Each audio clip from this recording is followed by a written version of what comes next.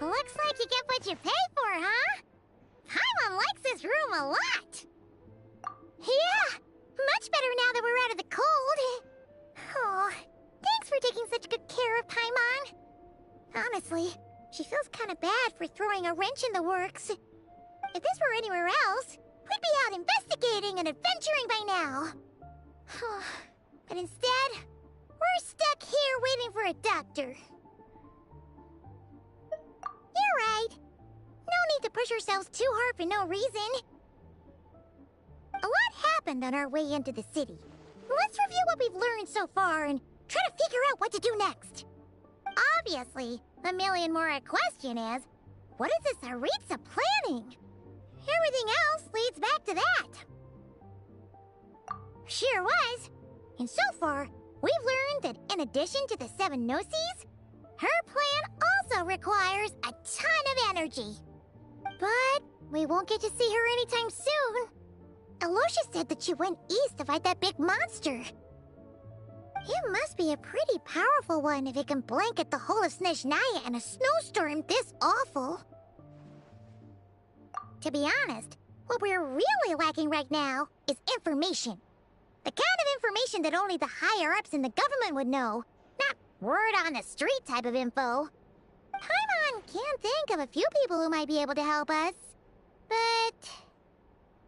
Right! And when we left Nocrai, Sandrone specifically left a message reminding us which side we're on. So, it's unlikely they'd tell us anything confidential about the Tsaritsa's grand plan. Yeah, fair point. Besides, that Gloopov place is right nearby. We've got nothing to lose, so it'll be a waste not to go. There's gotta be someone there willing to talk to us, right? Maybe Arlecchino or Sandrone? Or possibly Tartaglia. But it's unlikely we could sweet-talk Arlecchino. Let alone Sandrone. She basically told us to stay in her lane already. Yeah, the last time was all the way back in Fontaine, right? Too bad we missed him in Nocrai. Apparently, he came to help out. Hello. Is there a traveler in Paimon in there? That's Alosha! Come in! Hello, I'm Dr. Luneva. Alosha mentioned that one of you is feeling a little under the weather. I see. So you're my patient today, yes? And you're, Faye, I presume? Good question. Paimon's not too sure either, but she's definitely not the same kind of Faye as the ones we saw at the train station. Is that gonna be an issue? Not exactly. It's just, I'm used to treating human patients. Fae tend to be far more resilient than even the healthiest and most long-lived of humans. But don't worry, I do have some experience treating Fae. I've even diagnosed plenty of cats and dogs in my time. Safe to say, I have a fairly eclectic range of expertise. That'll be fine. Paimon's basically the same as a human. Right? We're no different when it comes down to it, are we? More like you don't eat enough. The more talking you do, the more you need to eat. Now, please take a seat.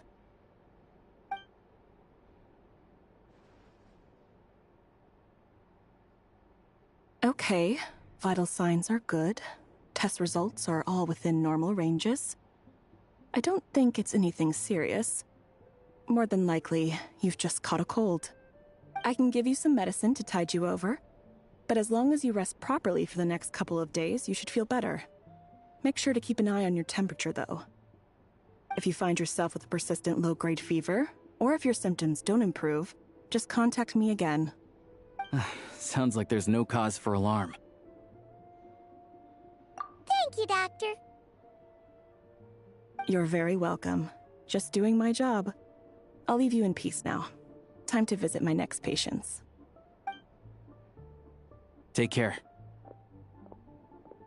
You heard the doctor. Best you rest up here for a couple days. No sightseeing for the time being.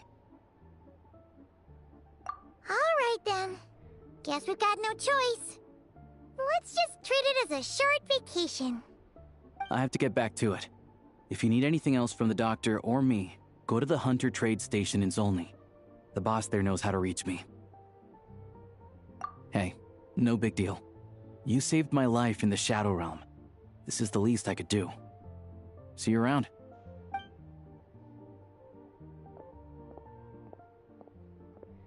All right, time to find Child and see what he can tell me.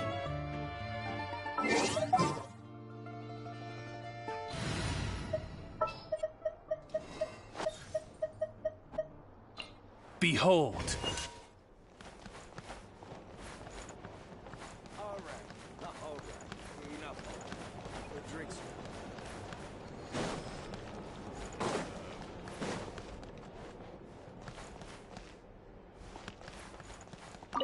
I'd better not disturb her while she's asleep. With any luck, I'll be back before she knows I was gone.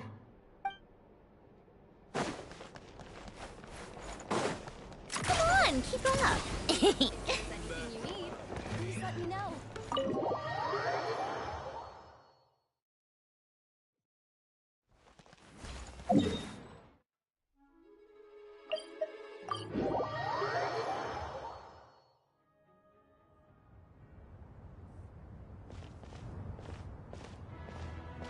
Hold on. Please display your invitation letter or permit. Glupov does not accept meeting requests without a prior appointment. You'll have to apply per the advertised booking process and wait until your invitation letter is issued. Might I ask who you're hoping to visit? Another one who thinks the rules don't apply to them. I don't understand why people think they can just talk their way in here. You don't just show up and land a meeting with the Harbinger. But I have to go through the motions for protocol's sake. Honestly, it's such a waste of time asking when I already know what the answer's gonna be. Wait a moment. I'll pass on your message. If Child is unavailable, you'll have to go through the proper procedure.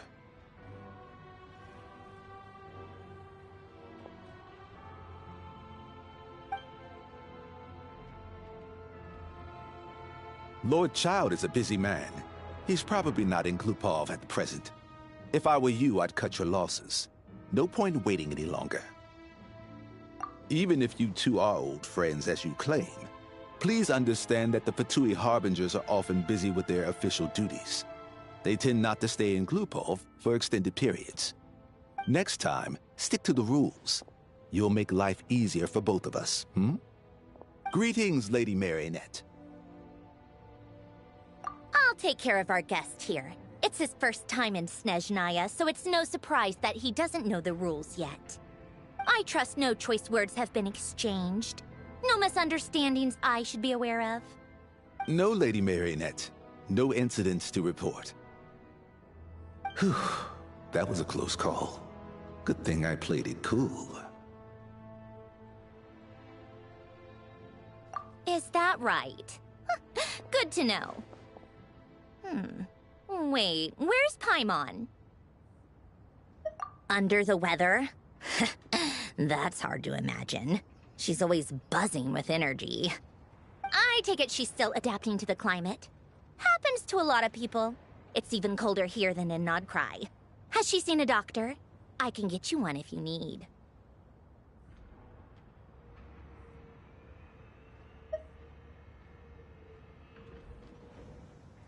All right, then. Well, let me know if you run into any other problems. Why else? I was just about to sit down for some much-needed tea time when I heard that an old friend of Tartaglia's had shown up outside. No appointment, nothing. And, as obnoxious as it may be to show up uninvited at Glupov, I couldn't help but take pity on the poor soul who was waiting outside in vain. So I had no choice but to abandon my freshly brewed piping hot tea and come to see this mystery guest for myself. Well, I felt our time working together in Nodcry warranted some courtesy. I couldn't exactly let you freeze to death out here in the wind. Unfortunately, I can't invite you inside either. The rules of Glupov wouldn't allow it, and as a Harbinger, I have to lead by example. On the plus side, Snezhnograd actually has some class, unlike Nasha Town. Torchlight Books has a very nice selection of teas and cakes, so we can catch up there. Your treat, of course. Because I already wasted one perfectly good cup of tea today. That's why.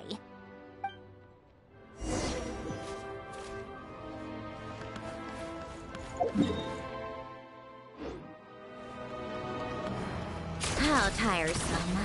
Pick up the pace.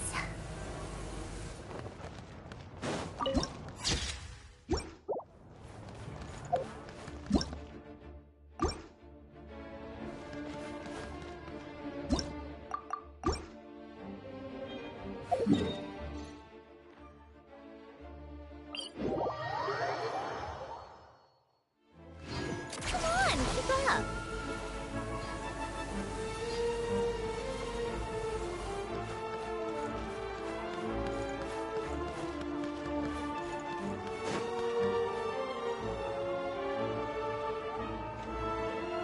I've ordered for the both of us.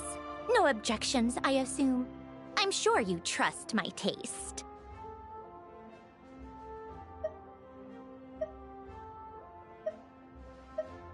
Okay, let's get down to business.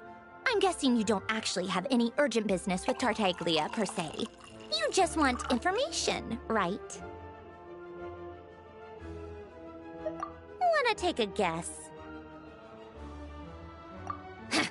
Of course you'd say that. You shouldn't underestimate Counselor Tartaglia, you know. That's right. I'm sure you've heard of the Snezhnograd Vecha by now. Well, he's busy preparing some paperwork for their next meeting.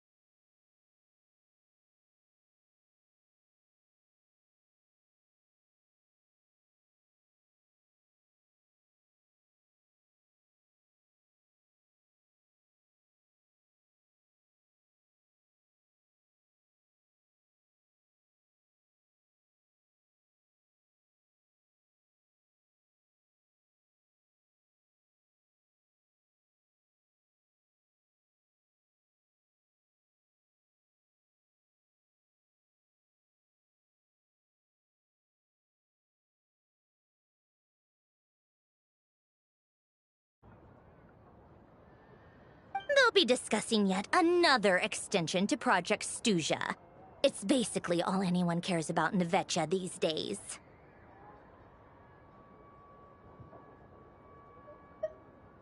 Yeah, he's more of the shoot first, ask questions later sort, isn't he?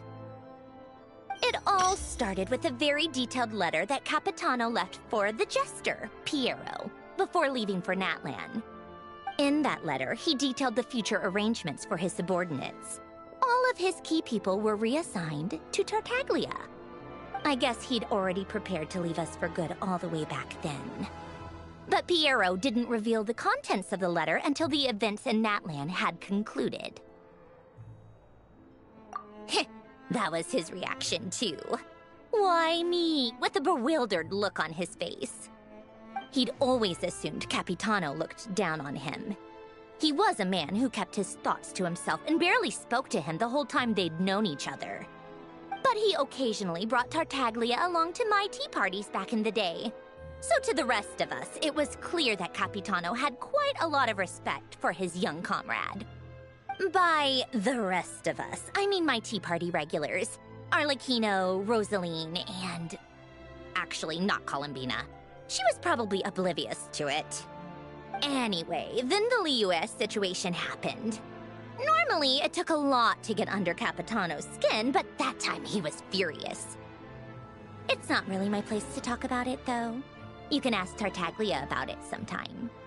Basically, Tartaglia probably had the wrong idea about Capitano all along, right up until Piero revealed the letter he'd left behind.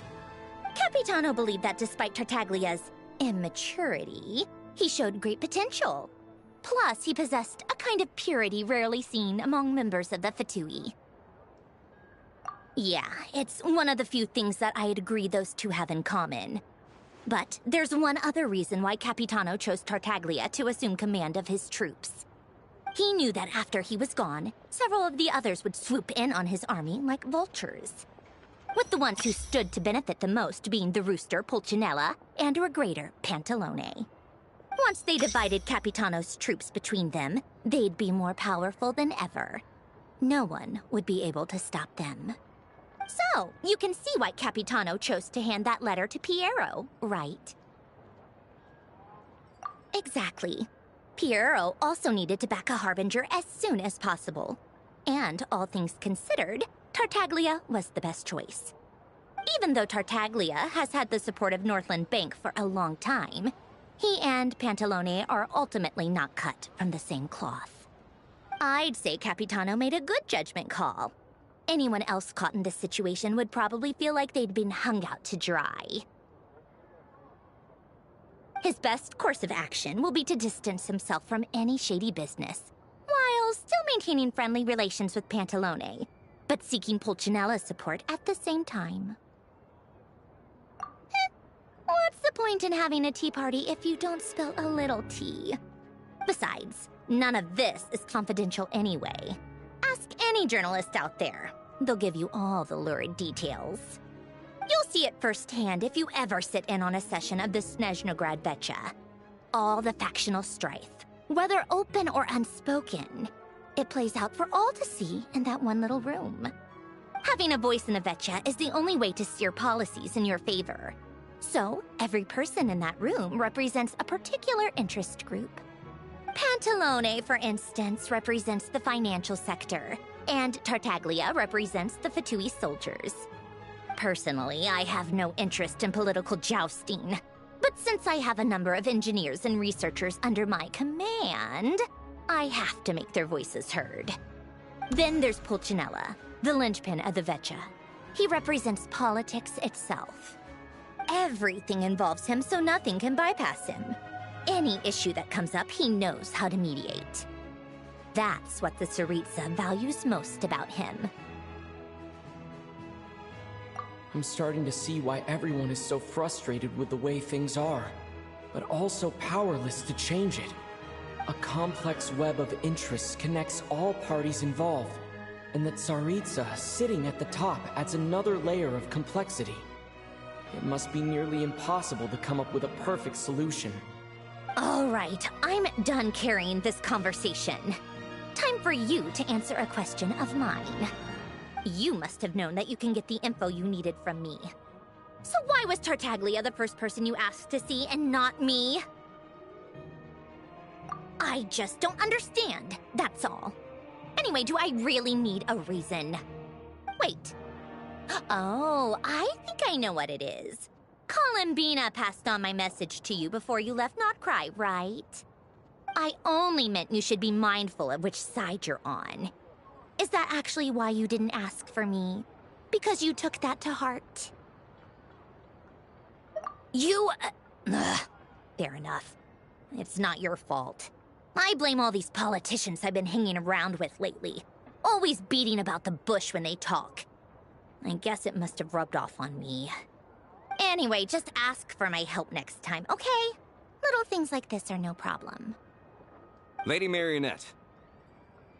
What now? Can't you see I'm on my break? Whatever it is, just leave it on my desk. I'll look at it later. Sorry to disturb you during your break, ma'am, but I'm afraid it's an emergency. Isn't it always?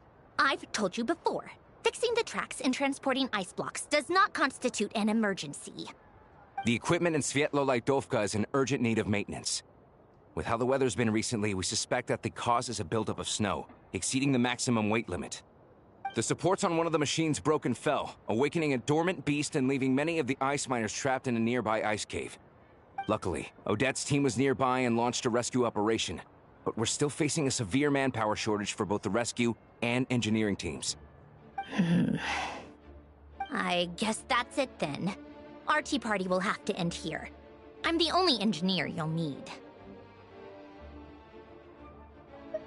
Do you actually want to come with, or are you just saying that? Nice of you to return the favor. I'll have a couple of people look after Paimon. They can let her know that you had to step out for a while. Given how urgent this is, I'm sure she'll understand. And honestly, I'd rather have your help than anyone else's. Between your skills and experience, you'd be reliable help. Then let's go. You, take 2 people to Pavoyer restaurant. Find his room and watch it like a hawk until we get back. If anything happens to Paimon, you'll be answering to me. Yes, Lady Marionette.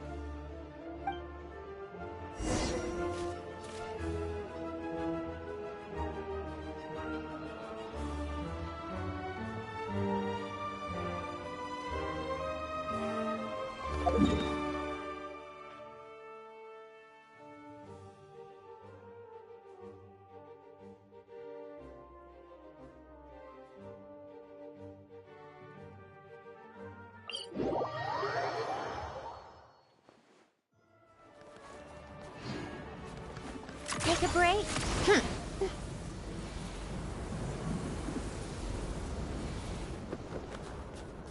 Come on, keep up.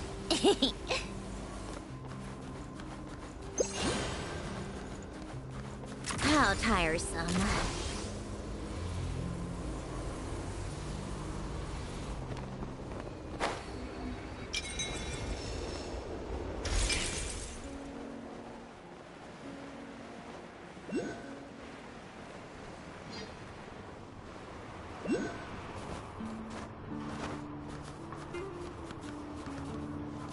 Take a break?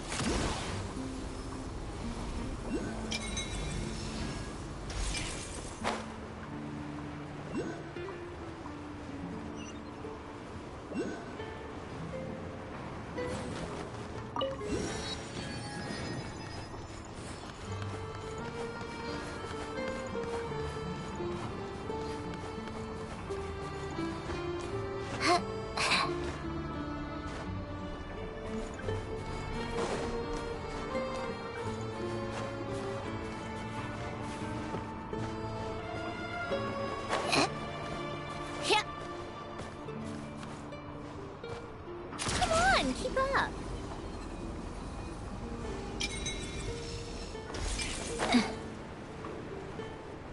Yeah. They weren't exaggerating. This is really dangerous. It's a good thing only one of them broke. From what I've been told, most of the trapped miners are over in that direction. Yeah, you do that while I check the rest of the equipment. I'll evacuate the people around here as I go. Meet me back here as soon as you're done.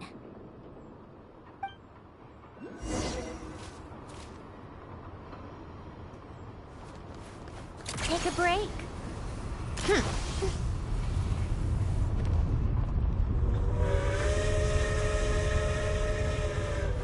Yeah.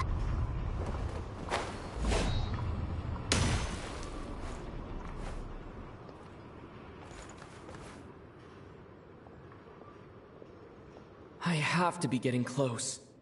Don't go any further.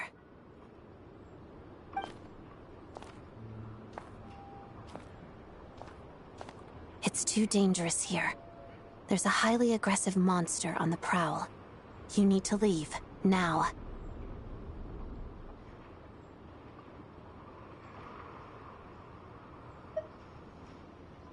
Ah, I see. You're the backup from Snezhnegrad. Well, I'm Odette. Good to meet you. Ah, so this is Odette. She was the first member of the Fatui on the scene. There are 5 people trapped in the cave. Monster type is unknown, and so is its location. Let's go. Every second counts.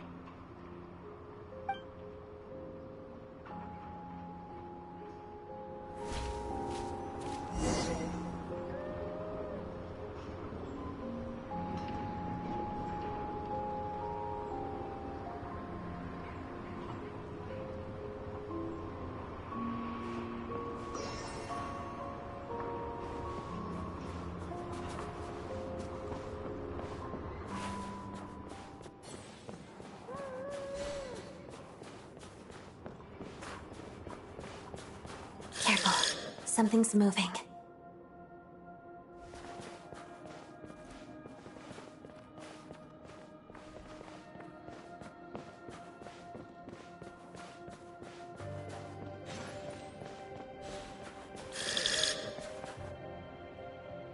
This must be the monster's shadow.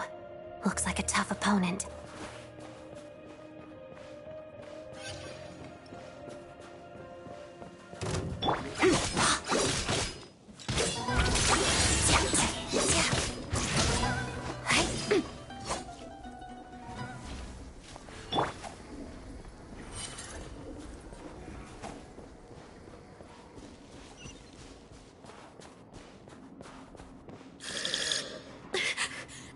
Stay back!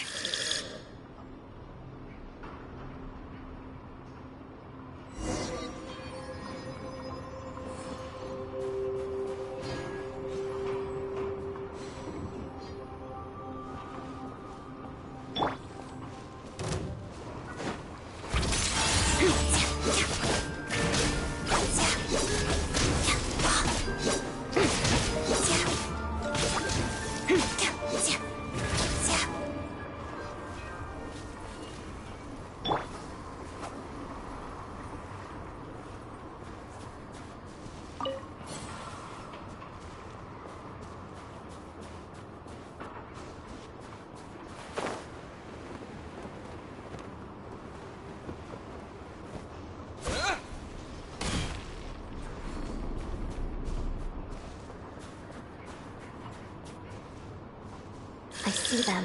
They're right behind the monster. The monster seems very agitated. It could attack at any moment. Let's make the first move.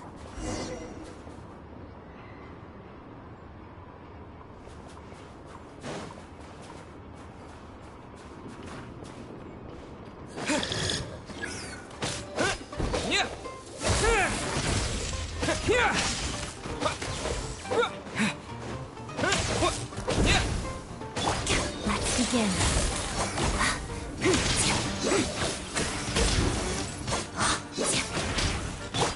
Lightning flash!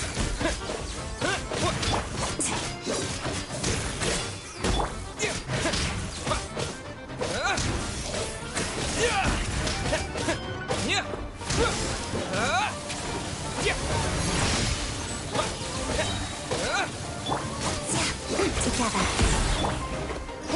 Thunderclap! Witness the snow swan's grace.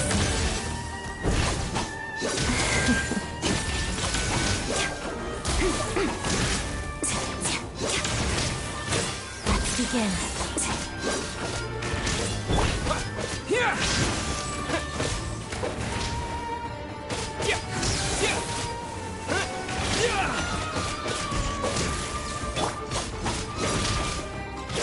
Shadow me.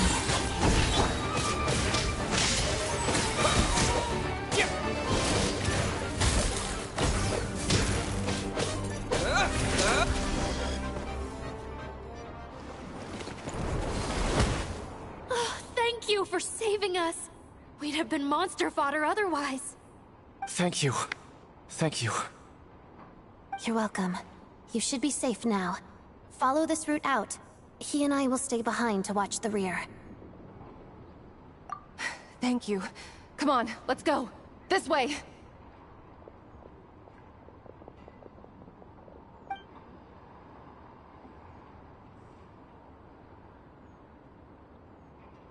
I've searched the area.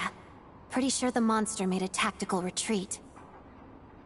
Yeah, but with us here, it won't be coming back anytime soon. It may be small, but don't be fooled. It's a ferocious beast. People are just food in its eyes. It's lucky we got here when we did. The trapped miners have been successfully evacuated. Time for us to leave. Wait, this place. There's something unusual about it.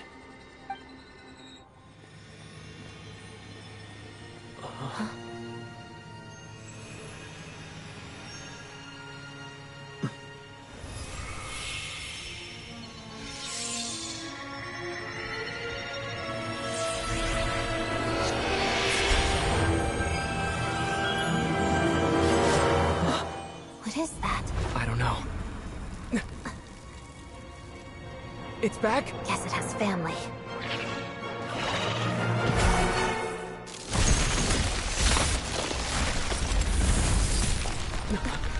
This way. Run!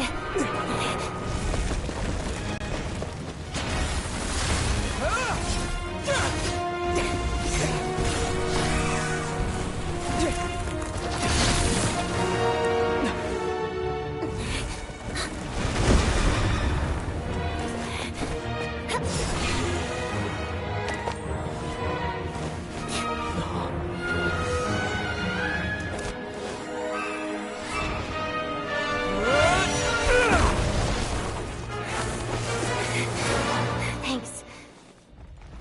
Let's get out of here.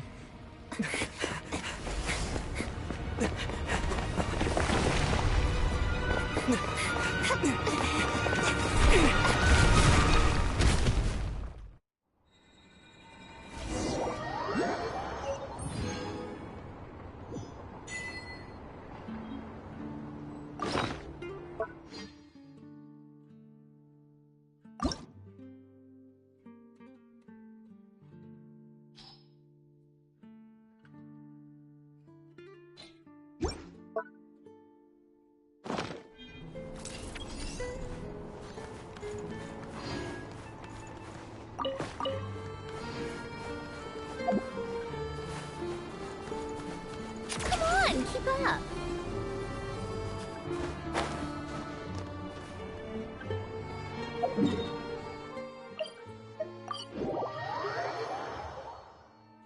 How tiresome. Everyone's accounted for. We managed to rescue them all. We also placed a sign at the entrance to the cave, warning people to stay away. You really held your own today. I still don't know your name. Don't think I've seen you before. I'll remember the name. All right then. See you around. Hello, Lady Marionette. I hear the rescue operation was a great success. I knew I could count on you. What brings you here, Odette? Here for a performance? No, a Fatui mission. I happened to be nearby and heard the crash. She hasn't introduced herself then. Odette is the prima ballerina of Snezhnograd. She's quite the celebrity. If you ever hear people mention the two crowning jewels of the Korailievsky troupe, They're talking about Odette and the prima donna, Vodianitsa. On top of that, Odette's also a rising Fatui star. It's looking likely she'll inherit the title of the Fair Lady. She learned all her combat skills from Rosaline herself. Used to be one of her most valued subordinates, too. You flatter me, Lady Marionette. If she's Rosaline's protege, that makes me... Never mind. There's no need to bring it up. No point making things awkward. How's progress on your end, Lady Marionette? Equally successful. I finished reinforcing all the equipment. Took me a little longer without Polonia's help. But the outcome is the same, of course. Even if the heavy snowfall summoned by that monster lasts for another 3 months straight, this equipment won't give way. All right, now that we're done here, it's time to get out of this blizzard. Sure, but Snezhnograd will send someone to investigate and draw up a relief plan. And I guess I'll have to write the incident report myself this time, since it involves a mechanical malfunction. First, Pantalone needs to approve the budget, then Pulcinella has to sign off on the plan. Once they've argued it out and reached a compromise, we can move forward. That's the rough process anyway. Could take anywhere from a couple of weeks to a couple of months, depending on how smoothly it goes. Yup, nothing we can do about it. There's a whole stack of incident reports like this back at the office. The snow has eased a little for now, but there's no telling when that will change with that monster still at large. Fuel for heating is in short supply, and relief is weeks away. There's no immediate threat to life, but still, it just feels like there should be a better way. Hey, quit daydreaming. Let's get back to Snezhnograd. When did you get a new sword? I found it in a cave. It handles pretty nicely. You have a strange affinity for secondhand swords.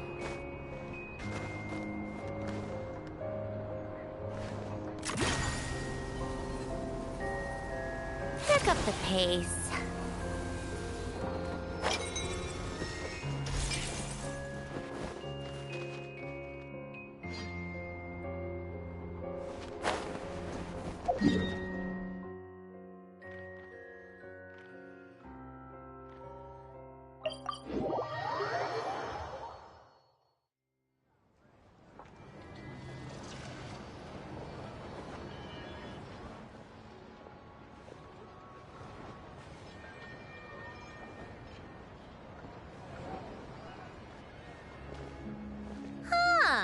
Well, if it isn't Counselor Tartaglia, Mr. Big Shot himself. Go easy on me, all right? I'm still recovering from the interrogation the real Big Shots put me through. Hey, comrade, it's been too long. I heard you came looking for me earlier. Nicest surprise I've had in a while. Good to see you too, Odette. I'm guessing you guys just got back from Sviatlo-Laidovka. How'd it go? Crisis averted? It went fine. How about you? Any new developments? Not really. Same as ever. Growing opposition to Project Stuja, and the usual rebuttals are starting to ring hollow. The results of the mock vote were pretty dire. Pulcinella was fuming. I've never seen the old man so angry. That's not good news. It takes a lot to rattle him. Yeah, obviously if push comes to shove, there are ways to crack down on dissent. But... Sorry, I have to ask something. This is going to sound blunt, but may I? Huh? Of course, fire away. It sounds to me like everyone's tearing their hair out trying to figure out how to deal with opposition to Project Stuja. But what exactly is this project's purpose? And how can it be so important that even people like you two refuse to stand up for the ordinary people of Snezhnaya? Interesting. I gotta hand it to you, comrade. You sure don't mince your words. Excuse him? What does he mean, refuse to stand up for ordinary people? Oh my gosh. How does he dare speak to the Harbingers like that? Are you interrogating us now? It's okay, Sandrone. Let me explain. I think I understand where he's coming from. If I could, I'd take your side right now.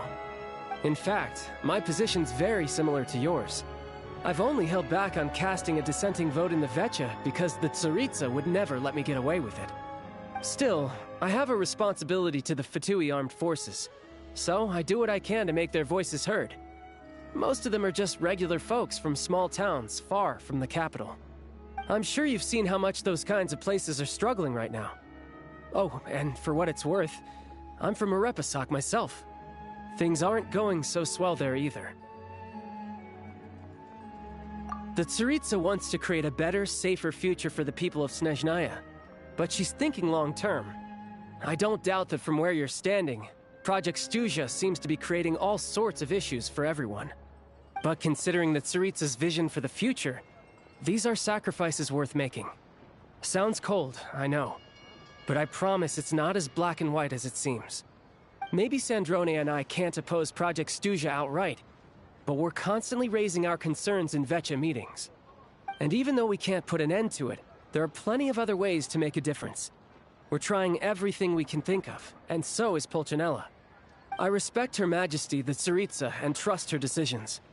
But at the end of the day, I'm still just a normal guy who cares deeply about my homeland.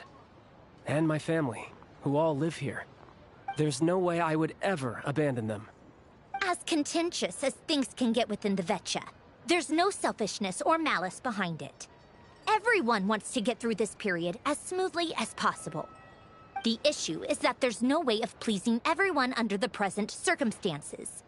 Most of the time, we're trying to decide on the lesser of two evils, which obviously isn't a great look. But that is not the same thing as being blindly loyal to the Tsaritsa. No one's got their head in the sand here. We're all well aware of the way things are. We're just doing our best to make it work. In fairness to Sandrone, she rushed to Svietlo Lidovka's aid the moment she heard that people were in danger. And even Tartaglia, who used to only care about the thrill of the fight, is clearly doing his best to rise to the demands of his new role as counselor. Hey, come on. There's only so much we can say, so don't press us too hard. Look, I know how untenable the Tsaritsa's position looks if you don't understand her motives. Maybe you've heard already, but she's currently leading her army on a campaign to the east to defeat the monster that's been causing these brutal blizzards. Striking that monster down will be a significant step in dealing with the present energy crisis. As laser-focused as she is on realizing her lifelong ambitions, she's still putting time and energy into taking down this powerful monster. To me, that says a lot. If she thought Snezhnaya and its people didn't matter in the grand scheme of things, why would she waste her time on something like this? Thanks. I meant every word I said, though. I wasn't just trying to placate you. I've already done more than enough diplomacy for one day. I still think this adventurer raises a very important point. Our two Harbingers have made their positions very clear. But there are many others in the Vecha who must feel trapped and forced to vote against their conscience. I think it's a very valuable quality to be willing to speak one's mind, despite the risk of offending powerful figures. You can say that again. I highly doubt we'd feel the need to explain ourselves so much if we didn't know you so well. Forgive me, adventurer, but might I be so bold as to ask about your background? How is it that you can converse so openly with two Harbingers? Oh, haven't you been properly introduced? Easier said than done. I like to think I'm not the kind of person who goes around busting open people's old wounds. I've only learned his name so far, and no details of his experiences. Is something wrong? Uh-oh. Is there no avoiding the subject of Rosaline? No, it's just... all right. I guess there's no getting around it. This is the world-renowned traveler, who helped resolve the storm terror threat in Mondstadt, cleaned up after the mess I made in Liyue, and then went to Inazuma, where there was a duel before the throne, in which the Traveler defeated Rosaline.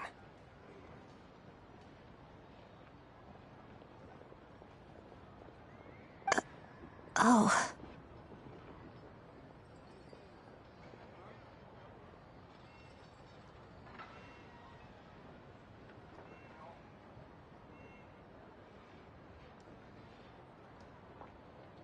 I'm sorry.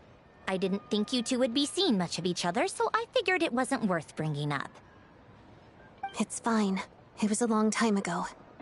It's fine.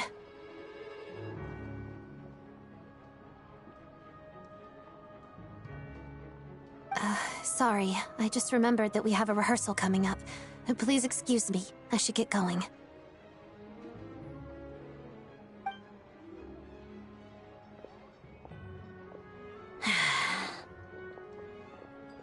I've mentioned this to you before, remember? She was Rosaline's most valued subordinate. But they didn't actually get along. Not that Rosaline was really the type of person to make friends, but death has a way of resolving a lot of conflicts. Don't let it weigh on you. Like she said, it was a long time ago. It's in the past now. Odette has a very different personality from Rosaline. Give her some time. I'm sure she'll work through it. Oh, by the way, where's Paimon? It's not like her to hide away. She hasn't been feeling well, so she's resting at Podvorier Restaurant. I got a couple of my people to look after her while we were gone. Oh, right. Sorry to hear that. Poor thing. Reminds me of when Tonya was little. She really felt the cold back then. Used to get ill all the time. I felt so bad for her seeing her lying in bed, coughing. She was so mature for her age, though. Whenever someone came to visit her, she'd greet them with a smile and would never complain. I'm sure Paimon's a good kid, too. You're a little short on manpower, right? Let me have a couple of my people take over for yours. I'll send my most capable and reliable. They'll make sure Paimon can recover in peace. Well, that would be great. Your people are more qualified. Hey, don't mention it. I'm sure you have things to do. Hopefully this takes a load off your mind. So no more accusing me of not being on your side, all right? Already? That was quick.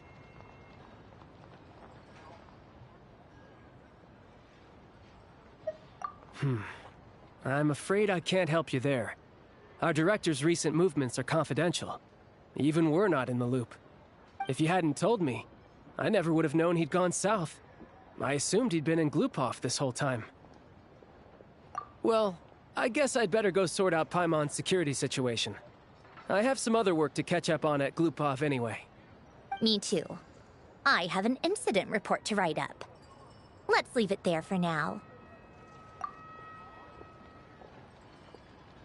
I guess everyone's in a difficult position. But Tartaglia's right. I have things to do. Things I want to do. And things I ought to do. To start with, I should ask Alosha if he knows any way to help Svietlo Lydovka.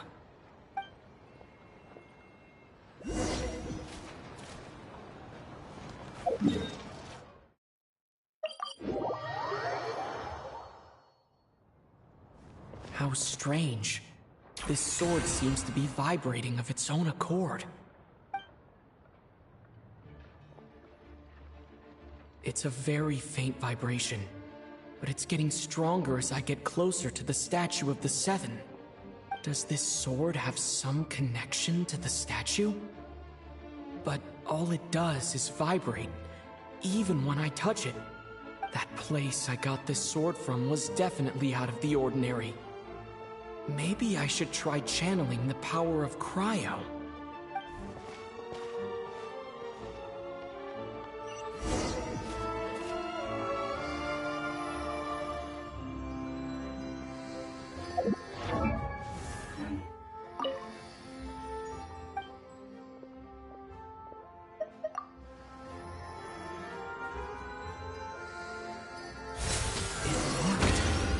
There really is something special about this sword.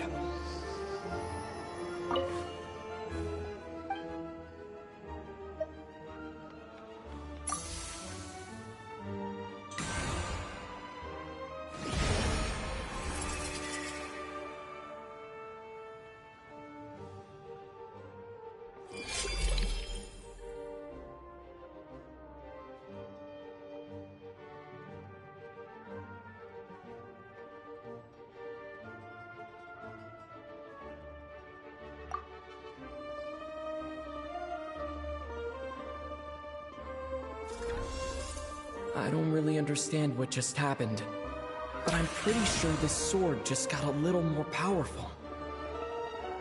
I'll have to try the same thing again when I come across another statue of the Seven. In the meantime, I'd better go find Alosha.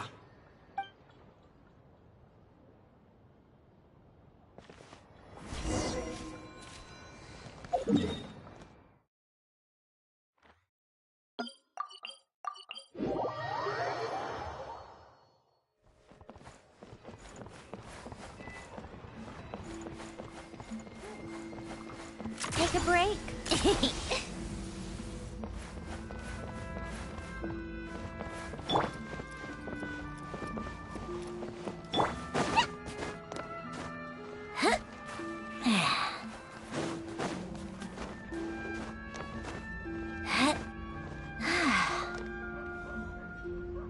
How tiresome.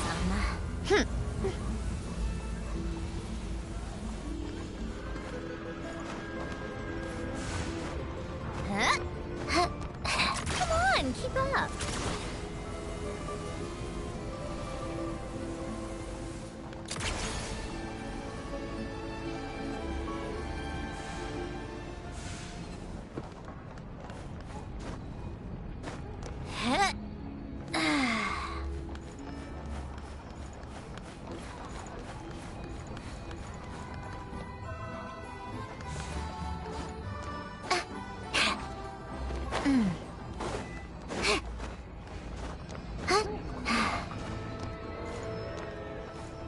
Take a break.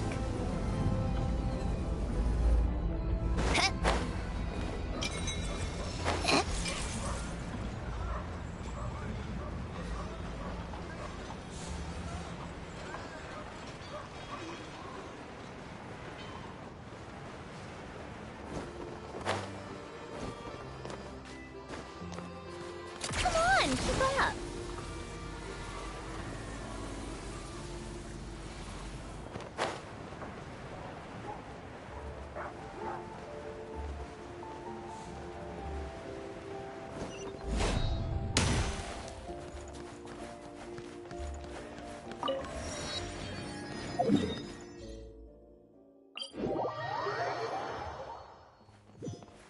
Take a break.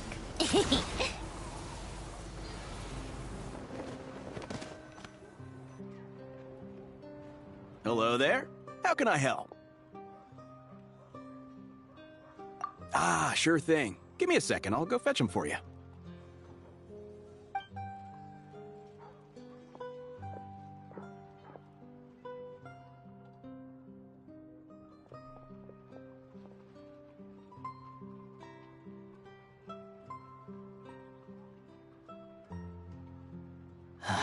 It's a familiar story. I've had similar experiences. Although Snezhnegrad doesn't deliberately delay or withhold relief, those first few days of waiting for help are always the hardest. It's a fundamental contradiction. If emergency relief can't be delivered in time, what's the point in even calling it emergency relief?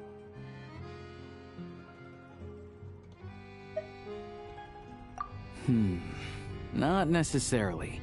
I think there's a good chance that Kresnik Crystal from Stratomeros will start flowing into the market. When we resolve Stratomeros' energy issue, it's like we open the floodgates.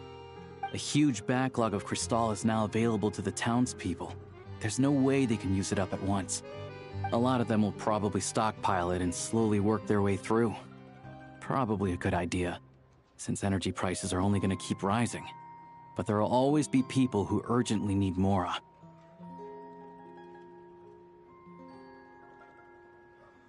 Exactly. At the current prices, selling Crystal is an easy way for an ordinary person to make a fortune. Hey boss, how much do I have left in my account?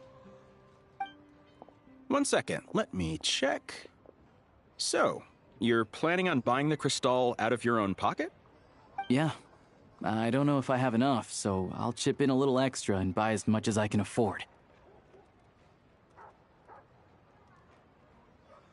No, it's fine. You're new to Snezhnaya, and you have your own living expenses to worry about. Besides, you're already providing the train. Here's your Mora. See what you can find at the market. But I doubt there'll be much Crystal left. Yeah, well, can't hurt to take a look. Let's see. Huh?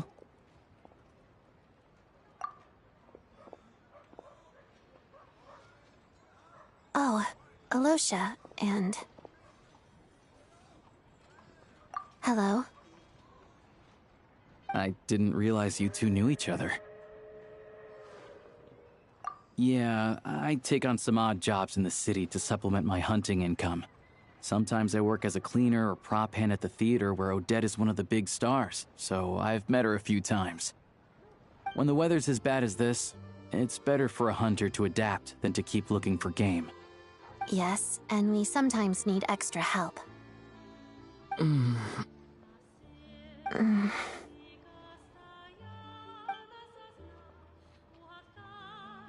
Wait, why is the atmosphere so awkward? I thought things went pretty smoothly in Svietlolaidovka. So, what brings you here, Miss Odette? Looking for some new props? No. After I got back to the theater, I couldn't stop thinking about the situation in Svietlolaidovka. It bothered me so much, I couldn't focus on my dancing. So I decided I'd come here and see if there's anything I can do. You too, I presume. I suppose that's why you're here. I didn't feel comfortable expressing my true opinions in front of the Harbingers. Not least because ordinary Fatui like me don't even know what Project Stuja is all about. Without knowing the full picture, I can't make sense of it. And at some point, if things aren't making sense to me, I can't just keep going along with it. So many people feel the same way. They wish they could do something, but all kinds of reservations hold them back. Explains why groups like the Roadcott are springing up to fill the gap. Yes. Well, that's one option. But there are risks to consider with organizations like that. The Fatui does not encourage their activities. Right, because things can get out of hand, and it's hard to hold the right people accountable when they do. I've heard about a few cases like that. Sandrone said Odette was on track to inherit the title of the Fair Lady. If so, she'll be able to find out what Project Stuja is really about. Still, it's probably a little soon to ask her about that. There may be more to the story. What's on your mind? I think we can both agree that no matter which side you're on, it can't stop you from doing the right thing. Where there's a will, there's a way.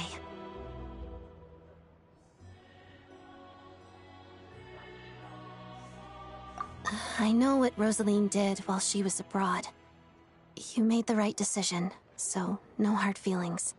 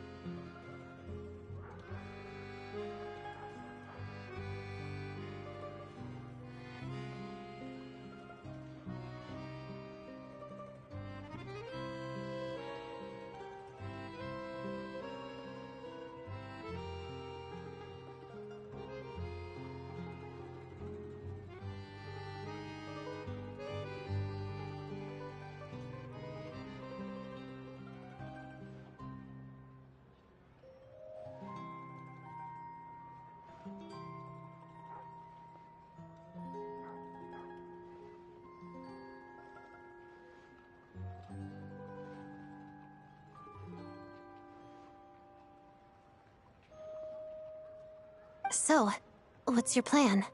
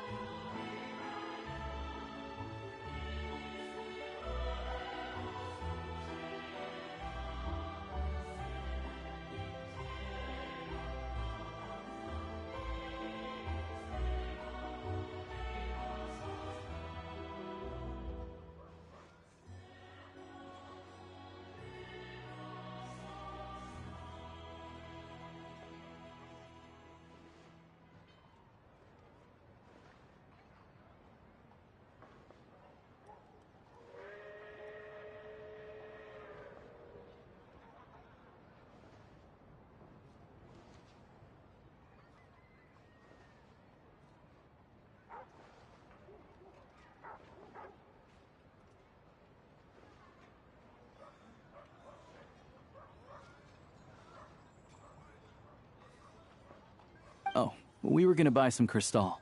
I heard there's some on the market right now. Funny. I had the same idea. In that case, let me pay. I can claim it back as mission expenses.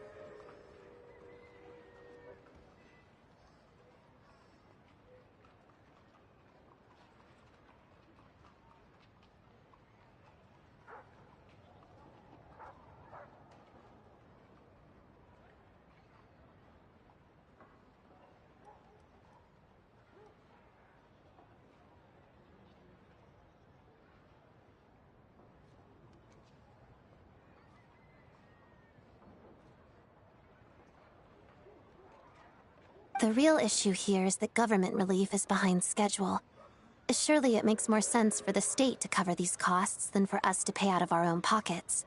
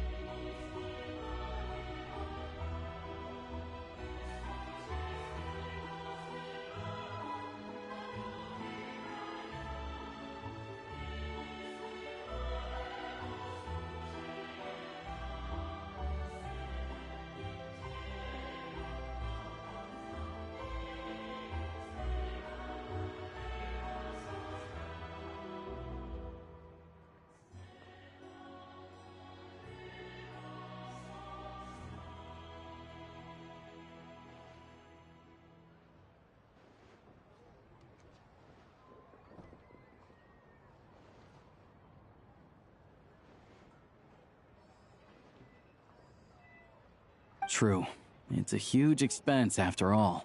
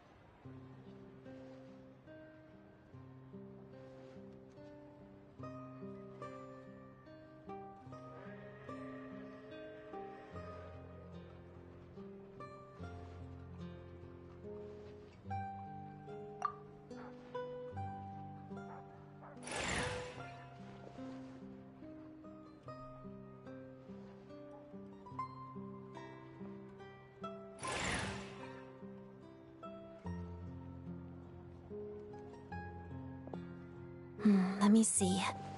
I'll take it all, please. And I'll be needing a receipt.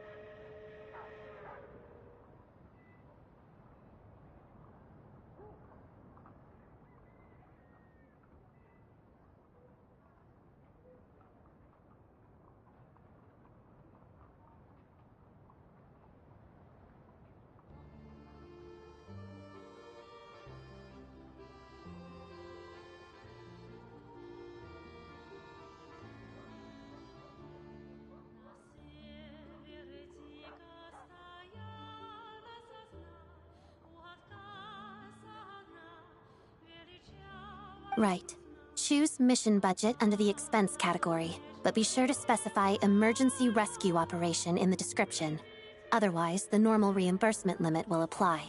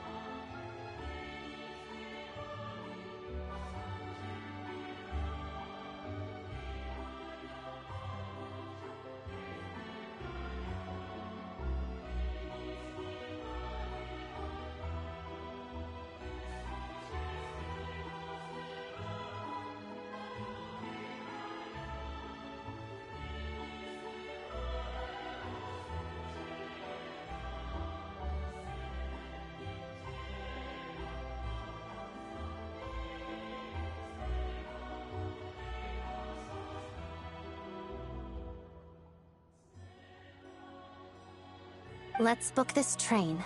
Regulations say that if we need to transport Kresnik Crystal during Project Stuja, extra carriages can be added 1 hour before departure.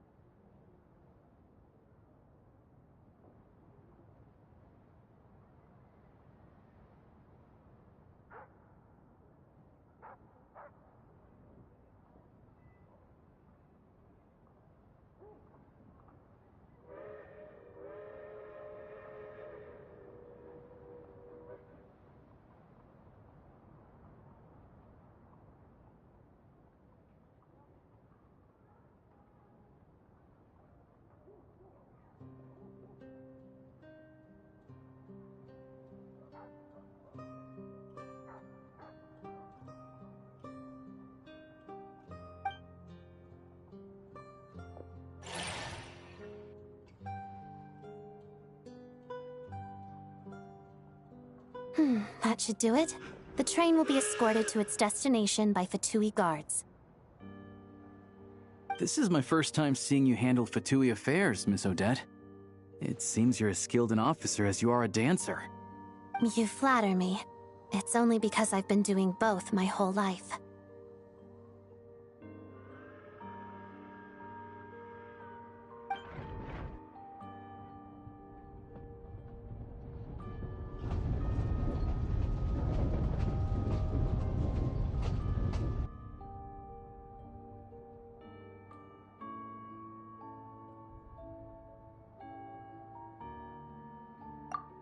Anyway, I bet you've been non-stop today, am I right? Any idea how Paimon's doing? What's wrong? Who's Paimon? His travel buddy. Hasn't been feeling well. She caught a cold right after they got to Snezhnaya. Sounds like she's important to you. I can't believe you've been dealing with this on top of everything you've been doing to help the people of Snezhnaya. I've got nothing going on right now, so I'll join you. I want to see how she's doing. May I come too? I have some candy that someone gave me back in Svietlo-Laidovka. Plus, I know a little bit about relieving cold symptoms. All right then, let's go.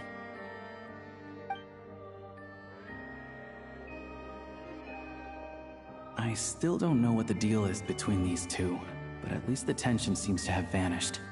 A good sign, hopefully.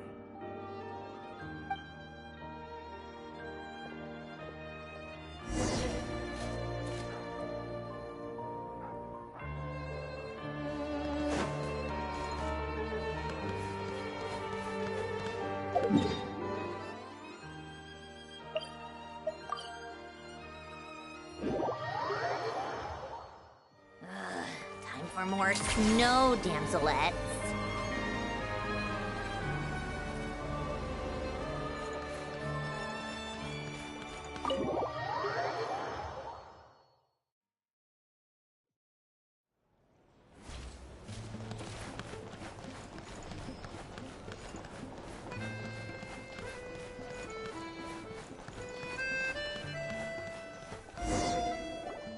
Hello. Sorry, but there's a sick person recovering in this room. Can I help you? What happened? Oh. Please, excuse me. Are you the Traveler? Could I take a quick look at your Adventurer Handbook? Master Child said I should verify your identity.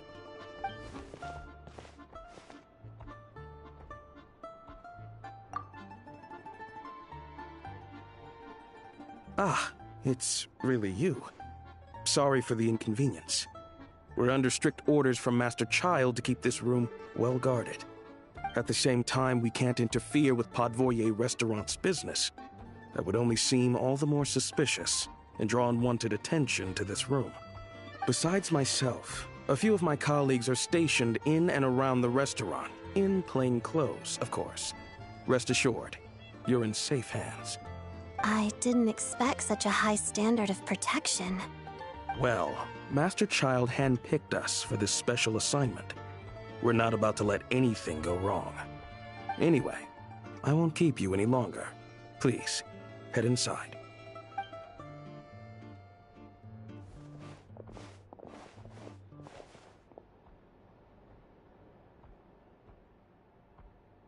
Traveler! Alicia, you're back! Oh, hey! Who's our new friend? Hi, I'm Odette. The Traveler and I crossed paths a few times. Another friend from the Fatui, huh? You're practically a member yourself by this point. Paimon's definitely on the mend. We should be back to our usual travels in a few days' time. Seems like that doctor was right. It's just... Paimon's limbs are still feeling a little chilly. I have just the thing. Whoa! What's this? Is that a flame inside an ice cube? Wait, is this real ice? How's it not melting? And how does the fire keep on burning? All keen observations. You're right. This is called core ignis. Whenever I've caught a cold in the past, I found I recover much more quickly if I place this by my bed. You're welcome to borrow it. Awesome! Wow! It's so nice and warm! Oh, it's like magic. Your name was Odette, right? How did you two meet again? Looks like she's in pretty good spirits. That's a relief. Any progress with your investigation yet? No surprises there, I'm sure. They're not likely to let anything slip. The Rokot, huh?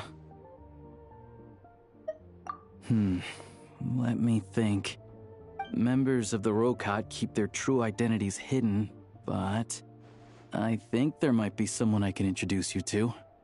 Leave it with me. Meet me at the Korolyevsky Troop tomorrow, and I'll tell you how it goes. Would anyone like a drink? I'm gonna head to the bar. Paimon will have... maybe some hot milk? Yeah. Paimon's in the mood for something warm. Enough with the secret chat, you two. Let's catch up properly in a minute. Paimon wants to know everything that's happened today.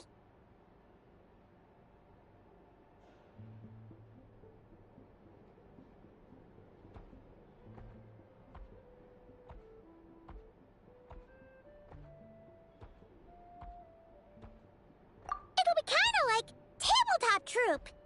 No reason why listening to a story can't be an adventure.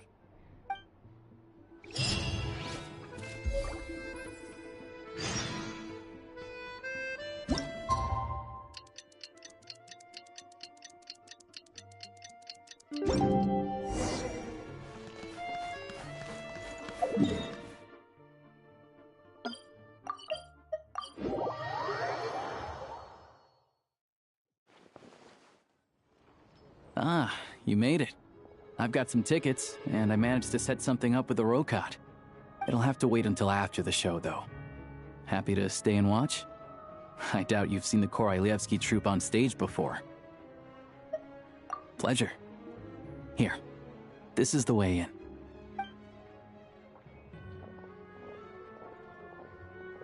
Please present yourself for a routine inspection in accordance with theater regulations.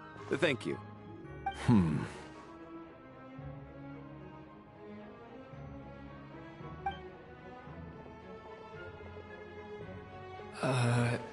Is that guy with the Fatui?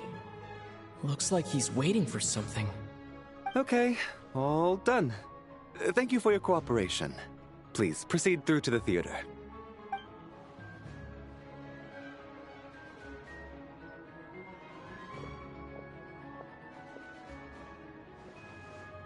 What's up? Everything okay? Snezhnaya's business and political leaders are always passing through here, so it makes sense that security's tight. Still, it's a little unusual to see the Fatui's Armory Palace guard here. You saw him, right? The guy right at the back. Strong, silent type. His name's Valeri. He's part of the Special Assignments Battalion, but I only ever see him here for one thing. To look for a guy named Mitya. Supposedly a researcher, though he never seems to put much time in at the office. The theater is one of his favorite places to hang out when he's playing hooky from work. But that's not for us to worry about. Let's go. The show's about to start.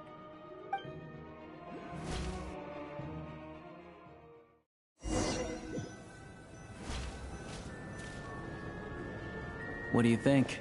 Pretty impressive, huh?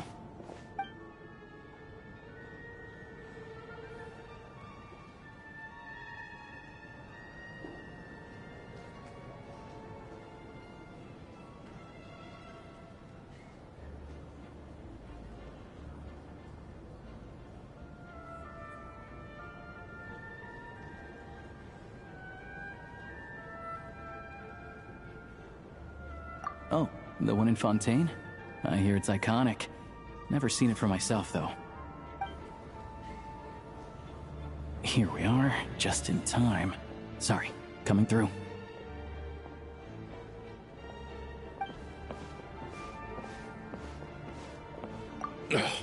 If you're gonna show up late, keep your mouth shut.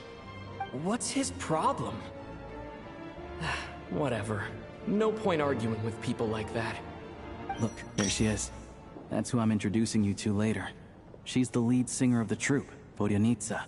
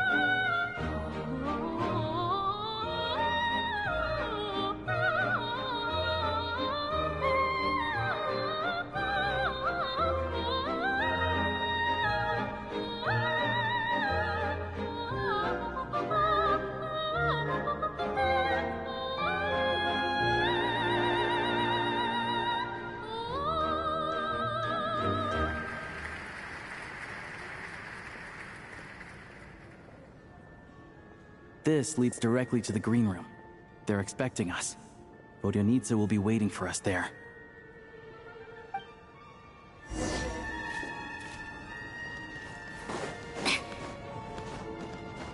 Come on, keep up. Pick up the pace.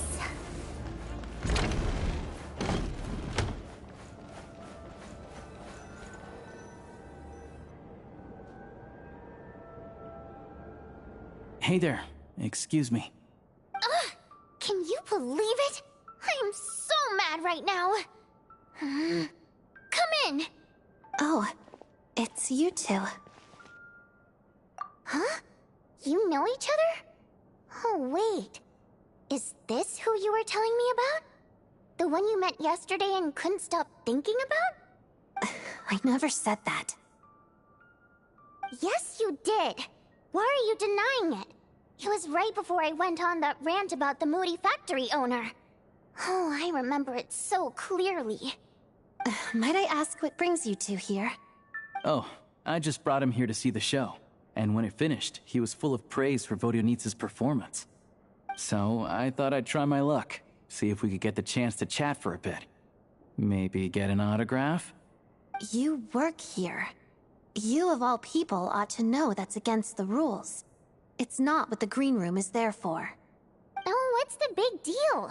Come on, don't be shy. I can give you an autograph. You can take a picture too if you want. Do as you please. I finished all my shows for the day. I'll leave you to chat.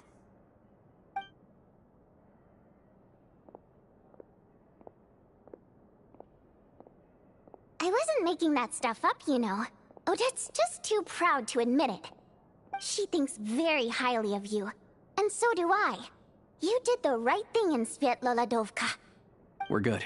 Odette's out of earshot. I'll lock the door. Confidentiality, of course. The Rokot is very strict on that. Whoa, Alosia! Not out loud! Not with an outsider here! Relax, I've taken care of it. Look at this. The President's reply sent this morning. Wait, so he's been approved to join?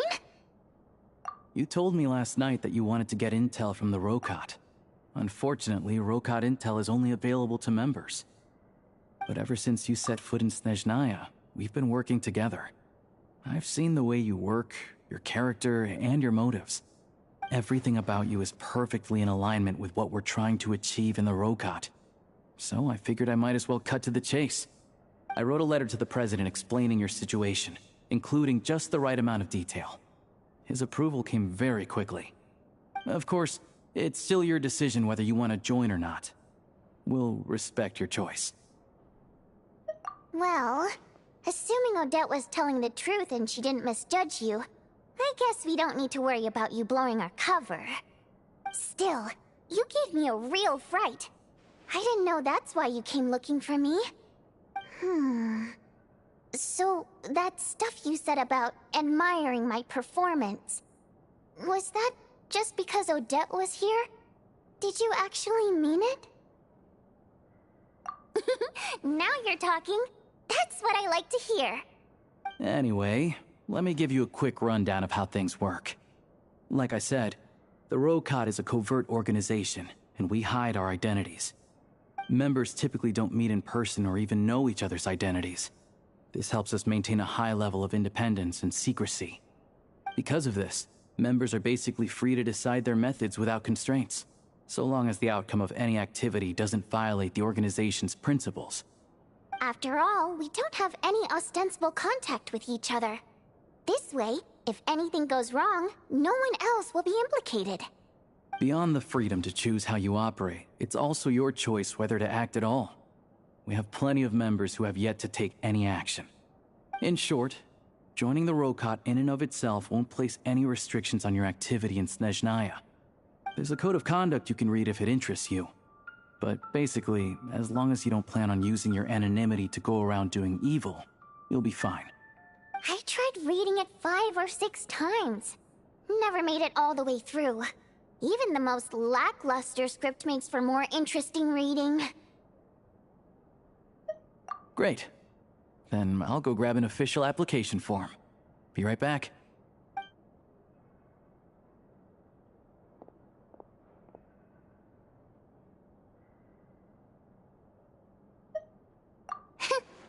Well, Alosha has this pet dog, you see. His name's Tagarin, and this one time, Alosha brought him backstage. Tagarin took quite a liking to me, so I played with him for a little bit and fed him some treats. Then, the Rokot was out on a mission one day, and even though we were all in disguise, Tagarin recognized me right away. Just a coincidence, really. We didn't report it to the higher-ups, though, to avoid dealing with the fallout. Like... my job at the theater, for instance. I really needed to make ends meet. By the way, what were you complaining about just before we came in? Did everything go okay with Chuganov? Everything did not go okay. That's why I was so mad. I tried to make some small talk with him before I went on stage to fish for intel about the Iskra manufacturing plant. But he wouldn't take the bait. No matter what I said, he kept dodging the question. And then he started complaining. He said he didn't appreciate his second-rate seat in the stalls because he usually gets a private box. I mean, what did he expect? Everyone knows that if you want a box seat, you buy a ticket well in advance. But instead, he sends me a letter the day before the show when we're practically sold out. I had to juggle things around just to get him a half-decent seat, hoping he would appreciate the gesture enough to share some information. But nope, he didn't give me anything. Yeah, meeting Chuganov in person has definitely been a disappointing experience. Oh, you probably don't know who we're talking about, do you? Chuganov was that older guy you were sitting next to today. I'm sure he didn't make a great first impression on you either. To the citizenry, he's a family man and a kind boss. But our interactions with him tell a very different story. It's one thing to ask for a favor, but he acts like it's his right. He always expects special treatment. Take the ticket situation, for instance. I've actually gotten him a private box in the past. But not only was he not even grateful, now he's acting like I've sold him short this time. Not to mention that he's never paid for a single one of his tickets.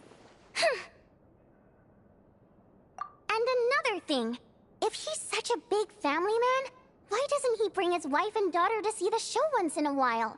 I've never seen them here, not even once. Calm down, Vodyanitsa. If you won't do it the easy way, we'll have to try the hard way. But first things first, here's your application form. Go ahead and fill it out.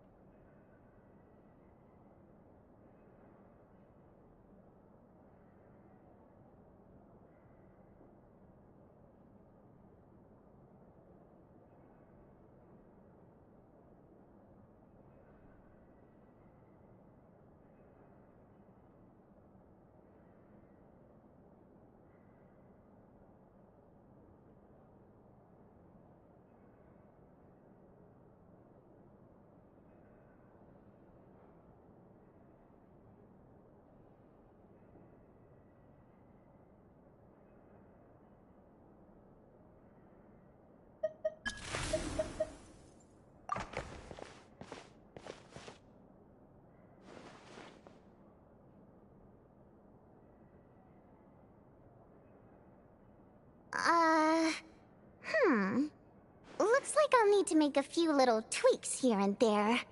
But other than that, you're good to go. We'll hold on to this for you. All right. Now that we're officially Rokot comrades, I can tell you. Chukhanov is the target of our current operation. Recently, we've done some recon work at the Iskra manufacturing plant, which pretty much confirmed that their energy consumption is way beyond the legal limit. All we need now is some direct evidence to present to the Vetcha, so we can demand that they shut the plant down. That way, the Kresny Crystal can be allocated to where it's needed most. I was hoping he might let slip during one of our chats, but he's too tight-lipped. We'll have to find another way. I'm meeting another regular theater-goer tonight, Mitya. But Valeria's here too, and he's probably looking for Mitya, so he may end up being a no-show. Don't you worry. He must know how to dodge Valeri, or he wouldn't be showing up on time for every performance. Mitya is a renowned energy expert. Although we can't get any direct evidence of the excessive energy consumption at the plant, we can accidentally let the information slip to him. The authorities should take someone like him seriously. So if he starts raising questions about energy use at the Iskra manufacturing plant, there will be a proper investigation. Also, we're not allowed on site, but he has clearance. So all we need is his cooperation. Yeah, so that's the other thing we're trying to figure out. Though I think we're far less likely to make any progress on that front. Still, I hear that Mitya is a bit of a chatterbox. So, who knows? Maybe if we catch him in the right mood, he'll let something slip. What do you think? Sound like something worth your time?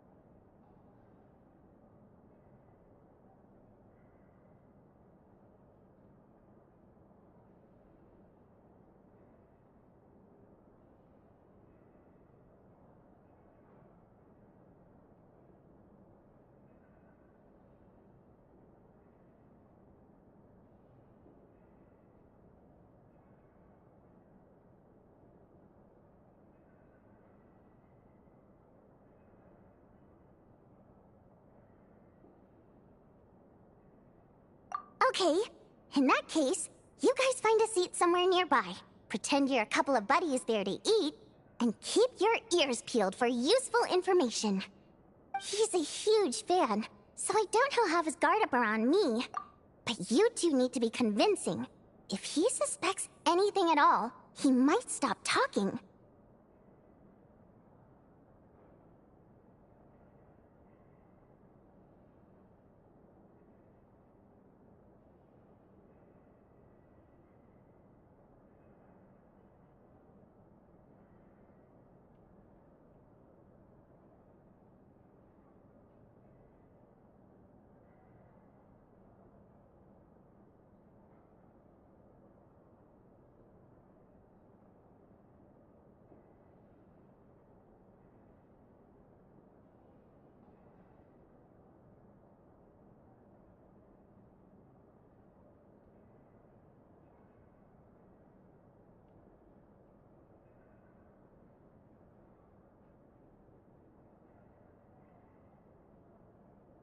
Sure. Don't worry. We'll make a believable pair of buddies.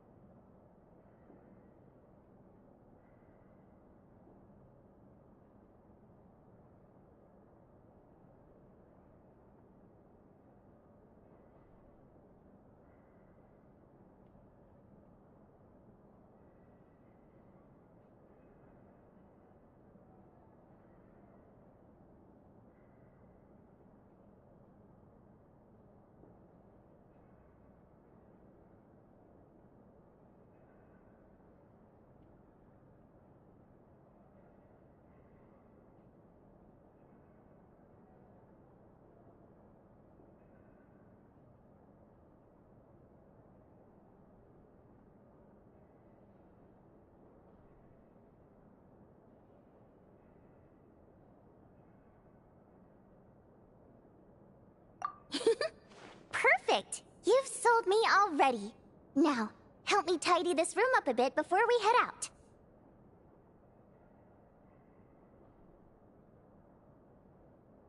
Okay. What needs tidying? Everything.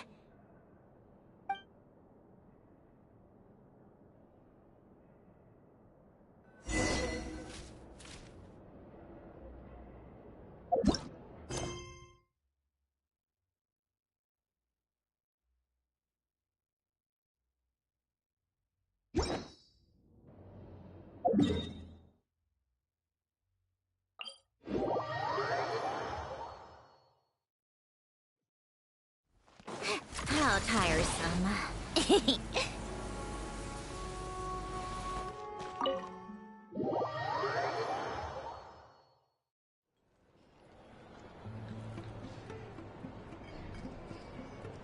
We come here often, so we shouldn't stand out. Let's sit here. Now, it's up to Vodyanitsa. Let's see how the conversation goes.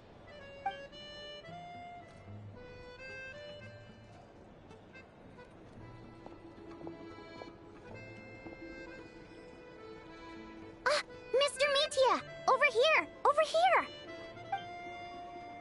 Oh, sorry. I got a little held up on my way here. Now we have even less time than we planned. Go ahead and order some snacks and drinks. Whatever you like.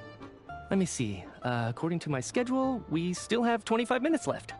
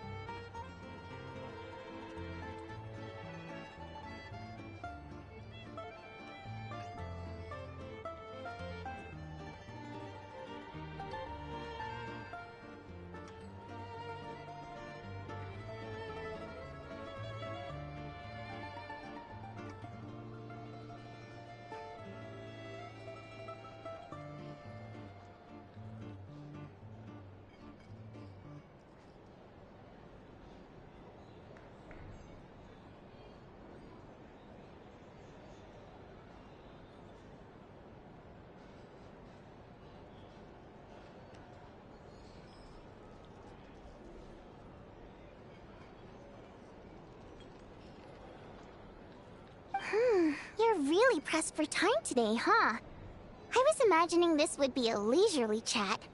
If you'd prefer, we can always reschedule for another afternoon when you have more time.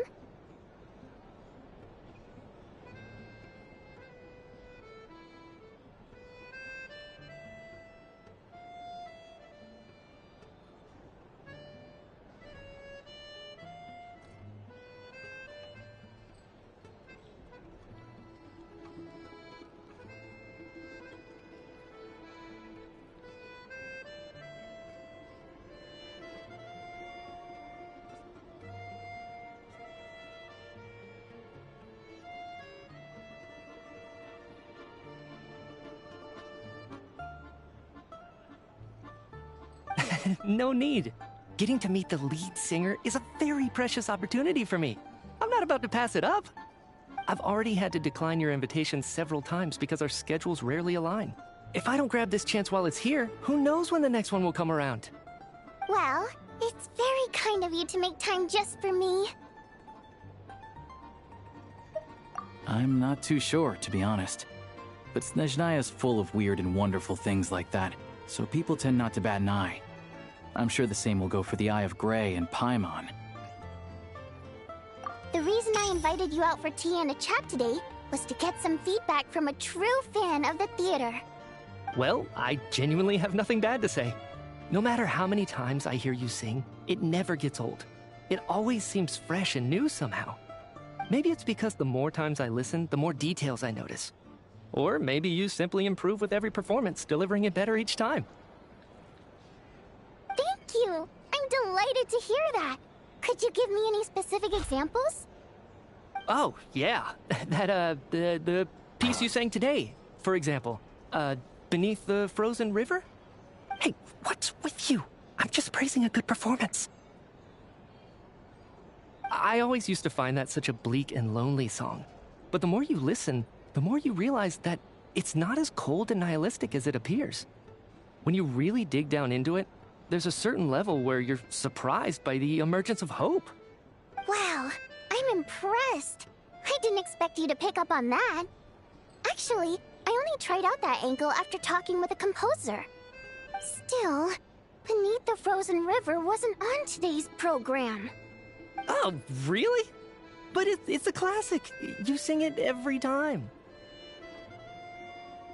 Almost every time. Oh, well then, let me say a few words about that other all-time classic, Flying in the Wind from the Mountain Sparrow. I didn't sing that one today either. My voice wasn't quite up to it, so I switched it out at the last minute. Oh, but, Sorry, Mr. Mitya, but you were at the theater today, yes? Of course I was. Remember? I said hello to all the troupe members before the show started. You, Odette, and the others. So, what did Odette sing today? Elegy of the Snow-Winged Goose, of course. Correct. I see. I see.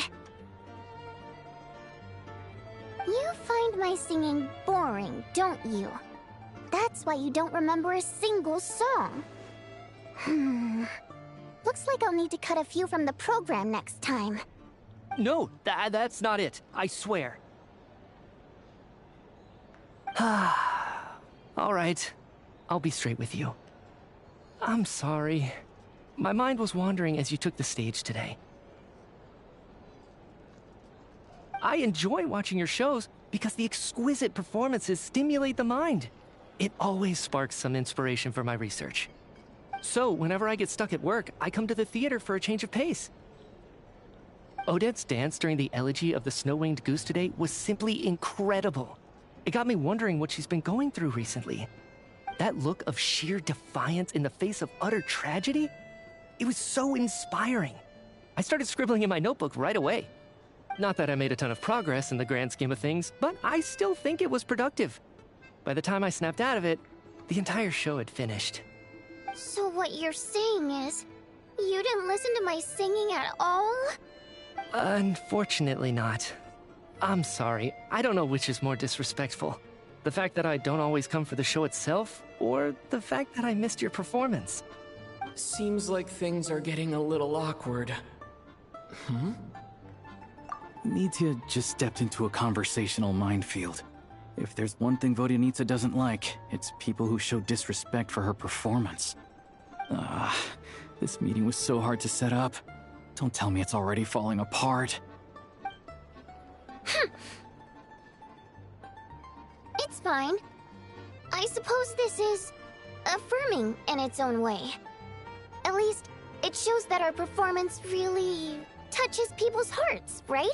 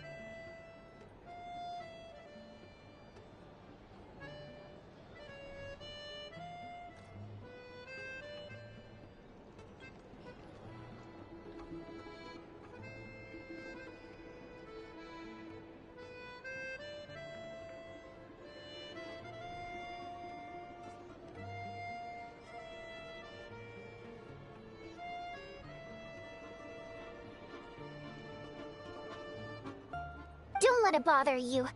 It certainly doesn't bother me.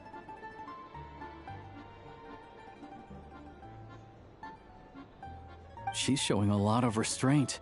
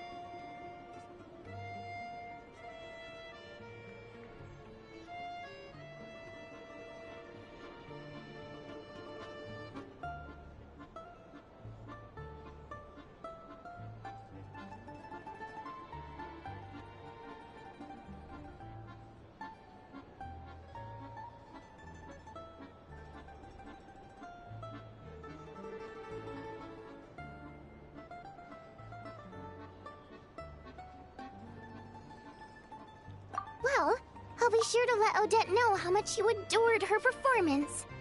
Please don't say that. I always love your performances too. It's just that inspiration struck at the wrong time today. I'm usually all ears. I know, I can tell. That's why I value your opinion. I'm sure some people can't stand it when others praise their coworkers right to their face, but not me. No, sir. Fair enough. I still feel kind of bad, though.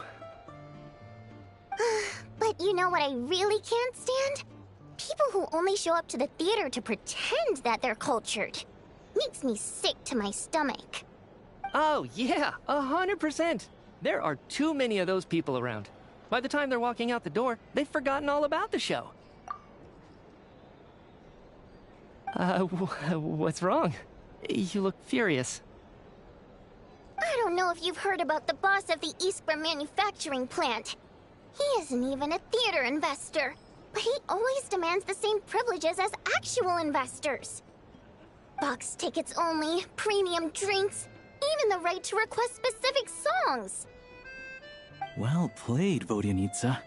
Seems like she's harnessing her rage to steer the conversation back on track. Now that you mention it, I've interacted with that guy before. I gotta say, everyone holds him up as an example of a benevolent businessman, but I don't know. I don't see it. Yeah, he couldn't care less about what's happening on stage. He's just there to flaunt his social status.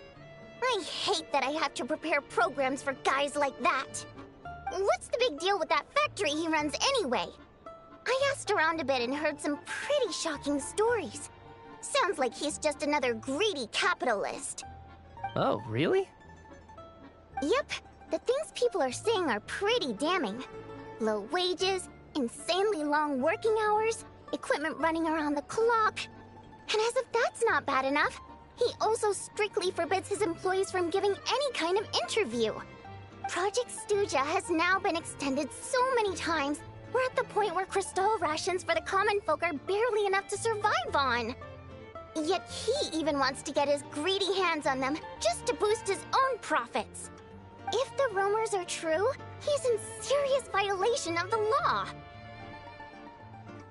Interesting. So you've heard about it too. What? So it's really true? Who knows? I've only heard the same rumors you have. But there's no smoke without fire. The Rooster's been coming down on us hard lately, demanding that we track and trace every single batch of Crystal. My coworkers in the Department of Energy have been tearing their hair out over it. The Rooster? I didn't realize he cared that much. Yeah. Even though there are no restrictions on Crystal trading, the poor will wind up freezing to death if we let the rich buy as much as they want. That's clearly unfair. Looks like we'll need to arrange an investigation into the Iskra manufacturing plant as soon as possible. I never knew you kept up with current affairs beyond the theater, Miss Vodyanica. You really have a heart for the common person. Most Fae in your position have long been indifferent to the plight of humans. Well, those of us who choose to live in human cities are naturally going to pay attention to any significant upheaval. Isn't the Rooster a Fae himself? I'm just surprised to learn that even someone with as much experience as him is getting so stressed out over Project Stuja. What is the end goal of this project anyway? This is it. We're finally going there.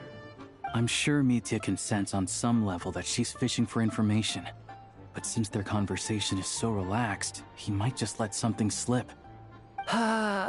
It's stressing me out too. If I'd only made better progress with my research, things wouldn't have dragged on this long. Oh, so your work is related to Project Stuja? That's right. The Armory Palace needs a brand new energy source. Not the power of the Light Realm, and not elemental energy. Right now, the only thing that meets the requirements is the power contained within stellar linchpins. But harnessing that power is costly. Each step of the process requires enormous amounts of Kresnik crystal, from extraction to quantification to attempts at conversion. Progress has been painfully slow, and the team is getting burned out as time goes by. Sometimes, I see people staring into space as if in a trance. Could it be that this new energy source has side effects? No, it doesn't affect us, because the energy is used for... Okay, I got it. Stop choking me.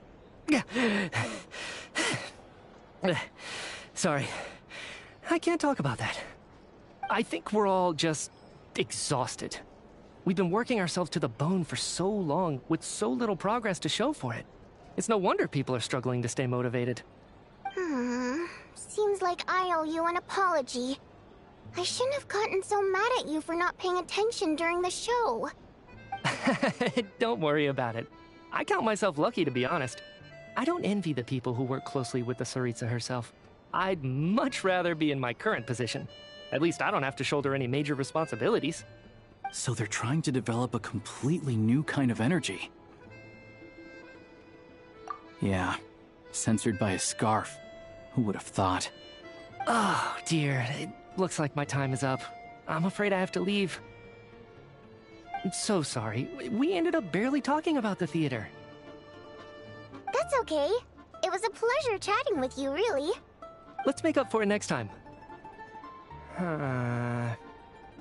Yeah, hopefully once the work pressure eases up a little, I'll be able to focus more on the performance, and then we'll have more to discuss.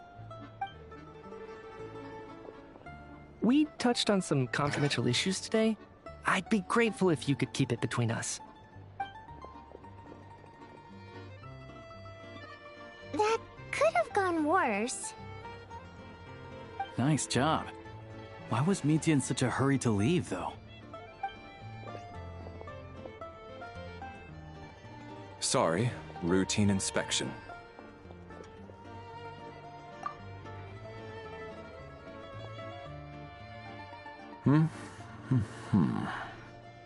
Okay, let's go. So he wasn't rushing to get back to work. He must have calculated that Valeri would find him here in exactly 25 minutes. That's frighteningly accurate. One of the main duties of the Special Assignments Battalion is to ensure that important figures stick to their schedules. All right, time for us to get going too. Excuse me, check please. We'll settle our check too, then. Oh, hello there. Mr. Mitya paid the check before leaving. He also asked me to pass on a message. He said it was an honor to share his tea break with Miss Vodyanitsa and her two friends. Wait. So he knew we were here all along? This raises a lot of questions. Did he deliberately mention the new energy source so that we'd overhear it? Maybe his work isn't confidential after all. Maybe the key here is the purpose of this new energy. I guess that's the next thing to look into.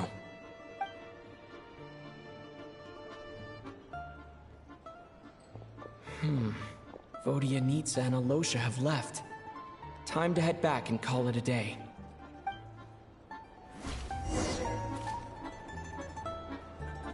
Come on, keep up.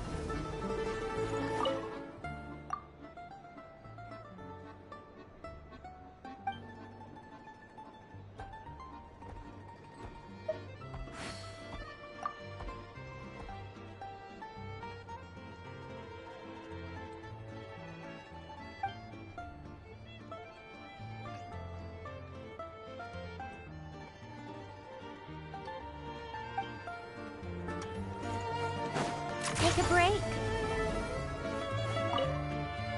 Hello again. Please rest assured, we'll keep a close watch on this place.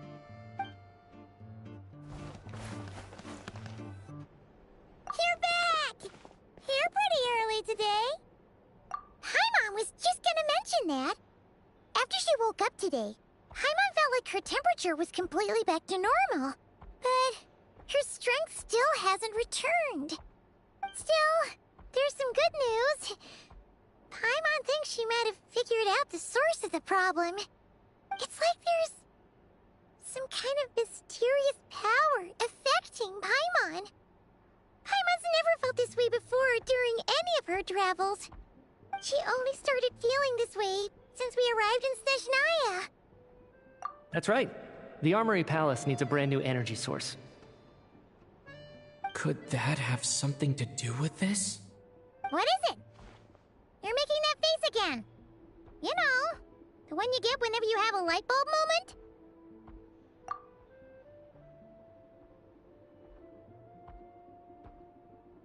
So, they're trying to develop a new energy source here? And you think that might be why Paimon's feeling unwell?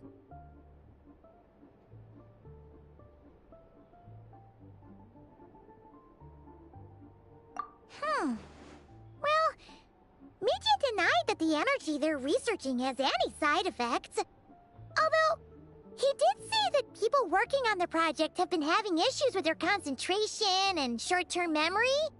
And even so, those are completely different symptoms from Paimon's.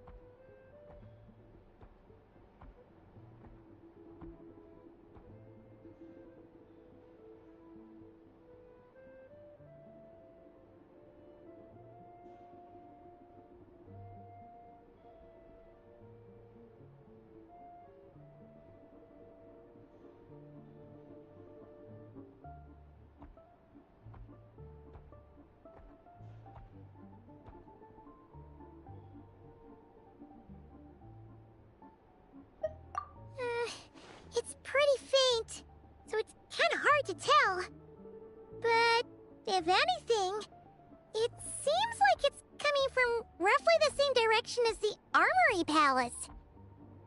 Sure, Paimon's with you there. But how, though? The Rokat only has a limited amount of intel. Oh, great point! They argue about Project Stuja every day. If we could sit in on one of their sessions, we might pick up some new leads. Good idea! Oh yeah, while you were out, Paimon tried all the yummiest looking desserts in the Potforia restaurant. This one seemed right up your alley. So, Paimon saved some for you. Come try it once you finish writing your letter.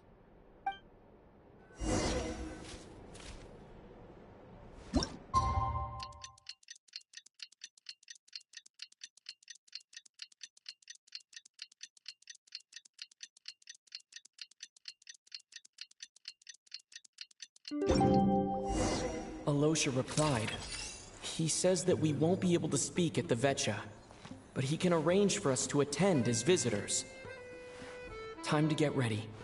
Then head to the Snezhnegrad Vetcha. You're back! Paimon's been working on the crossword puzzle in the newspaper. It's actually pretty fun. Oh, shoot! Paimon forgot the next word. Oh, she had it a moment ago. Think, Paimon, think.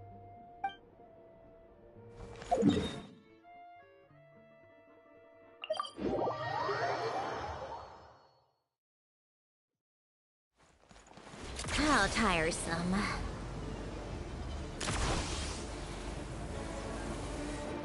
Come on, keep up. Ah, Miss Vodyanitsa, prima donna of the Korolievsky troupe. What a surprise meeting you here. Will you be sitting in on a session of the Vetcha? Sorry, I'm not taking interviews today. Oh good, you're here. The session's about to begin. Let's get inside. Please wait, Miss Vodyanitsa. Could you introduce me to your new friend?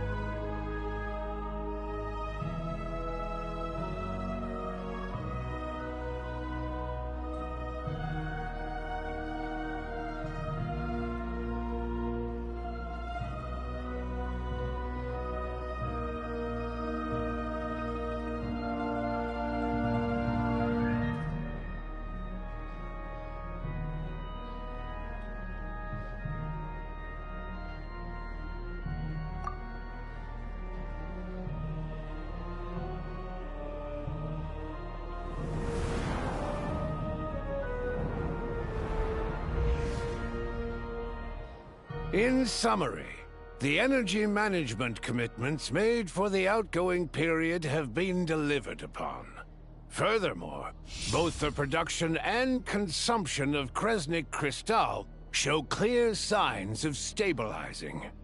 The relevant agencies have assessed the present circumstances and determined that the status quo can be sustained until the next period. For detailed statistics, I would refer you to the industry reports that have been distributed to all persons present. It should also be noted that while the recent blizzards have led to a significant increase in people's energy expenses, this is strictly a short-term phenomenon associated with a remotely located monster. Her Majesty the Tsaritsa is giving her full attention to this matter. We should have every confidence that it will be dealt with swiftly and conclusively. A financial report on disaster relief is also present in this report, courtesy of Pantalone. They cover the same old ground every single time. The rooster never seems to mind, but everyone else is getting tired of it. There's a general lack of trust.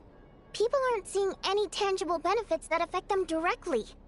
Of course, none of that will be reflected in any of the reports on the table. Yeah, if it weren't for these hard copy documents, I could have at least made something up. Oh, don't mind me. I'm just out here trying to hit my interview quotas. Bring out the kvass. Ever read it? Best-selling newspaper in town. If I remember correctly, you guys don't even have a sales permit. You have to sell from stalls on the street. Okay then, best-selling street stall newspaper in town. Still counts.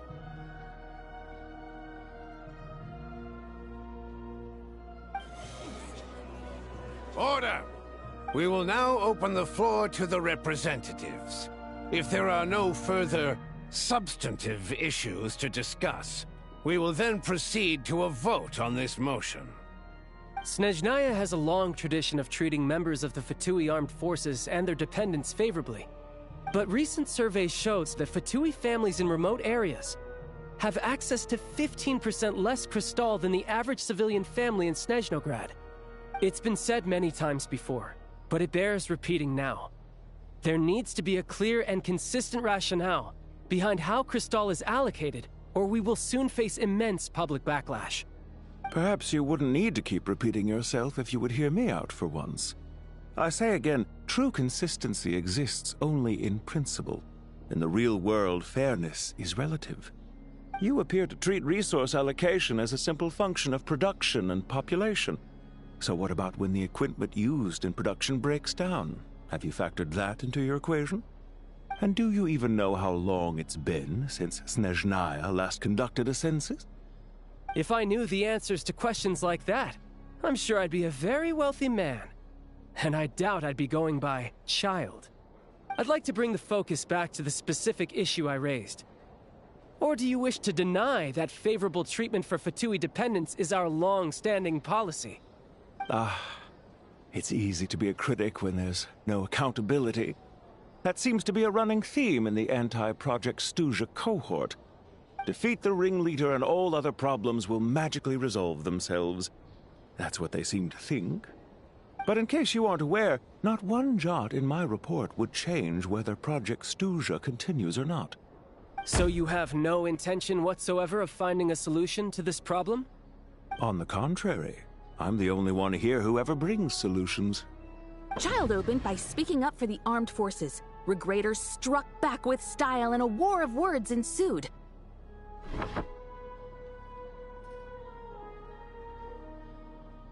Our reporter was live on the scene to get the audience's reaction as it all unfolded.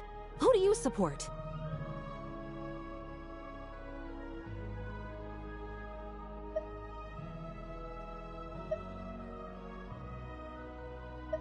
The people have spoken! Regrator delivered a deft rebuttal to Child, as we've seen so many times before. But how could Child take this lying down? Now you see why they don't have a sales permit. However this reporter wants to spin things, I haven't forgotten that Tartaglia was representing the Northland Bank when we first met in Liyue. So surely, their relationship can't always have been this strained. You two are getting off topic. Let's focus on what the data is saying. Mr. Pantalone, may I speak on your behalf? Oh, please do. I'm more than happy to save my breath. Crystal distribution policy undergoes modifications with each new period. The ultimate goal being to find the most reasonable method of allocation, which I believe is what Mr. Tartaglia also seeks. But I fear many may have been misled on this topic by extremist activists. To clarify, Project Stuja is not the root cause of the problem. It is merely a framework for resource distribution. The most recent reports all point to Snezhnaya's resilience and adaptability during this period of fine-tuning, and give clear indications that a distribution framework is improving with each iteration. To make drastic adjustments without first considering the risks would likely do more harm than good.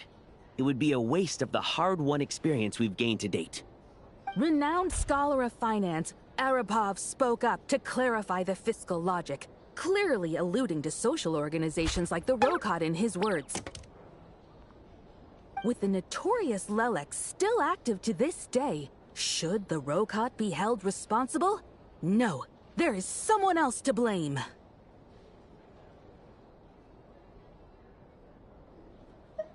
She's just rephrasing what Mr. Pantalone said. The Rokot are the critics he accuses of taking no responsibility for their actions. As for Lilik, you won't have heard of him yet. He's currently the most famous member of the Rokot. Well, more like infamous. Ending Project Stuja has become an obsession for him. Unlike the more decent ones among us, he believes that votes in the Vetcha are all that matter. So whether it's threats, coercion, or bribery, he'll use whatever means necessary to get people to change their vote. And since we're already on the subject, what do you think of Lelek's methods? Are you for or against? Well, whatever the story is, his actions benefit us all. We stand with Lelek. At least someone here wants to take this discussion seriously. I've been considering that issue myself. What you really need is more precise regional data, right? I think it would be easiest to let the Fatui handle it, since they're already in charge of Crystal shipments anyway. We may as well get them to collect some data while they're at it. Whatever you need, you can ask the Fatui to look into it for you. In terms of supervision, I think the Druzhna would be a good fit. I had hoped to discuss this with Miss Vesna, but sadly, she's not present. I will be happy to take a note of your suggestions and present them to Commander Vesna for a decision upon her return. The Commander has always taken a keen interest in Project Stuja. However, given the Druzhna's demanding workload, I'm afraid it may prove difficult for them to provide any practical support. Let us refrain from jumping to conclusions until a concrete and actionable plan is in place. My apologies, Lord Rooster. There are numerous issues to address here, including manpower, time sensitivity, and reporting lines. Nevertheless, I support drafting a proposal. Follow the usual procedure, and it can be raised as a new motion for all parties to evaluate at the appropriate time. In that case, I'd like to share one thought before the proposal is drafted. The issue of time sensitivity was raised just now, which I presume relates to the official reports. In fact, the Energy Commission already collects regular statistics on each urban center and its surrounding area. Would these be of any use? That's a good idea. I read every issue of Svietlolaidovka's report, and although my focus is mostly on the section about equipment operation, the energy consumption statistics also yield a lot of insights. Be that as it may, does no one see an issue with using local data to determine Crystal quotas? In the long term, it seems like a very risky solution. Not if they are used purely for reference. So long as we have the report from the Northland Bank's headquarters to corroborate it, no one will be able to fool me.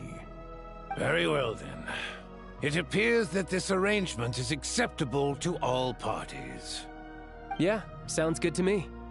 The members reached a provisional consensus on the issue of improving treatment for pt2 soldiers.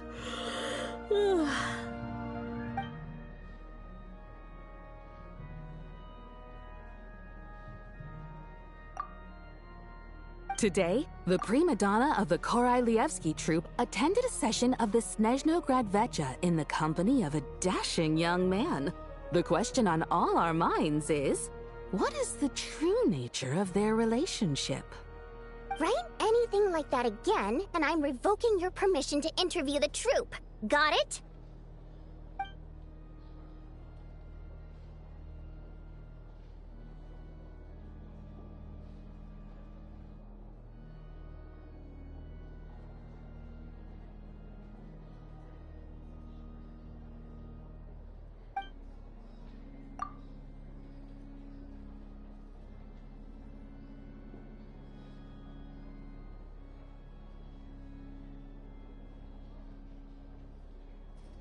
Now then, if there are no further contributions from those present, we shall proceed to the final vote.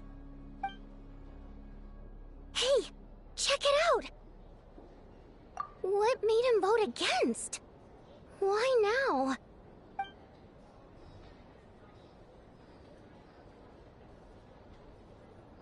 The votes have been tallied. Those in favor of continuing Project Stuja total 61%, securing a clear majority. That was too close. The margin has shrunk yet again. Chuganov was a huge loss. I'll bet Lelek is behind this. I wonder how Pulcinella will respond this time. Chuganov. I see. Lelek strikes again. Yes, go, Lelek. Once Project Stuja is defeated, our unwavering support at Bring Out the Kvass will finally pay off when we make our comeback. I can taste our victory already! In accordance with the result of this vote, Project Stuja will remain in effect until the next Vecha period. Finally, may I remind us all, we debate only for the greater glory and solidarity of our nation. May the Aurora shine ever on, and the Tundra always stand firm. The session is concluded.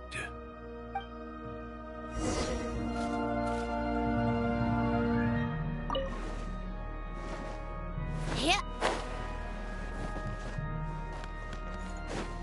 How tiresome. Yeah. Come on, keep up.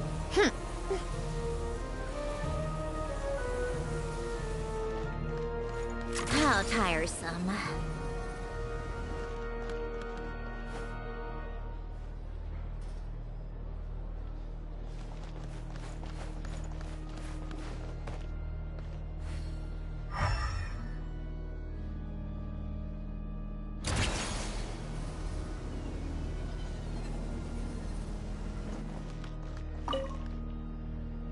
I have to say, I really wasn't expecting Chuganov to vote against Project Stuja. Well, in principle, Snezhnaya's business and political elites ought to be the ones least likely to oppose it. As we heard, Project Stuja is basically just a resource distribution framework that requires everyone to cut back during the winter. But even if the policy got cancelled, the Tsaritsa's energy needs wouldn't suddenly go down. The extra demand from the public would have to be filled from somewhere. So logically, the factories would have to take the hit. I got a letter from Mr. Mitya just before today's session. He said he's confirmed that there are issues around overtime and excessive energy consumption at the Iskra manufacturing plant. In a situation like this, once the Rooster receives the report, he'll order the factory to halt production and submit to an investigation before issuing a penalty. But that's a week-long process, and thus didn't make it onto the Vecha agenda this time. I don't think he suspects anything so far.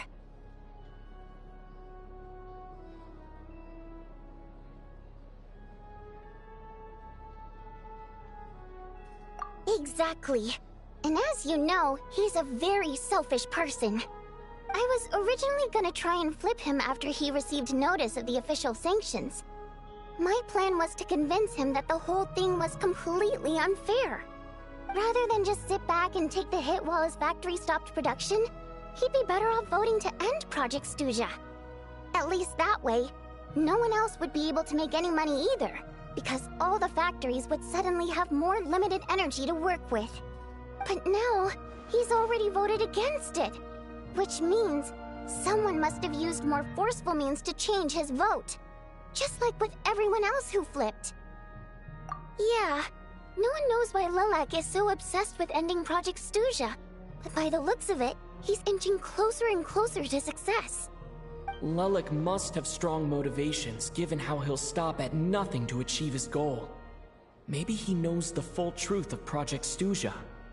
Maybe my next step should be to focus on him. All right. What are your plans for the rest of the day?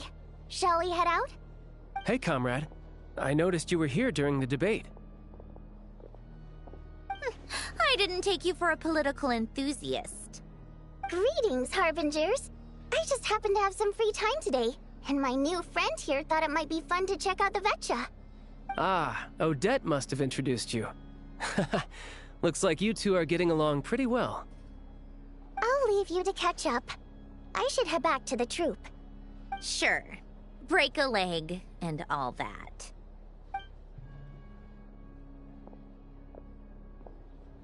Thought it might be fun to check out the Vetcha, did you? Things are never that simple with you, Traveler. There's no way you're here for kicks and giggles. Tell me I'm wrong. Oh, yeah. To some, he's a captivating enigma. To others, he's the bane of their existence. No one ever thought that some anonymous nobody from the Rokot could cause such a stir. Huh? You want to look into Lelik? Then I'm sure his days of anonymity are numbered. What do you think, Sandrone? Fine by me, I guess. If the Traveler actually manages to expose Lelik, it'll be doing Pulcinella a favor. In return, it seems fair to let him in on what we've learned so far. My thoughts exactly. Sharing is caring, after all. Head back to Glupov and grab the files on Lelik. It's easier to just pull the records than go through the rigmarole of getting the Traveler a visitor's permit. As you command, child, sir. In that case, since we're going to be waiting anyway, I'll have someone brew a pot of black tea.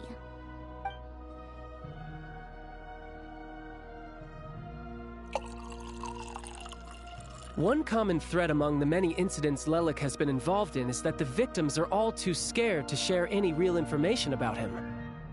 Clearly, he must have threatened them in some way. His modus operandi is to silently infiltrate the scene and leave a threatening letter behind. But neither the letters nor the crime scenes ever yield any clues to his identity. So all these files have to offer are short statements by the people affected. They don't give us a lot to go on. If nothing else, it shows we're dealing with a trained professional who's versed in counter-surveillance. Yes, and to that point, he often strikes in highly secure locations. The victims are high-ranking and influential people who take their personal security very seriously.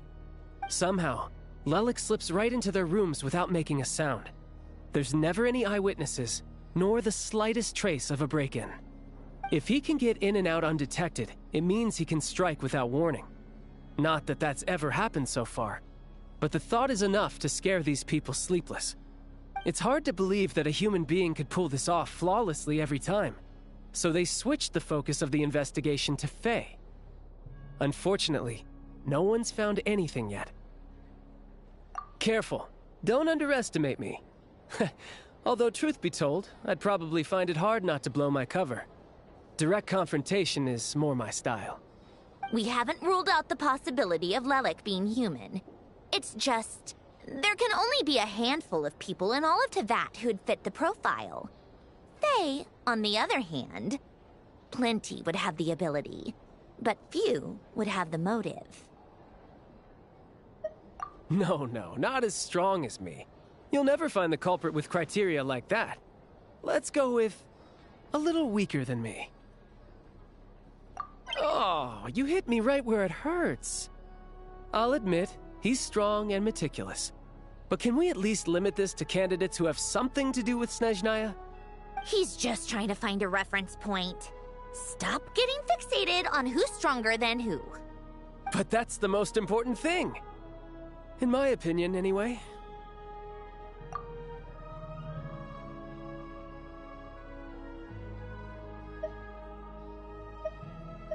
Odette. Yeah, that seems about right. Her skills are solid, and she's always calm under pressure. Except she's Fatui, so the likelihood of her working against us is pretty low. But yeah, much more accurate than your previous example, at least. No, wait a moment. Maybe we should interrogate that assumption. What do you mean? Which assumption? Her Fatui identity doesn't necessarily exonerate her. And when you think about it, the Rokot would be precisely what she needs to conceal her identity. Plus, she wouldn't need to be such a pro at covering her tracks. She'd already know where the Fatui will be and when, so she could choose the perfect time to act. Oh, yikes. I was just thinking out loud. Why is this starting to sound like such a convincing theory? Still, what reason could Odette possibly have for trying to call off Project Stuja? Arlecchino would be the best person to ask. She knows Odette best. Unfortunately, she isn't back yet. Rosaline used to open up to her in private about her struggles with Odette. As I'm sure you can imagine, Arlecchino is quite a lot better with children than Rosaline was. She gave her some tips on how to handle the situation, and Rosaline managed to reach a settlement with Odette before leaving. So I suppose there were at least no lifelong regrets left behind. Beyond that, I don't know the details about that side of things. But I do know that Odette definitely has a motive to hold a grudge against Project Stuja. The reason being, her father passed away during the early stages of the project. That was back before it had been named Project Stuja, when things were still being worked out. But in essence, it's remained the same ever since. Huh. The more you know. Rosaline was always so self-centered. I never understood why she started paying so much attention to Odette. Is that such a surprise? If you cast your mind back, you may remember that Rosaline and I weren't exactly close. We had tea together a few times, but that was about it. Odette's past is no secret. Her father was a fatus and her mother was a very famous ballerina. On the surface, it looks like she followed right in her parents' footsteps. But the truth is quite a different story. After her father passed away on a mission, her mother was overcome with grief. She broke her leg during a performance and could never dance again. Odette was only interested in ballet at the time, but this tragedy left the family with both breadwinners gone. They could barely make ends meet. Per Capitano's policy, family members of Fatui who died in the line of duty had to be appropriately accommodated and provided with adequate assistance. So, regardless of how Rosaline may have felt about it, it fell to her to resolve the issue of Odette's family's livelihood. In the end, the solution they agreed upon was to have Odette join the Fatui. Right, because the alternative would have been a one-off compensation payment, I guess. In that sense, joining up was definitely the better option. Still, she must have had mixed feelings about it, right? If she doesn't even like the Fatui... It's just a theory. A possibility. But as a motive for Odette to become Lelik, it holds up. That said, I have no idea where Odette's head is at right now, or what her conflict with Rosaline was about. Plenty of people were on bad terms with Rosaline. I have no intention of trying to figure it all out. Yes, but there's not much point in discussing that now. Yeah, back to Lelik. Since our investigations so far have turned up next to nothing, we've got nothing to lose by trying a new angle. Funnily enough, Tonya and I had actually made plans to go to the theater tomorrow to watch Odette's rehearsal. Unfortunately, thanks to this Lelik situation, I'll be stuck working overtime again. Which means you can go in my place. No point wasting the ticket. Plus, you'll get to meet Tonya. Spirit Seeker.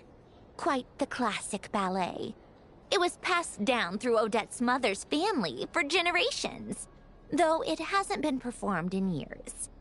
But Odette's been practicing it diligently, and it's finally ready for a return to the stage. Excitement is through the roof. Tickets for the official performance sold out long ago. Tonya's excited for it too. She's desperate to see it no matter what. Personally, it's not really my kind of thing, but since she's my little sister, I had to figure something out. I've actually seen it several times before. The story's pretty straightforward. The lead character follows a trail of clues left behind by a spirit, gradually recovering her memories along the way. It's a tale of love and regret. So not exactly reinventing the wheel, at least by today's standards. But when that classic melody kicks in and the lead character begins to dance, it always gets me. It really is beautiful.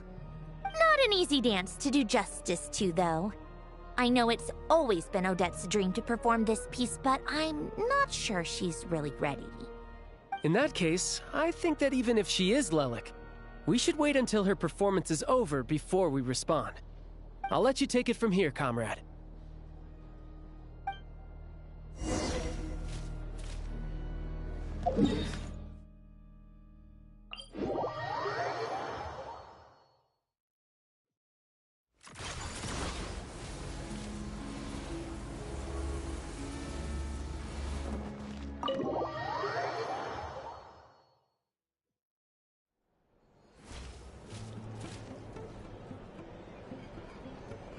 Take a break.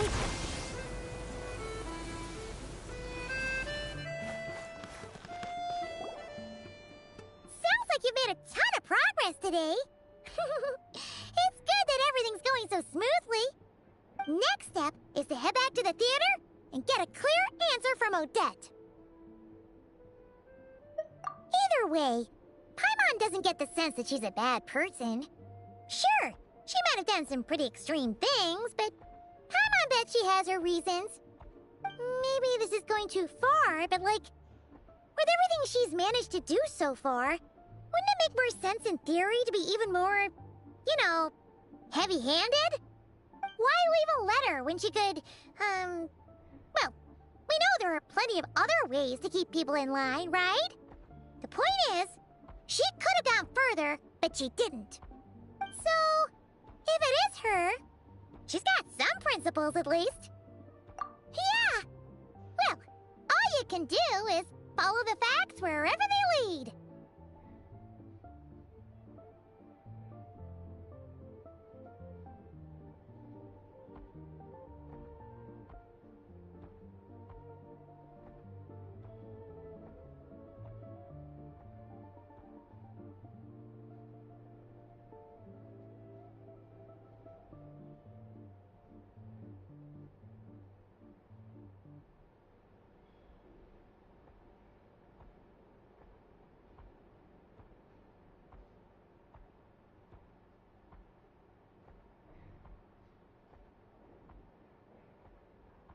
No change, really.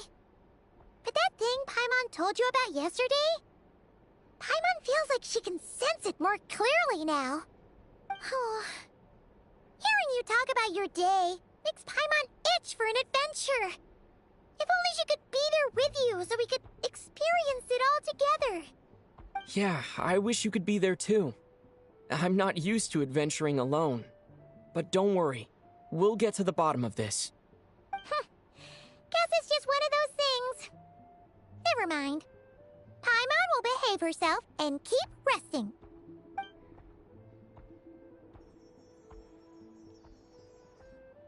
If Odette is Lelik, she may well have inside information on Project Stuja. Her father was involved with the project's early implementation and tragically died in the process. Now, she's dedicated herself to bringing it to an end. It's hard to imagine she could have gotten this far without knowing anything at all about the Tsaritsa's true intentions. When she spoke to us as a member of the Fatui, how much did she let on? And how much was she hiding? Only time will tell. Maybe tomorrow, everything will be answered. Hey look! It's snowing! Could be a tough day ahead. Make sure you wrap up warm tomorrow.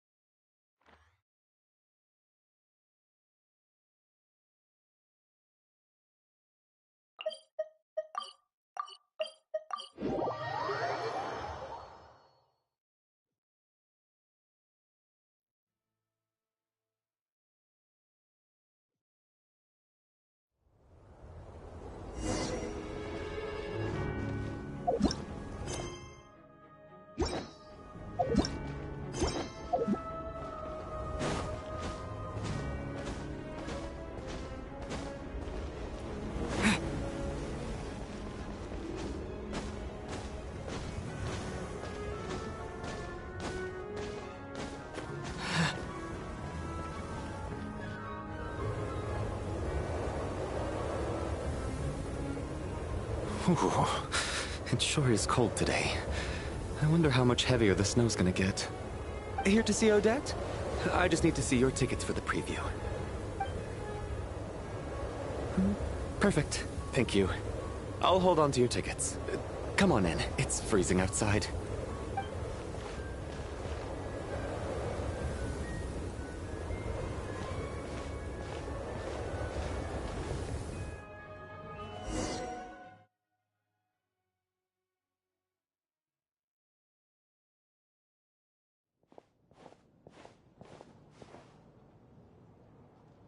I think I'll leave the Lelic question until after the show's over. Then I'll go find Odette.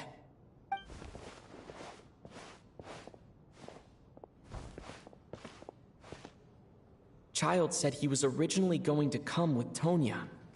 So I'm guessing Tonya's already here somewhere. Is there anyone here who looks like a Tonya?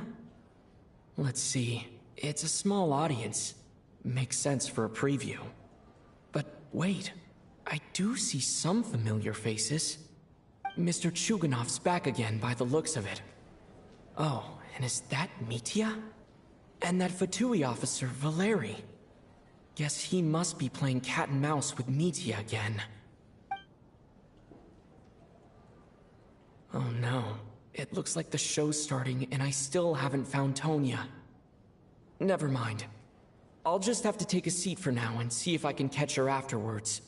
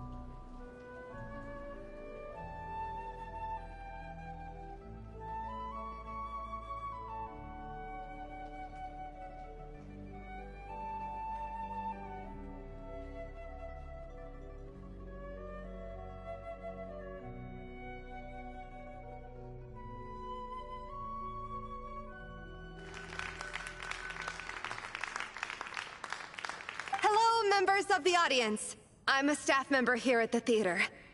Today's performance was a very special one for us, as it marks the first attempt in a long time to revive the classic Snezhnayan ballet, Spirit Seeker. To commemorate this occasion, we would love to take a group photo of the cast, crew, and audience members present today. Could I kindly ask the audience to please come up onto the stage?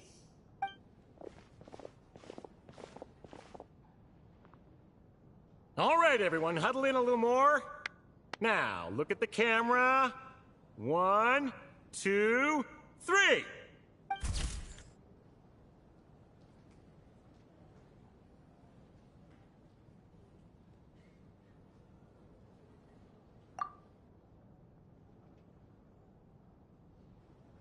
Are you quite satisfied, Mr. Energy Scientist? I rather hope you don't have any other escape plans to add to my workload today. What are you talking about, Sarge? This was simply my way of inviting you to watch Miss Odette's new show with me. And wasn't the performance spectacular? In the future, I heartily encourage you to take a leaf out of my book. Find some soul-nourishing pastimes to enrich your time outside of work. It was indeed a fine performance, but I must correct you on one point. This is not time outside of work. These are working hours. Working hours and non-working hours are just a social construct. Human technology can never advance if we're too rigid in our thinking, Sarge. May we leave now?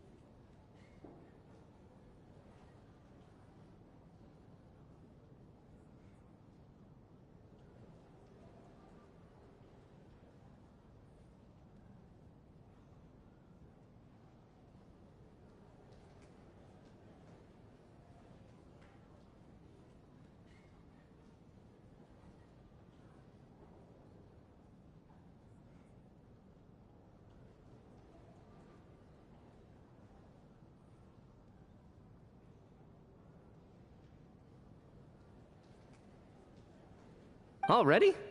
I mean, I was kinda hoping to soak up the atmosphere for a little longer, but... No? Okay, guess I'm pushing my luck. Didn't seem like too much to ask, but fair enough.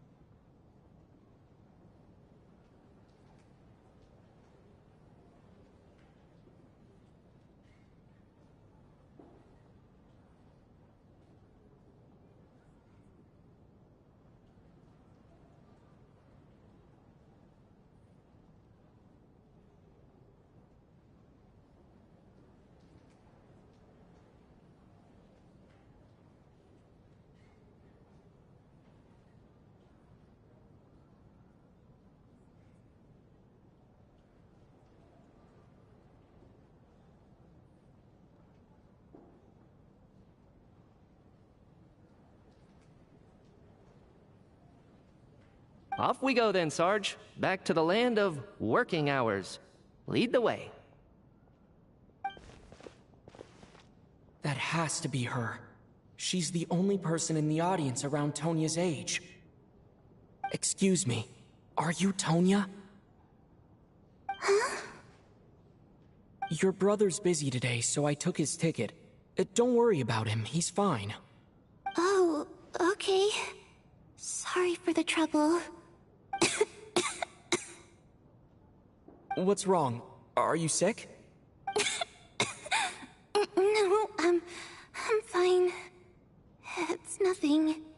Maybe she caught a cold on the way here because of the weather.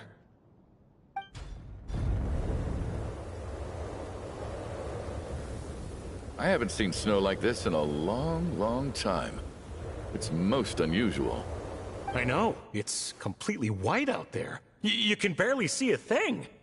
I've never seen such heavy snow in my life. Let's wait it out for now. You'd be lucky not to freeze to death in this weather, let alone find your way. Well, look at that. Maybe we shouldn't be in such a rush to get back after all. What do you think? Let's wait and see. Why do you need to take it so seriously? Fate has given us this wonderful chance to take a break. We owe it to ourselves to make the most of it. Come to think of it, there's a small inn not far from here that always keeps plenty of extra blankets on hand for guests. I know the route well. Shall I head over and borrow a few blankets? That way, anyone in a hurry can wrap up warm for the journey back. Just remember to return them next time you're over this way. Sir, there's really no need to go to all that trouble. Hey, it's no trouble at all. Wait here, I'll be right back. What a kind gentleman. Very good. My wife and daughter are waiting for me at home, so I shall be heading back as soon as I get my blanket. So... are you expecting us to go back to the Armory Palace wrapped in blankets too? Don't worry about that. I made arrangements in advance. Should I not return to the Armory Palace within 3.5 hours after Operation Showtime begins, an armed squad will be sent to collect us. They will escort us back. You are one of our key military personnel, so any weather-related risks must be eliminated. Operation Showtime? So, wait. Every single time you drag me back to work when I sneak out, it's a whole official operation? I gotta say, you've really turned this into quite a moral dilemma for me. It's snowing pretty hard out there. I think you should stay here for now. You seem a little under the weather. Sure. My brother might come pick me up in a bit anyway. Time to get to work. I should head backstage and find Odette. I need to look her in the eye and ask her about Lelik. Excuse me, are you looking for someone? A fan, I'm guessing?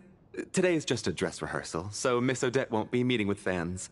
She's taking a well-earned rest right now. Sorry, but that area is currently off limits to everyone except the cast and crew. Bad timing, I guess. Well, I might as well stick around. I doubt Odette will be leaving before the snow lets up in any case.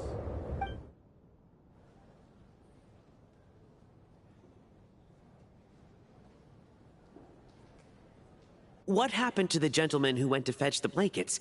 How has he still not returned? I was thinking the same thing. It's still snowing very hard. Do you think something might have happened to him? Whatever the reason for his delay, I must say I hate nothing more than people who make empty promises and fail to deliver. Well, I have to treat my employees like that on occasion, but that's different.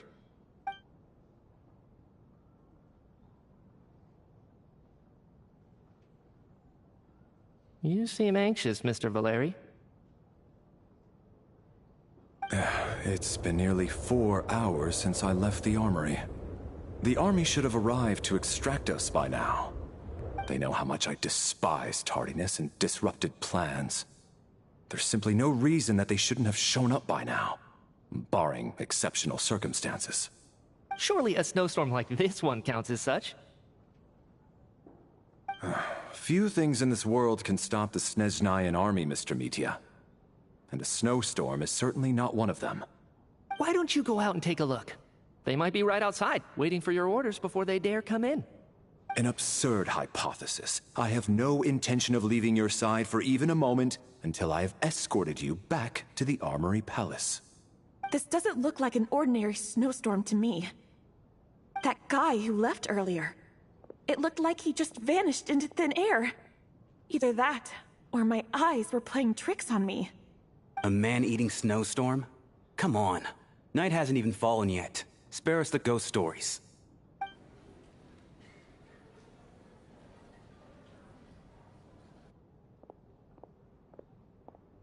Traveler, didn't know you were coming today. How come you didn't say anything? What is it? Something the matter? Tell me, I can help. Whoa, that's quite a snowstorm out there. I've been working backstage this whole time, so I didn't even notice. No wonder the audience hasn't left yet. Is weather like this rare, even in Snezhnaya? Yeah, snow like this. I'm sure I've seen it out in the wild before, but never in the city. Actually, I take that back. I don't think I've seen snow this bad even in the wild. This is something else. It's not normal. If even Alosha thinks snow like this isn't normal, could it have anything to do with that monster people have been talking about? We can't stay cooped up here forever. Someone needs to go out and take a look. No need. I have plenty of experience with snowstorms. Besides, I work here while you're an audience member. I should be the one to do it.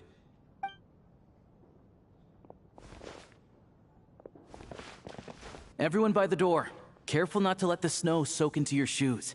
In a snowstorm, you gotta look after your toes above all else. Heading out, my man? Be careful. I've been told the snowstorm eats people alive. Thanks for the advice. I am planning to be careful. I just want to take a quick look at the situation out there.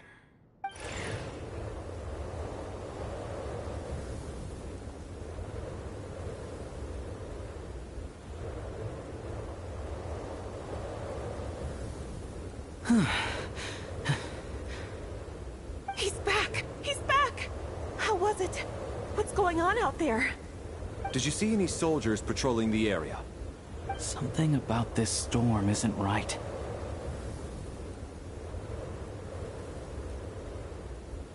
There's no one out there. I didn't see a single soul. And something in the air gives me the creeps. This isn't your average snowstorm. I suspect it might be related to recent events in our nation. I strongly advise everyone to stay here until the snow dies down. Are you serious? So all of us are trapped here now? That sounds a little far-fetched to me. You want to go outside and see? I, for one, am not risking my neck in that weather. This just turned from a minor delay into a major hassle. We can only hope that our friend who went to fetch the blankets just ditched us and went home. Is it really that bad? But my daughter, I won't be able to read her a bedtime story tonight. Huh? What are you all still doing here? Whoa! It's snowing hard! So now we're stuck here? Oh, this is terrible! Luckily, it was just a dress rehearsal today, so there aren't too many people here. On the bright side, the theater's always well stocked with supplies. If the snow still doesn't let up as we get into the evening, you can spend the night here, everyone. At least, I assume that's alright? Odette? Fine by me. This seems like a sensible backup plan under the circumstances. My thanks to the theater for being so accommodating. What are you staring outside and praying for, my man? You anxious to get home too? Oh, Your Majesty the Tsaritsa, I beg you, please do not let tonight's snowstorm stop. This is a golden opportunity to spend the night under the same roof as the two top stars in all of Snezhnaya. It's a once-in-a-lifetime experience. I think I've changed my mind. Sir, if you so much as look at us funny, you'll be seeing stars in a whole other way. Behave yourself, or you'll be begging for that blizzard. It's getting colder. We need to keep the indoor temperature up. Close the door and lock it tight. Let's head somewhere warmer.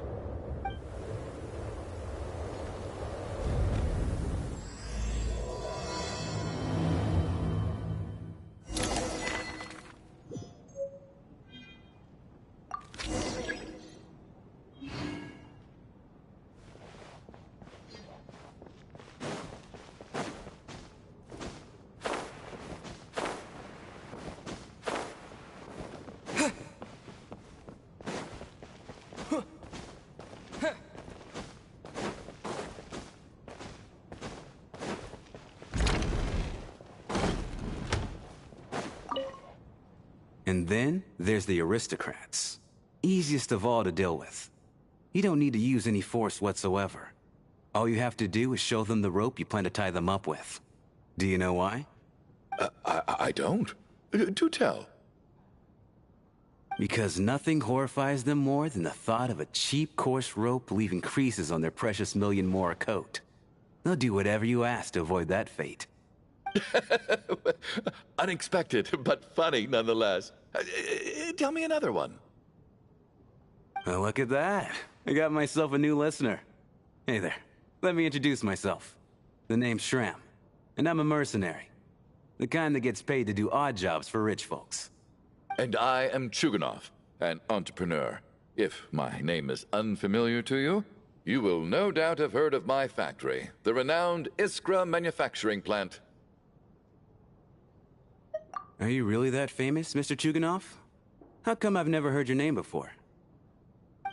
Excuse me? Is that a joke? Or are you being serious? Oh, I'll have to ask my rope later. He's probably tied up more entrepreneurs than I've ever heard of.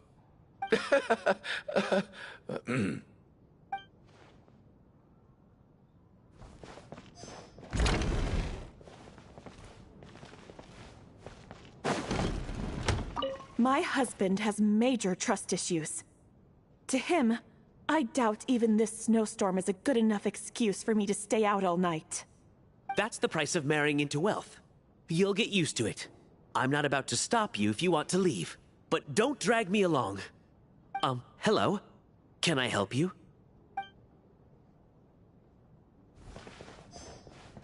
How are you feeling, Tonya? I'm fine. Sorry to worry you. I'm used to it by this point. I take medicine for it.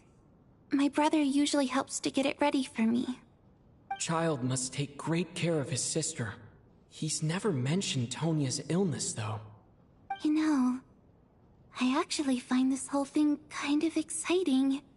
Stuck in a strange place thanks to a snowstorm. Having to spend the night with a bunch of interesting characters. It's pretty cool, don't you think? Kids, huh? My brother always says I'm not mature enough. Maybe he's right.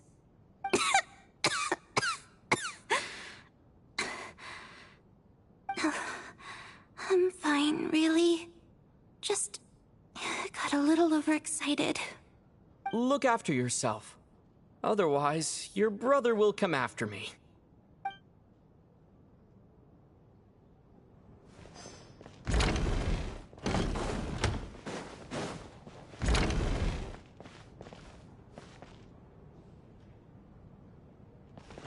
This is highly irregular.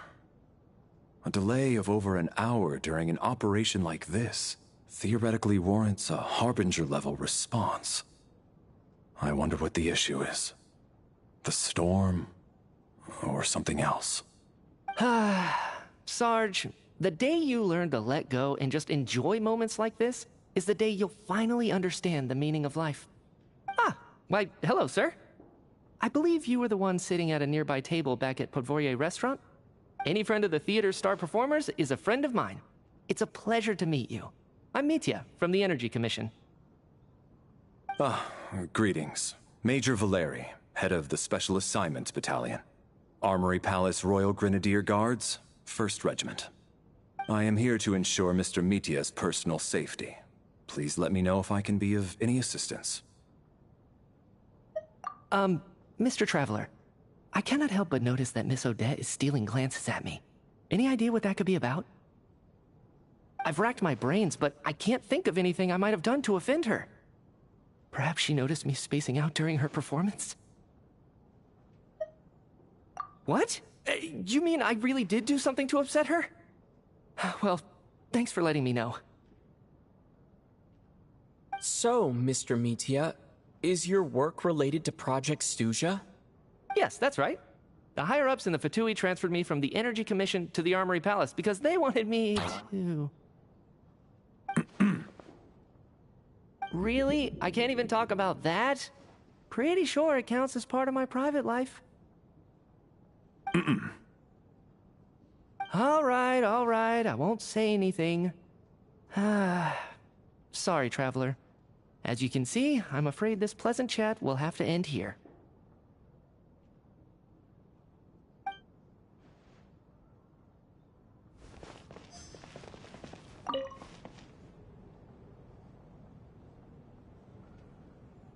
I don't think it's ever been this lively backstage before.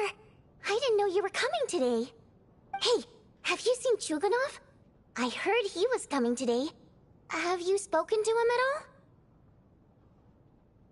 I'm with you. This could be just the chance we need. Yeah, I gotta figure out a way to coax some more intel out of him. I want to know why he suddenly changed his stance on Project Stuja. What exactly happened before the most recent Vetcha vote? For the Rokad, or just out of personal interest? Shh! There are other people around. Don't say the R word.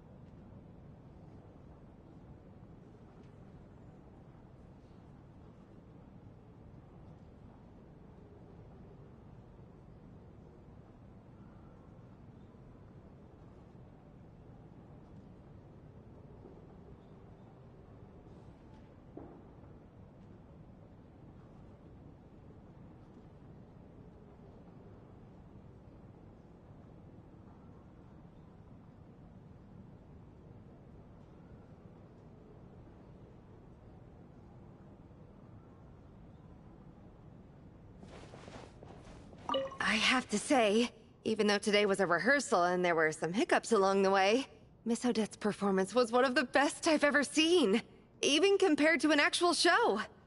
Oh, I couldn't agree more, especially considering the weight of the subject matter. It takes a truly seasoned professional to do justice to a theme like love and regret. Do you think we were coming on too strong? Odette's ignoring us again. What about you? What did you think of today's performance?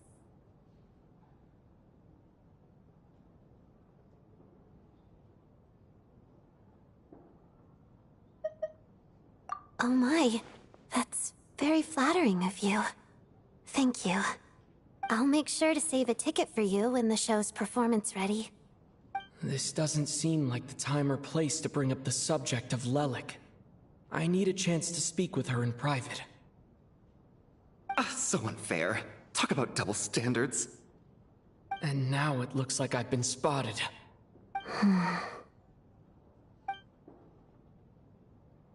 You know Mitya too? No, I don't. I just have a feeling that he might be dangerous.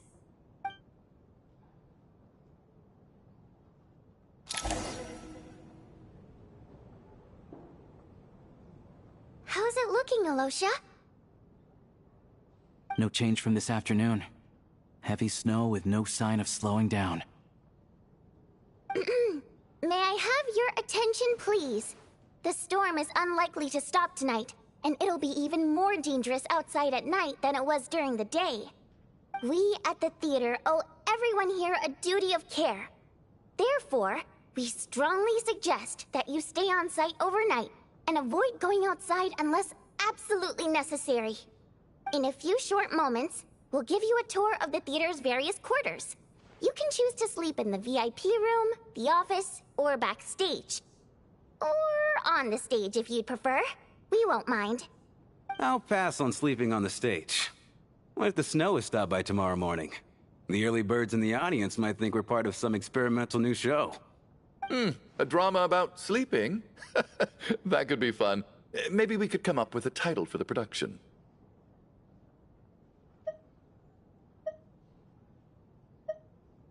What? Gotta admit, I didn't get that one. Anyone who doesn't wish to sleep on the stage, please follow me. I'll show you to the rooms.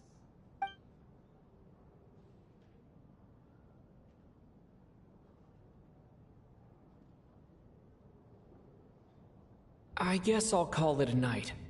Though I feel like I won't sleep very well without Paimon here. I'm sure she'll be worried that I haven't made it back yet. But as long as she looks out the window, she'll probably realize what's holding me up. I wonder if she's feeling any better yet. At least she hasn't been getting any worse. Still, I should try and get back first thing tomorrow morning.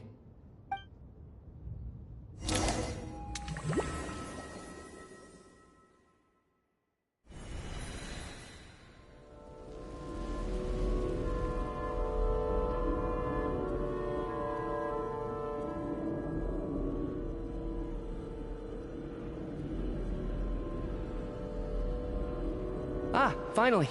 Welcome back to the world of the living, lazy bones. I was about to wake you. The black mist is almost on us. Still waking up, huh? You know, the black mist. It's been chasing us from below ever since we were born. You're just dozy. There's no way you've forgotten. Come on, let's keep heading up. Onwards and upwards is the only way to survive. Don't listen to a word those black mist cultists say. Here we go again. That endless march toward survival. What's going on? That black mist down there is creeping me out. And it's rising. Guess I should head upwards and get away from it. The black mist cultists believe that being swallowed by the black mist leads to everlasting peace. But if you ask me, they're just lying to themselves. We're the only heretics left. The only ones who refuse to give in. We have to keep going. But how do you actually know that they're wrong? Dangerous question there, Torgov. The moment your faith wavers, you start a chain reaction that ends in the collapse of your will. Put the question out of your mind. Stay strong and believe that the black mist means certain death. Okay, but it's not my mind that's the problem. My body's about to give up on me. It's already starting to falter.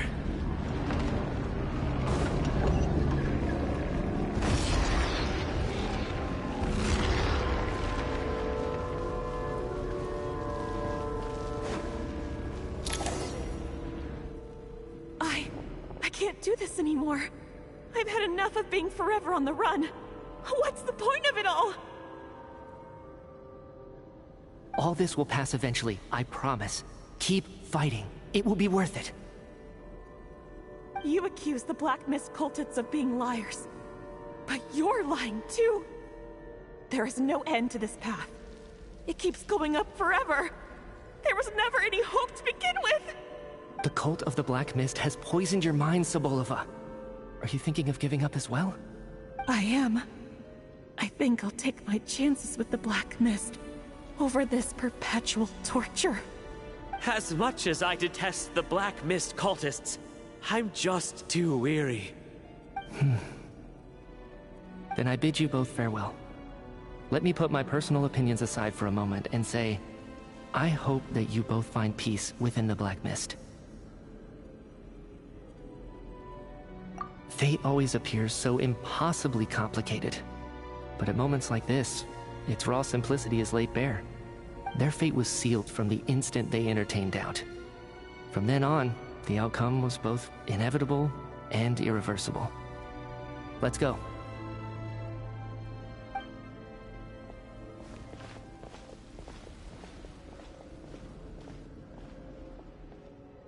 Torgov and Sobolova are gone. I never thought the day would come when even they would be swallowed by the Black Mist. It's just you and me now.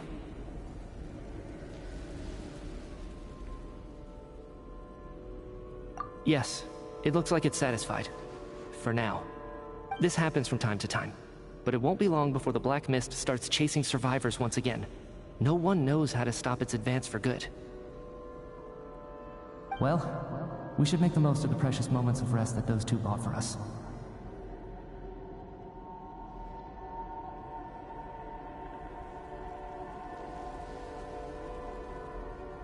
Huh? Are you really that sleepy, traveler?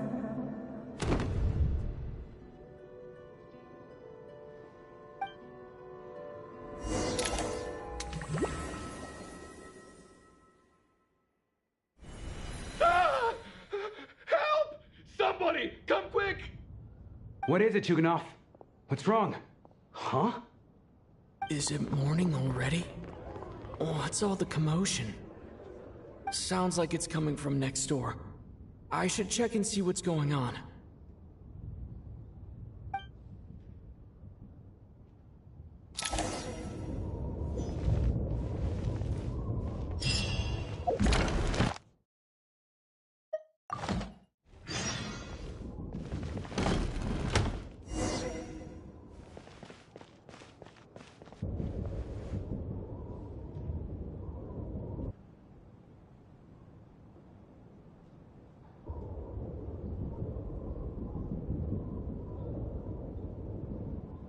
Don't look, Miss Tonya. Stay here. Okay. What happened to them?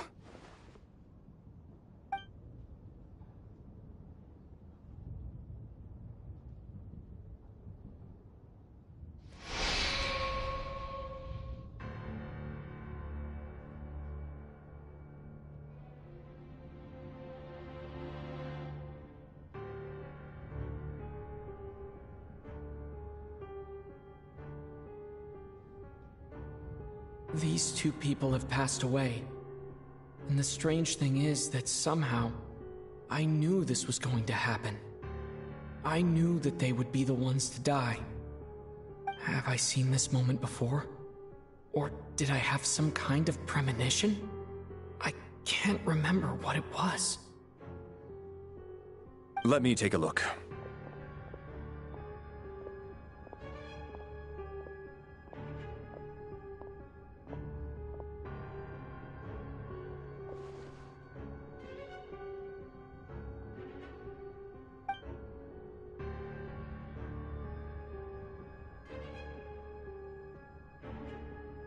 No vital signs in either of them.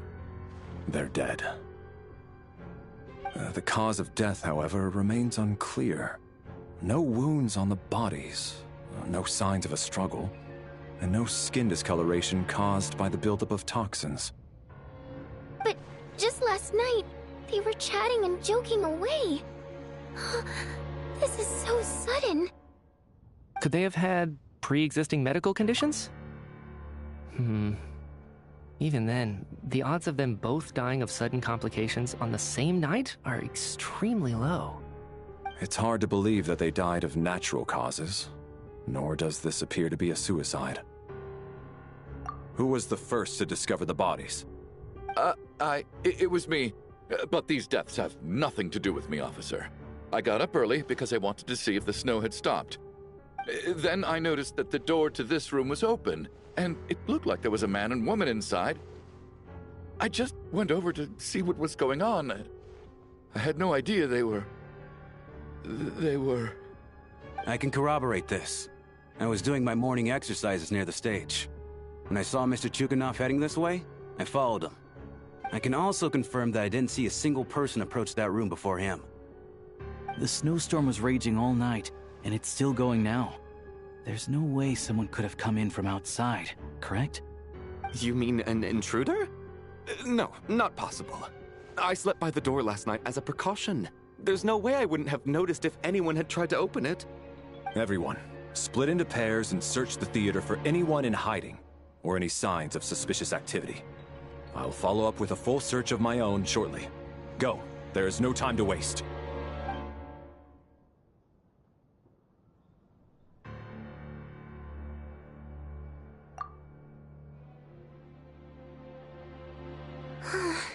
Nothing on your end either? Backstage is clear. No signs of suspicious activity. We checked the basement. Also clear. I don't think there's anywhere here that a living person could hide.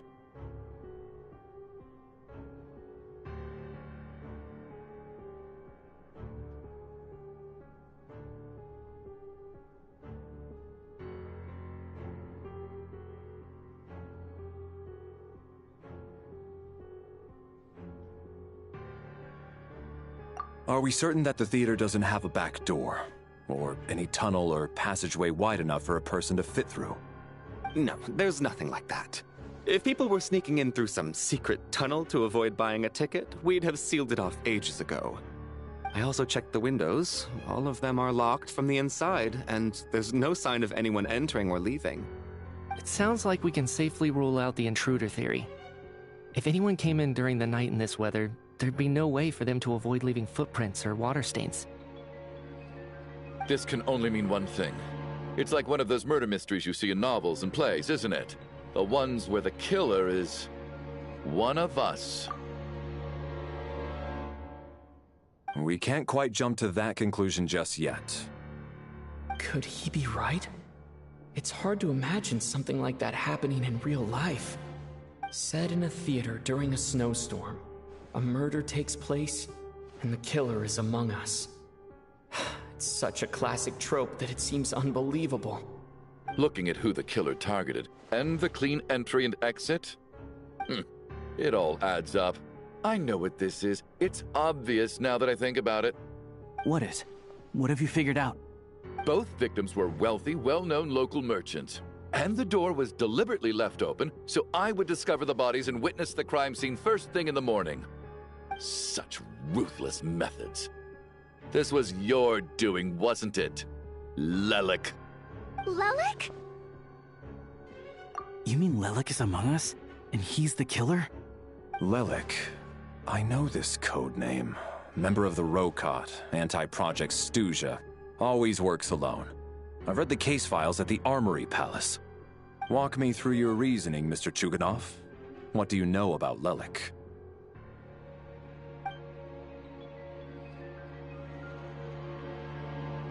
What now, huh? What now, Lelik? What more do you want from me? I already voted against Project Stuja at the Snezhnograd Vecha. You snuck into my house the other day while I was asleep. Left a threatening letter. And I did all that you asked. But Project Stuja cannot be so easily shaken. Not with the rooster in charge.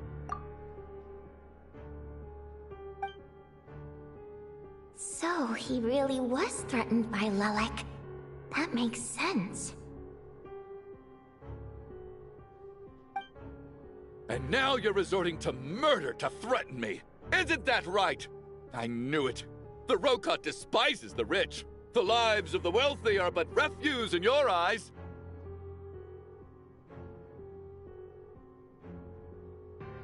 Show yourself! Which one of you is Lelek, Tell me! I'll do whatever you want! Just stop playing these mind games!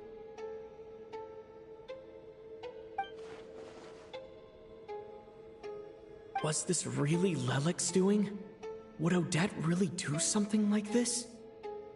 If Odette really is Lelek, this seems out of character. But then again, how well do I really know her? I'm probably the only one here with a compelling theory about Lelek's true identity. But if I reveal it now, I'll be putting Odette in the line of fire. What should I do? I don't think it's likely that Lelek killed anyone. At least from the stories I've heard, he's never killed anyone before. And his name has never come up in connection with any murder cases.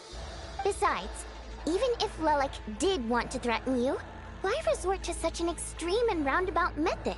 It's not his style at all. Vodyanitsa doesn't know that Lelek might be Odette, but her assessment is pretty much identical to mine. Miss Vodyanitsa, why do you suddenly feel the need to speak in Lelek's defense? Defense? Oh, no, it's just... I'm worried that we're jumping to conclusions here, so I wanted to share my point of view. Also, I don't think the Rokot is as bad as you're making it out to be. Well, if you think I'm so wrong, what's your theory then, Why don't you tell us who the killer is? The case is still evolving, Mr. Chuganov. Please do not prevent others from expressing their opinions so early on in the discussion. Even so, there's no denying that the recent threat received by Mr. Chuganov may well be an important clue. So there's still a good chance that Lelek is right here among us. I can't do this anymore. I don't care if it's still snowing outside. I have to get out of here.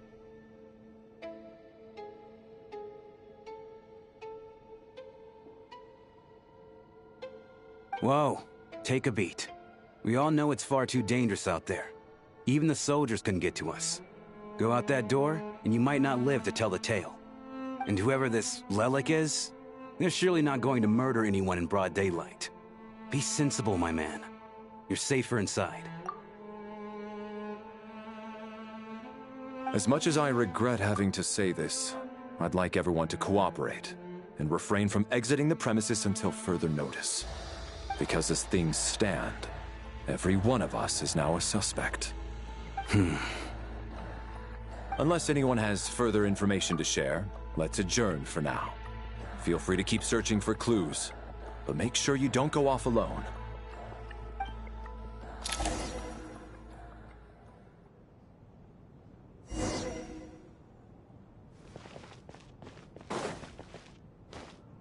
You seem to be very comfortable taking charge, Major. You took the reins as soon as things went south. I simply made an executive decision that someone needed to take control of the situation on the military's behalf. Does this offend you? No, quite the opposite. We feel much safer for it. By the way, what does Major mean exactly? Is it a pretty high rank?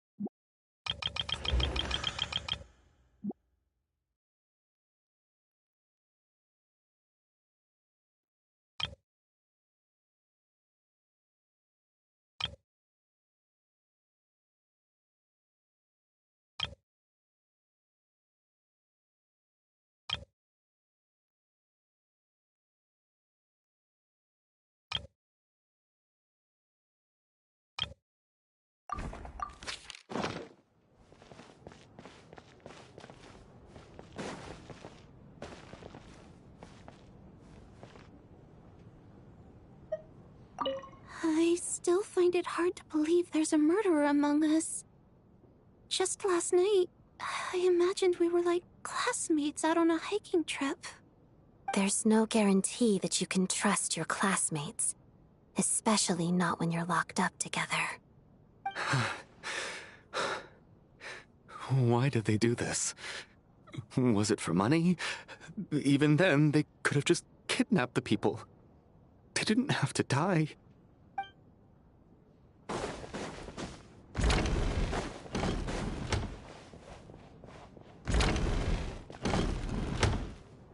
You're right. That was my bad. It was a knee-jerk reaction. I didn't think it through. Luckily, no one suspected my identity. Oh, phew. It's just you. I thought someone was eavesdropping. Since Vodianitsa and I were on the same page earlier, I think I should share my thoughts with the Rokot members first.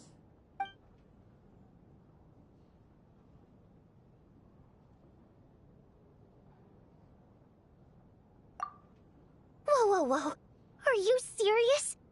I don't know if this counts as gossip, but it's definitely on track to be the juiciest this whole year. Odette? Really? Odette? Oh god, how dumb does this make me look? Lelek has been right under my nose this whole time, and I didn't notice a thing. Actually, it's exactly what you'd expect. Sometimes, hiding in plain sight is the best strategy. And now that you mention it, the more I think about it, the more sense it seems to make. It all adds up. What are we up to now? 1, 2, 3, 4...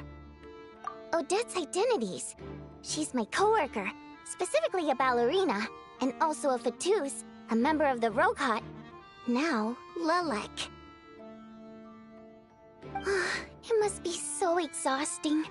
I just want to give her a hug. I guess since I've always known her as a member of the Fatui, it never even crossed my mind that she could be involved with the Rokot, let alone be Lelek. I don't understand. If she's with the Fatui, what reason could she have for being so opposed to Project Stusha?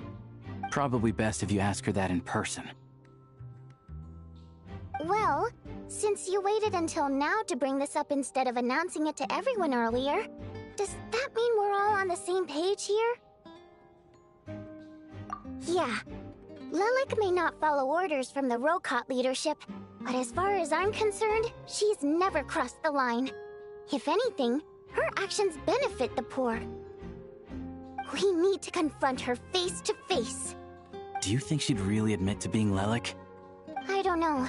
We'll have to see how it goes. For now, we'll work on the assumption that she didn't kill anyone, and see how much she's willing to tell us.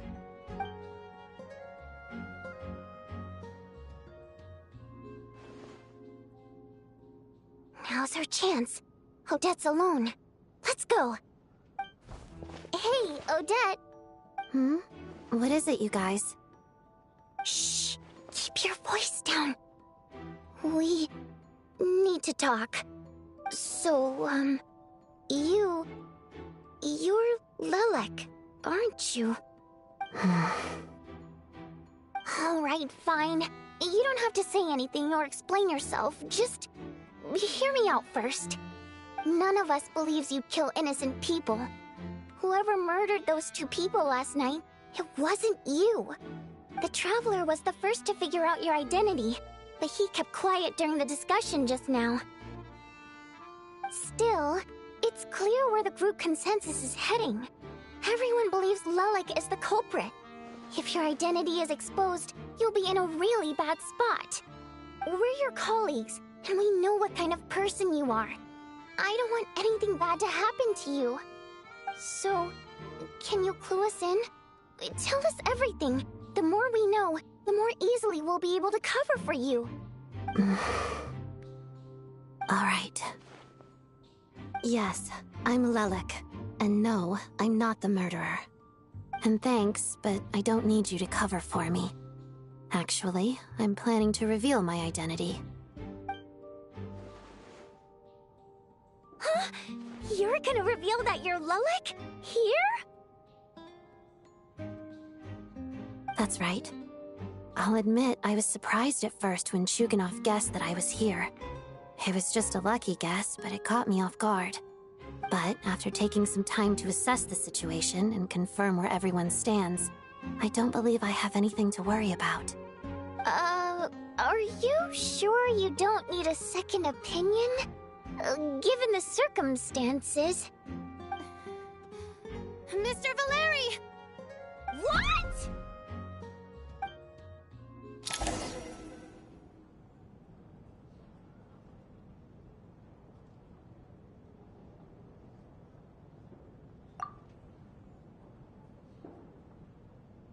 So...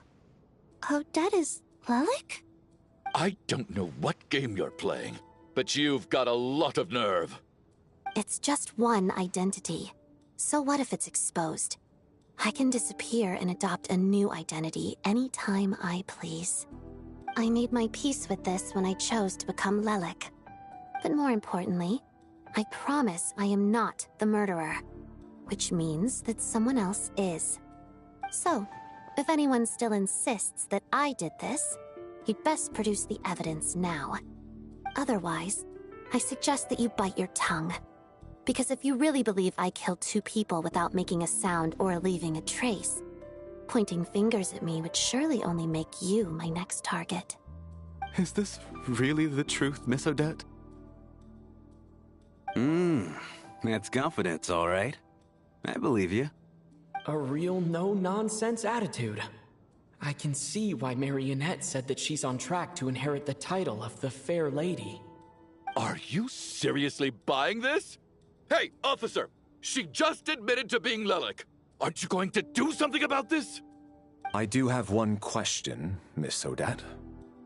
Why have you chosen this moment to come forward and reveal your identity? If I didn't say anything, everyone would be focusing all their efforts on finding Lelik. And that is exactly what the real culprit wants. I don't want to be the scapegoat who lets the murderer get away with this crime. Despite all the accusations, she made the smart choice. A remarkable display of rational thinking under pressure. Clearly, Odette's talent extends far beyond the art of dance. She thought so far ahead. Ugh, why do I always feel like I'm one step behind her in everything? You've convinced me. Dealing with the murder case remains the top priority right now. Let's put the name Lelik and all related incidents aside until further notice.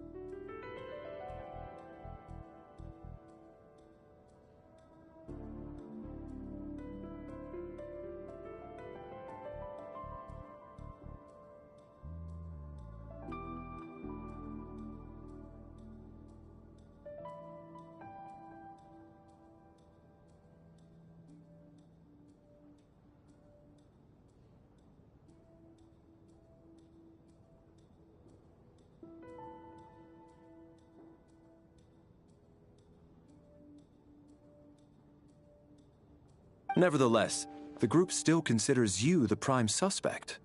I assume you have no quarrel with that, Miss Odette?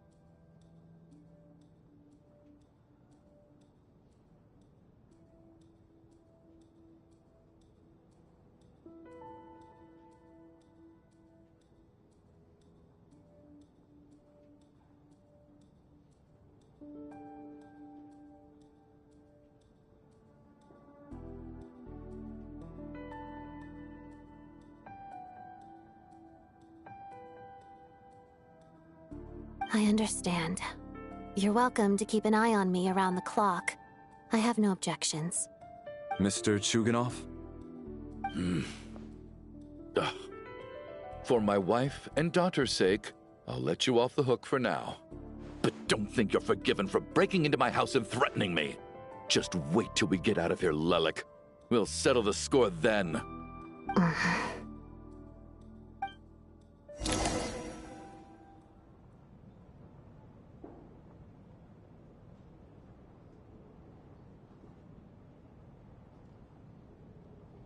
Good work, Lelik guard team.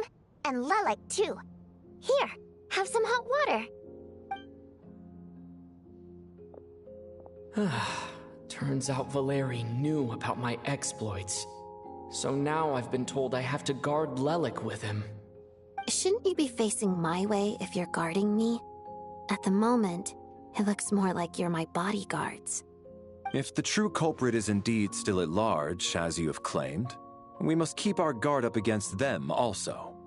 Don't worry, Tonya. We'll get through this. Once the snow stops, the officials will step in. The investigation will get easier, and then we'll be safe. But once the snow stops, won't everyone just leave? You're gonna miss us, huh? Well, some of us work at the theaters, so we'll still be here. I'll even give you a special backstage pass. Really, Miss Vodyanitsa? That's awesome! You've made a fan for life. Aw, you're so cute, Tonya. All right, let's swear to it. I promise to give you the pass, and you promise to never change your mind about being my fan. Promise. Don't indulge her, Tonya. You don't have to swear an oath over things like that. You really do get carried away sometimes, don't you, Miss Vodyanitsa? Hey! Mind your own business!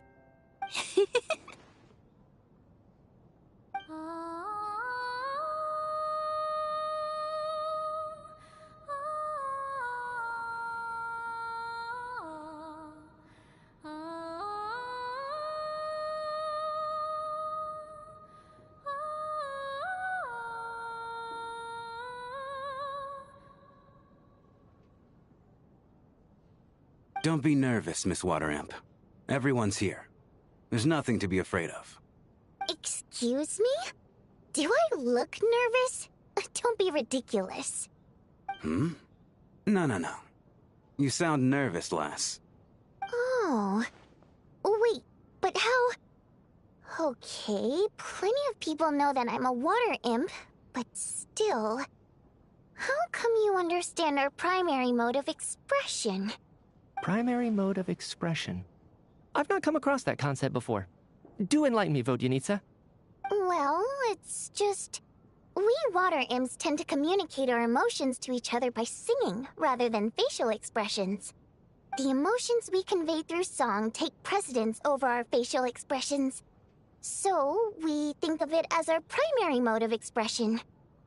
I'm impressed, Shram. I didn't take you for a man of culture. but you're clearly rather learned. It's not about being cultured or not. The thing is, this mode of expression can usually only be understood by other water imps. It's not a simple case of a song sounding happy or sad. And yet, you're clearly human, Mr. Shram. It's really not the big deal you're making it out to be. I think I just have a knack for it. Plus, I have a very close friend who's a water imp. A delightful lady. But keep that a secret. Anyway, we spent so much time together that before I knew it, I noticed I could understand her expressions. Oh, I guess that makes sense. Still, the fact that you have a water imp friend is even more surprising. I'd better watch what I'm singing when I'm around you from now on. Hey, what are you implying? You're not secretly insulting the audience in your songs, are you? Heavens! Why would I do a thing like that? It's getting late. We should discuss our sleeping arrangements for tonight. To guard against the killer, someone needs to keep watch. I suggest that we don't sleep in separate quarters tonight. It will be safer if we all stay together. As long as someone keeps an eye on Lelik, I'm quite sure we won't have any trouble. Are you saying that you wish to bet your life on Miss Odette being the killer? Nonsense. Of course not. Then I propose the following arrangement for tonight. The Traveler, Odette, and I will form the Night Watch. We'll sleep in shifts, but 2 of us must be awake at any given time. An excellent idea. This allows us to handle the Night Watch while also keeping an eye on Lelik. Meanwhile, the rule of taking shifts in pairs resolves the other issue. Namely that we can't necessarily trust the Traveler or Valeri either. I expect that plan took you quite some time to come up with, didn't it? Actually, our field combat manual outlines a similar approach. Although the scenario there involves guarding prisoners overnight during field operations. That being said, I must clarify that I harbor no disrespect towards you personally, Miss Odette. In fact, Lelik's numerous covert operations make fine textbook examples for military agents. I care less about respect and more about the fact that you just robbed me of 2/3 of my sleep tonight. I'm calling dibs on being the first to rest. Good night.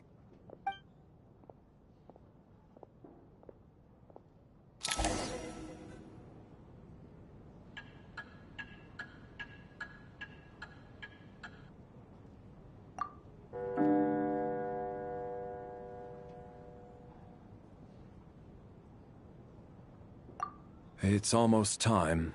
We should wake Odette. How are you faring?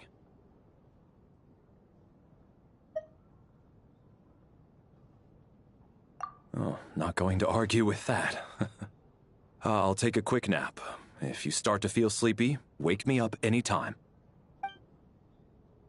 It's finally time for Odette and I to share the Night Watch. I should wake her up.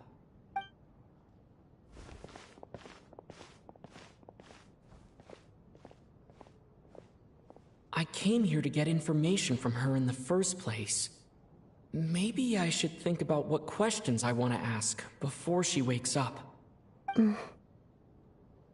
How long are you gonna keep staring at me? Couldn't sleep. My mind's been running haywire. Plus, there's something I've been meaning to talk to you about. I had a hunch that you wanted a conversation too. Let's take this chance to clear the air, shall we?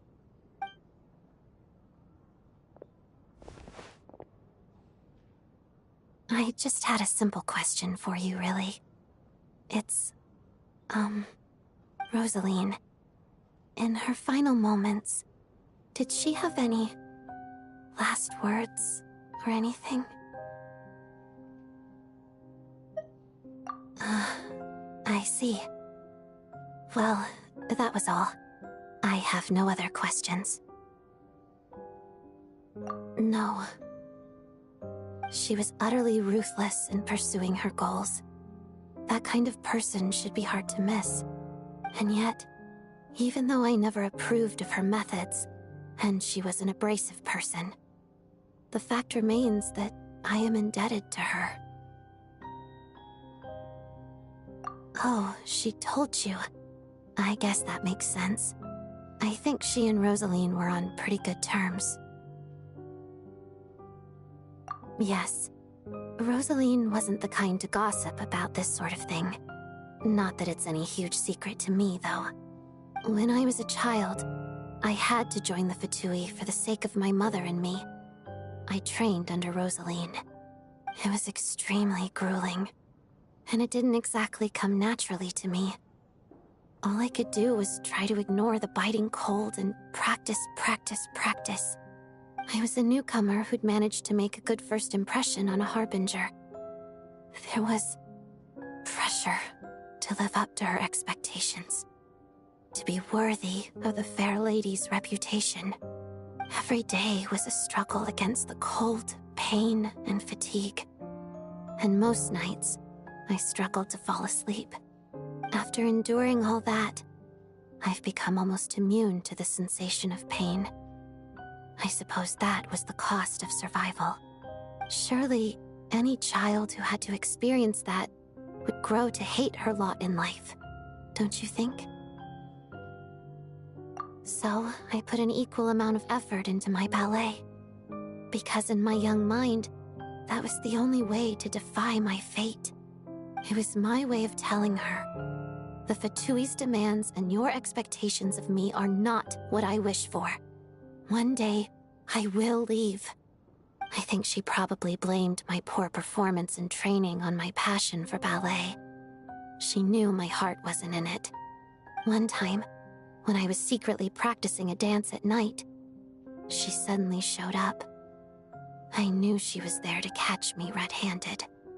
I told her, "You don't deserve to watch the dance I learned from my mother." She looked stunned. I guess she was surprised that I lashed out first, before she had the chance. But strangely enough, on that occasion, she wasn't fierce with me like she was during training. Instead, she fell silent for a moment, and then left. After that, she never interfered with my dancing or asked me how it was going. She never came to watch me dance again either. Not even once. She was. But even now, whenever I take out this core Ignis, I can't help but think of that night. Of the look on her face. Sort of. Although gift might be too kind a term. This is her flame sealed within ice. A symbol of her favor, yes, but also her way of keeping an eye on people. She knew the location of every piece of core Ignis. If any recipient started acting suspiciously, she'd be on to them immediately.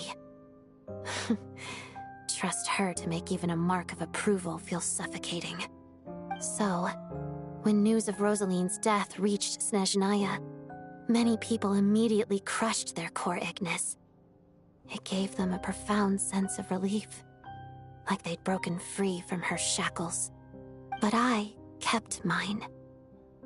With my sensitivity to pain being as dull as it is, the warmth from this core Ignis is one of the few things I can still feel clearly.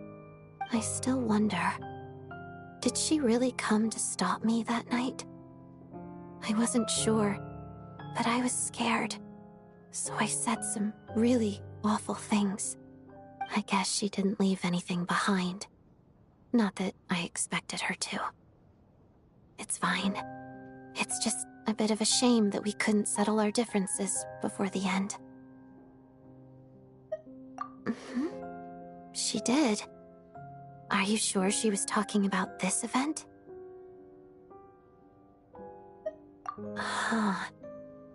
No, she didn't. I didn't even find out that she'd gone to Mondstadt until a while after she'd left. Wait, in that case... Okay, I will. Thanks for letting me know. There's something I'm trying to figure out. I'm beginning to suspect that Paimon's mystery illness is being caused by the energy research behind Project Stuja. Paimon's very important to me, so I have to get to the bottom of this.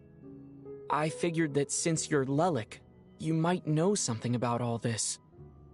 The ultimate goal of this energy experiment is to create a weapon for the final battle.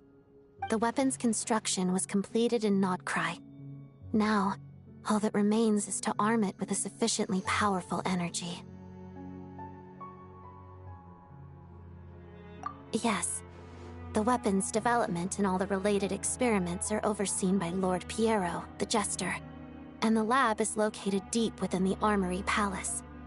I'm not sure why this experiment would be making Paimon feel unwell, though. The best way to get to the bottom of it would be to go there in person. Once we get out of here, I'll help you apply for an entry permit. And I'm hardly the organization's proudest member, as you know. You answered my question about Rosaline. I want to do you a favor in return. It's that simple.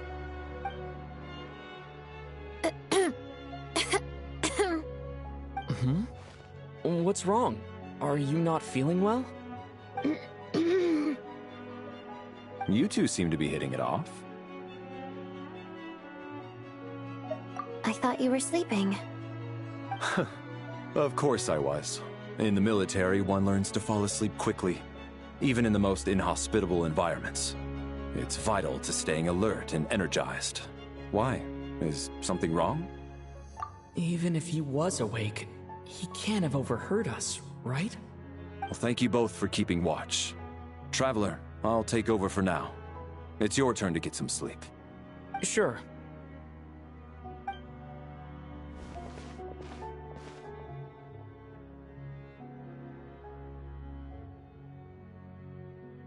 This is our second night here, but at least I've found out a little more about Paimon's condition. I hope she's been sleeping well the past couple of days. Why do I feel like I'm being watched?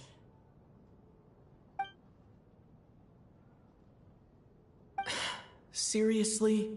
Is this payback for when I stared at her earlier? But I thought she was asleep.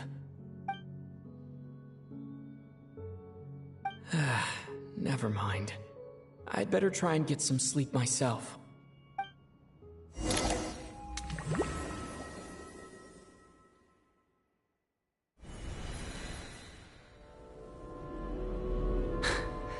Hey, what are you spacing out for? Are you reaching your limit too? How long have we been walking for? Do you remember? Time's lost all meaning. Ever since we noticed that thing above our heads. What was it called again? A star key? Or key star? Anyway, the person who named it was swallowed by the black mist. Whatever it's called, ever since we noticed it, we've been walking up and up, hoping that as long as we reach it, we can find a way out of this place. But it seems like no matter how far we walk, we never get any closer. Well, we've come this far. You never know. Maybe we're almost there? Come on, enough moping. Let's go. The black mist is catching up.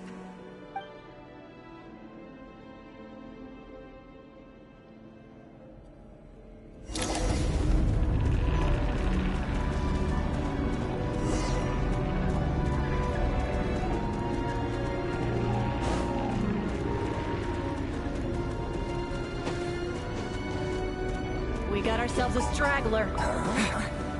Monsters! Watch out! Fine. Not again! I've lost count of how many times we run into them. Be careful. Ow, I'm back! Cryo Storm!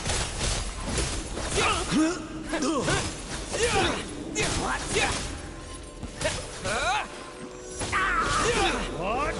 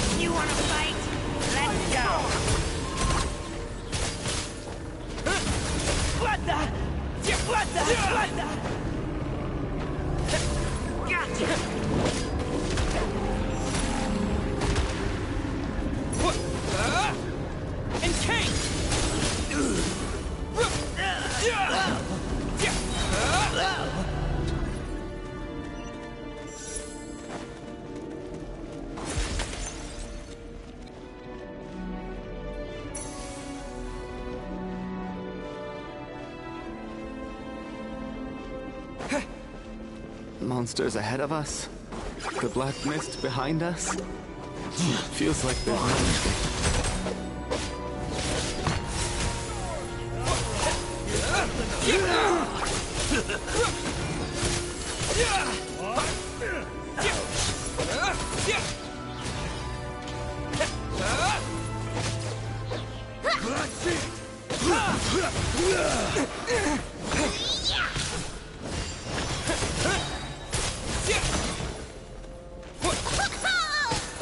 Shut up! Run faster. Cryo Storm!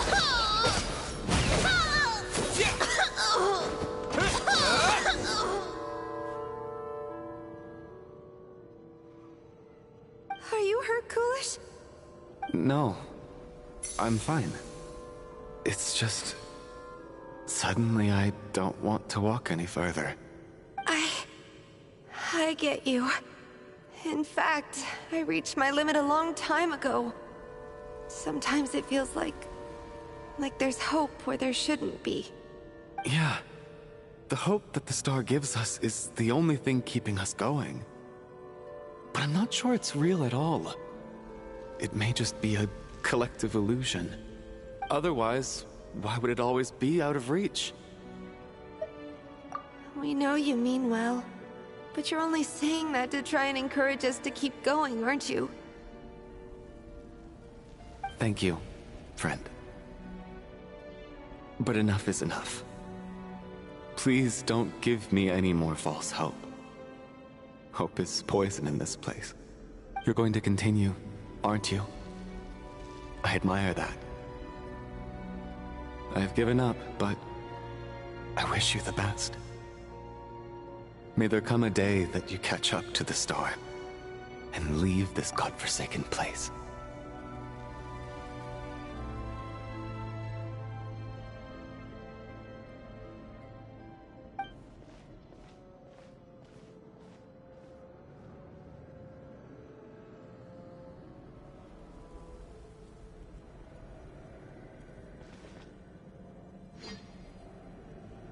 It's not an illusion.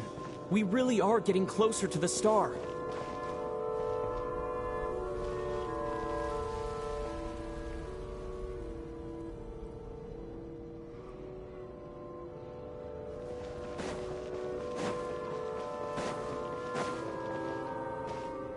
Congratulations.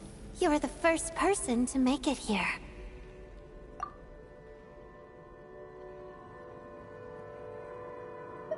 I'm the star's envoy. The black mist has stopped rising. Its hunger is satisfied for now, having devoured your two companions. This is a good opportunity. I'll let you get some rest before we continue. What do you mean, leave? The star represents the starting point. It's the waypoint for the beginning. Congratulations on reaching the starting point. Once you are ready, we will head out and walk upwards. I will be right by your side the whole way.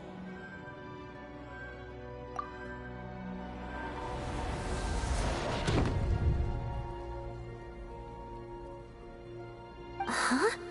What's wrong? Hey, don't give up before the journey's even begun.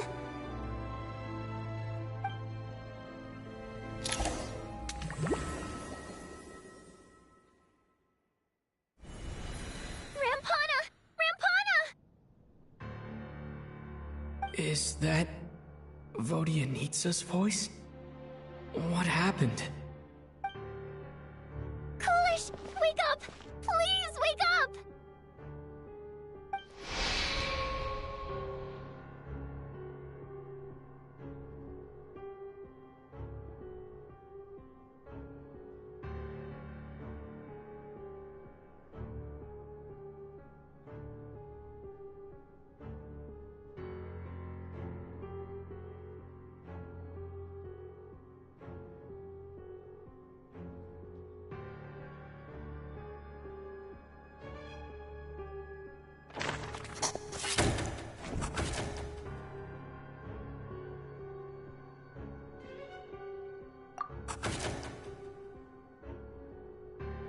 The situation is identical to that of the 2 casualties yesterday.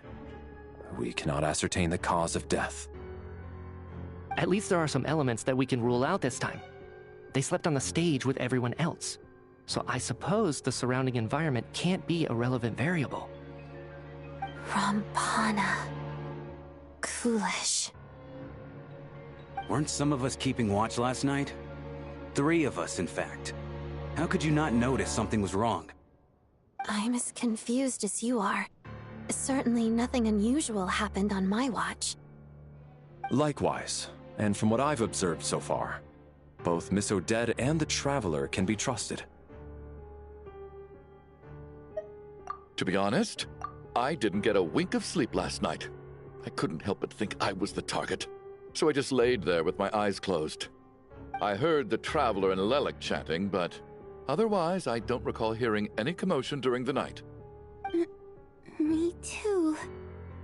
I didn't want to wake everyone up, so I was concentrating hard, trying not to cough. I hardly slept at all. If anything had happened, I'm sure I would have noticed. Then, what could possibly be causing this? Once was bad enough. I can't believe it happened again. I worked closely with Rampana and Coolish for so long. I never imagined that one day they'd... And on the stage of all places... Florianitsa... 4 victims in just 2 days, and we still don't have a single lead. I need to get to the bottom of this as soon as possible. And above all, keep Tonya safe.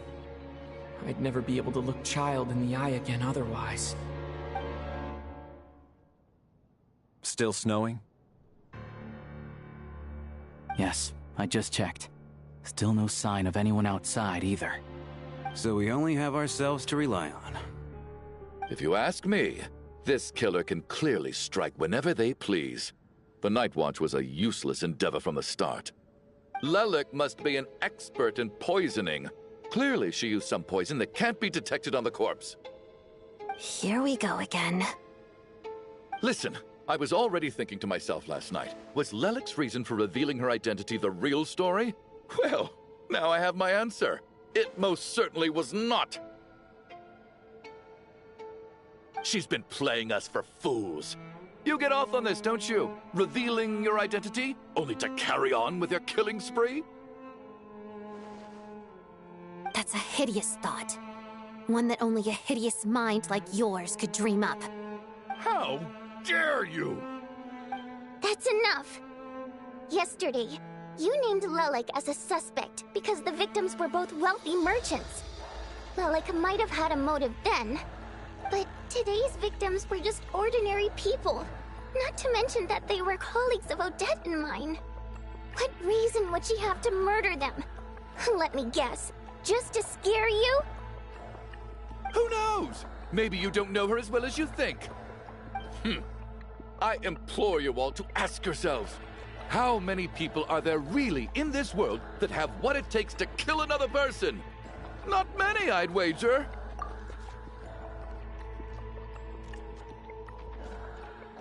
Lelik is well known to be a ruthless operator, and now she has revealed her identity.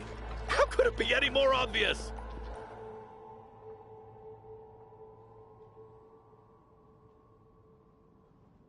Everything you've said so far is still just conjecture, which doesn't constitute a concrete lead. You need to back up your claims with some evidence. How can you defend her, officer? What did she say to you while you were on Night Watch? Maybe I shouldn't be so surprised. You military types are always colluding with criminals to target the rich.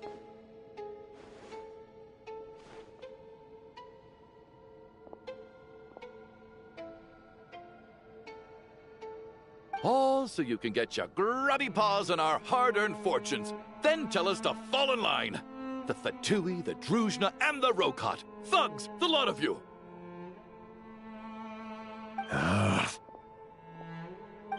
Don't you dare!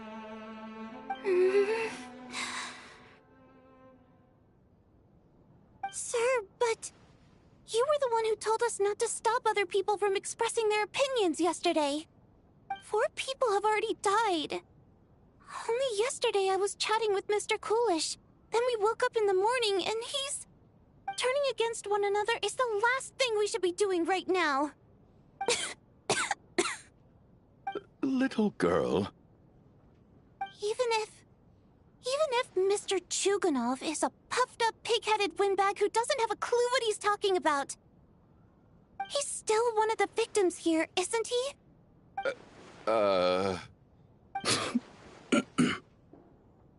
Quite. I had no intention of resorting to violence. But you're right, Miss Tonya. I ought not prevent him from speaking his mind. In any case, I believe Mr. Chuganov has calmed down a little now. We may resume our discussion. I don't think there's any need for that. What is there to discuss? Nothing about this situation is normal.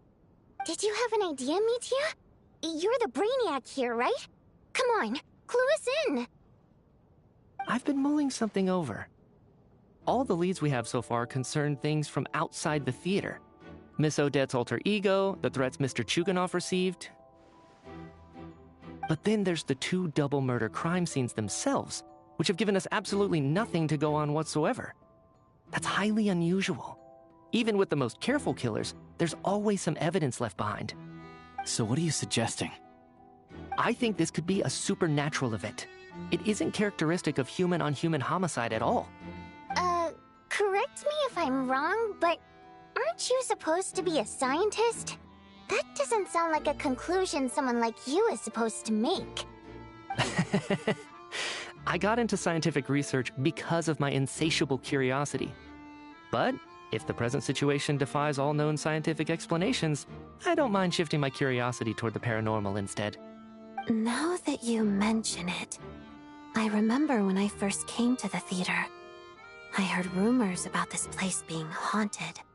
Haunted?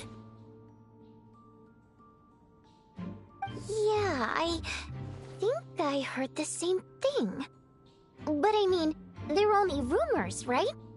We've worked here for years. Surely we would have noticed any spooky goings-on by now. Well, this has taken an unexpected turn. A haunted theater? If Paimon were here, she'd probably be hiding behind me in fear right now. Why don't we take this opportunity to look for clues again with a more open mind? Maybe a different perspective will help us see something different. Very well. Whether it's criminals or ghosts we're looking for, the same rules apply. Everyone needs to tread carefully. I'll move the bodies into the same room for now.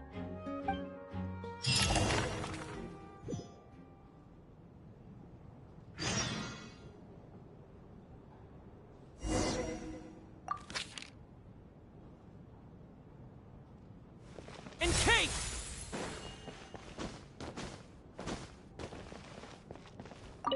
I need to think very hard about whether there's anything that ever needed hiding.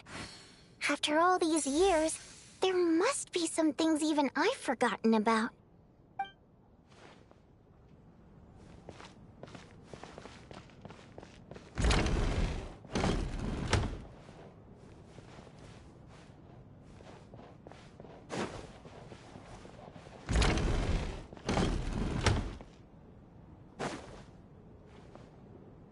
Valeri, come take a look at this. You too, Traveler. Some sort of notebook. What is it for? It's the on-duty logbook for the theater. Coolish was the main person to use it. He mostly used it to record any unusual incidents during a show, audience numbers, exit times, and so on. Yes, he'd always have this logbook with him when he checked tickets at the entrance. This should confirm a lot of key details about the recent show. So, you find anything unusual? Yes. The number of people. I've checked and double-checked, but the numbers just don't match what's recorded in the logbook. Apparently, we have an extra person among us. Are we certain that logbook is accurate? Could someone have sneaked in without buying a ticket or something? Unlikely. Coolish took his duties very seriously. I've rarely seen any errors in his work. Not to mention that this was a dress rehearsal, meaning smaller audience numbers and tighter ticket restrictions than usual. Everything would have been well within his control. We no longer have our tickets with us, do we? They got collected on entry. I assume there's no way we can check them again. Unfortunately not. The theater recycles tickets. Once people are in the door, they don't tend to leave until the show ends, so we collect the tickets at the point of entry. Still, I'm inclined to believe that this discrepancy in the head count is significant somehow. Did an extra person just materialize out of thin air?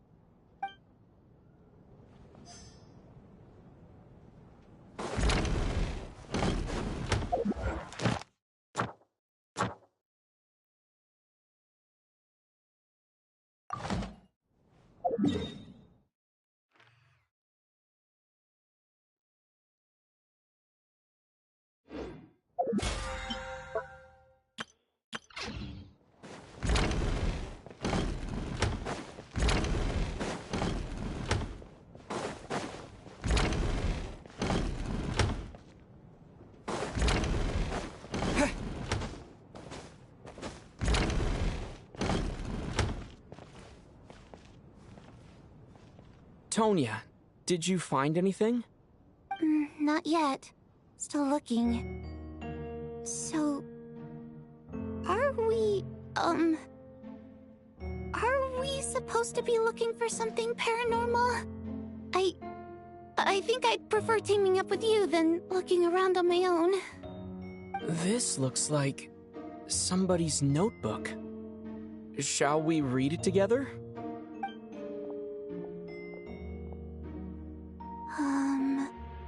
Well, it doesn't look scary or anything, so I guess it should be fine.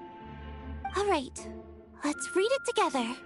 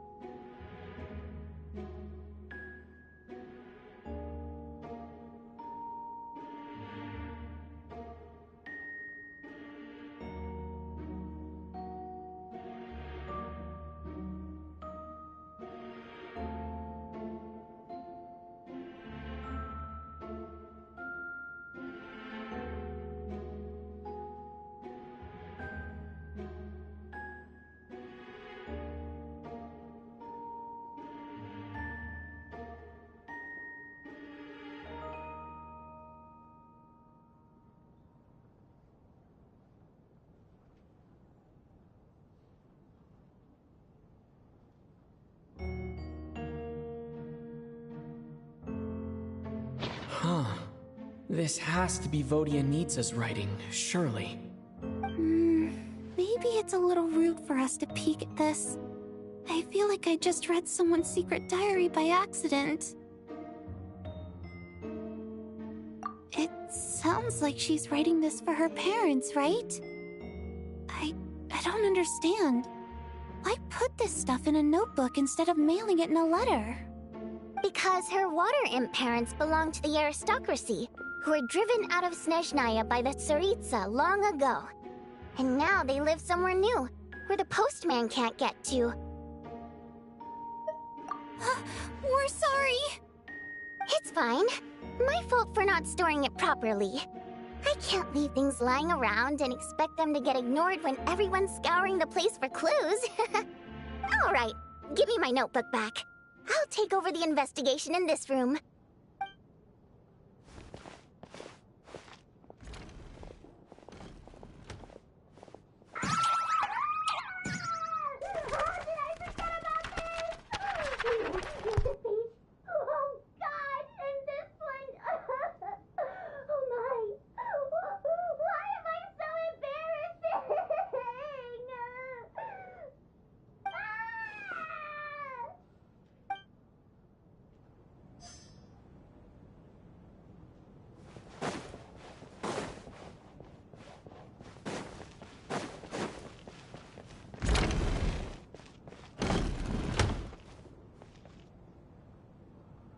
Ah, Traveler. Since you're here, come take a look at this. Alosha found it. We're both curious to hear your perspective. It appears to be well, an investigation report. And the focus of the investigation was the rumors of haunting we heard about earlier.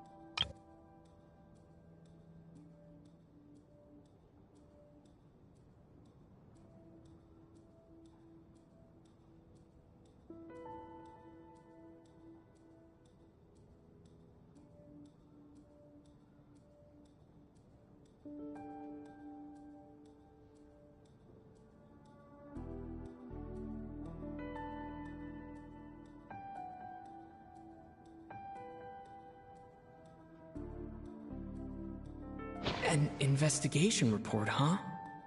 Looks quite old. This person's name looks to be of Sumeru origin to me.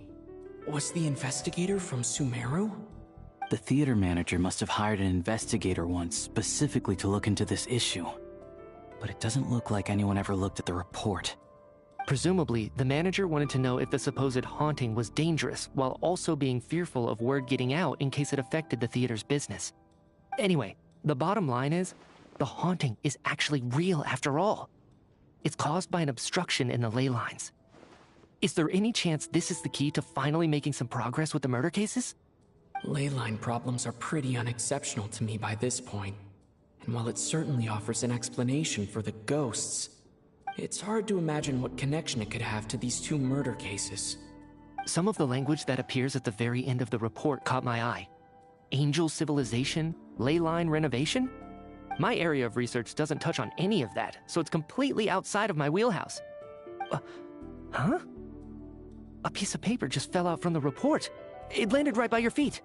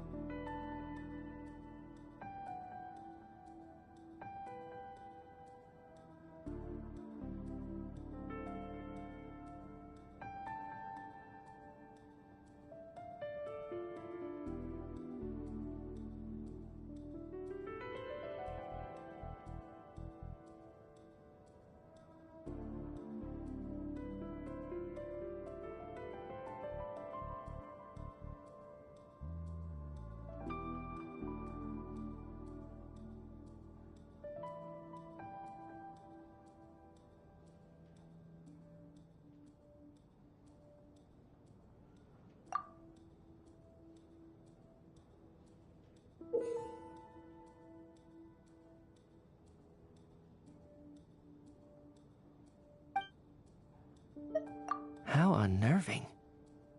It was tucked inside the report, so it must be a note left by the author. Death is near. Is that supposed to be what's going on here? With us, in the theater? But if so, how did the author foresee it? Could he predict the future somehow? Maybe things are more complicated than we thought. No, wait a second. If we take the report and the note at face value, they completely contradict one another. The report definitively concludes that the hauntings in the theater are harmless and cannot affect the real world. But the note seems to be warning of potential danger. The question is, what exactly does the note mean by death? The various ways we could interpret this keyword lead in completely different directions.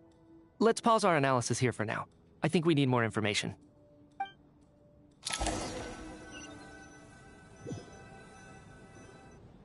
If we take all this together, it's not impossible, is it? If anything, it's the natural conclusion. Oh, I beg to differ. This sounds to me like a product of a researcher's vivid imagination. And perhaps it's because I'm still viewing this through the lens of a typical murder investigation. But still, I'm struggling to be persuaded by your theory.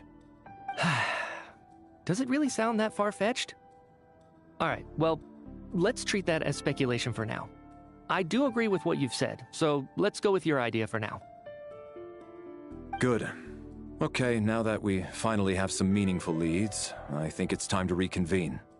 Let's get the others.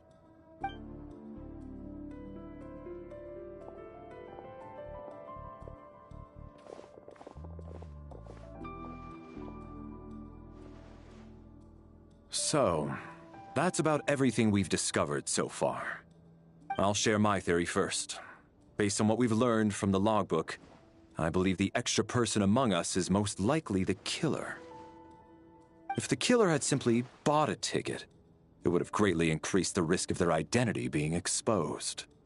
I expect he or she either hid in the theater ahead of time, or found a way to slip past the ticket inspection. They then blended in with the group and waited for an opportunity to strike. What about the note found in the investigation report? Any thoughts on how that fits in? The killer may have simply planted it there as some sort of sick joke. I've seen my fair share of psychopathic killers. They love playing cryptic mind games. So, it has nothing to do with the haunting of the theater after all. This theory makes sense to me. If we have an audience member unaccounted for, chances are they didn't come here to watch the show. Could it really be that simple? So, in other words, all we have to do is find out who got in here without a ticket, and all our problems will be solved? Then let me make one thing clear. All the theater staff should be well aware that I came here for the rehearsal legitimately, yes? There's no way I'm the one who didn't have a ticket. It's true. I hear you used every trick in the book to get a hold of that ticket, too. Everything short of throwing a temper tantrum and rolling around on the floor at the entrance. I most certainly did not degrade myself in such a way. Probably a stupid question, but I might as well ask. Did anyone here get in without having their ticket checked? Hmm? Guess it was naive of me to expect them to just admit to it. Especially after the unprompted Lelik reveal. Once was already a miracle. Twice would be unfathomable.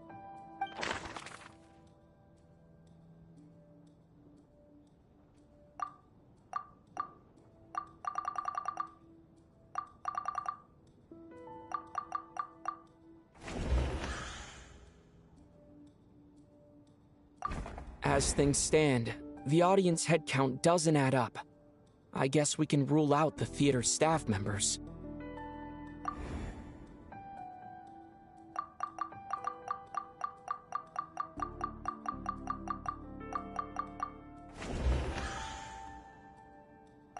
Valeri came to the theater to catch Mitya.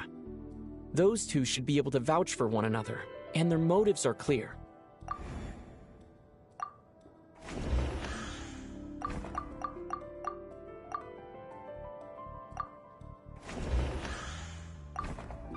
I don't believe any of us here knew Shram before all this.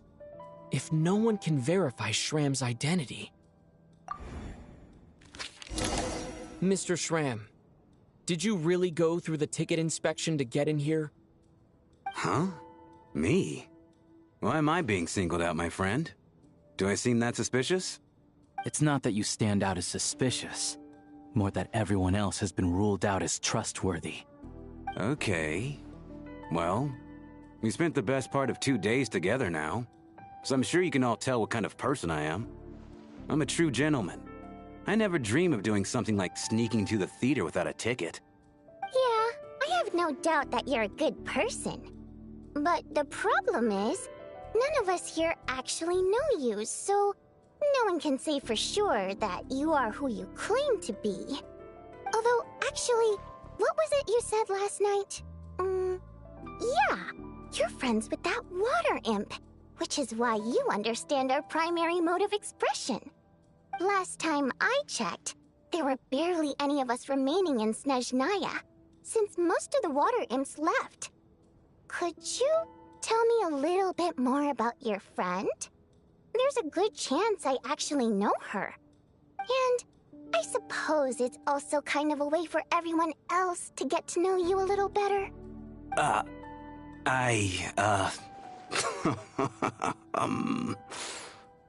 Good grief. Are you blushing? Pull yourself together, man. Stop giggling like a teenage boy. It's revolting. Hey, revolting is a little strong.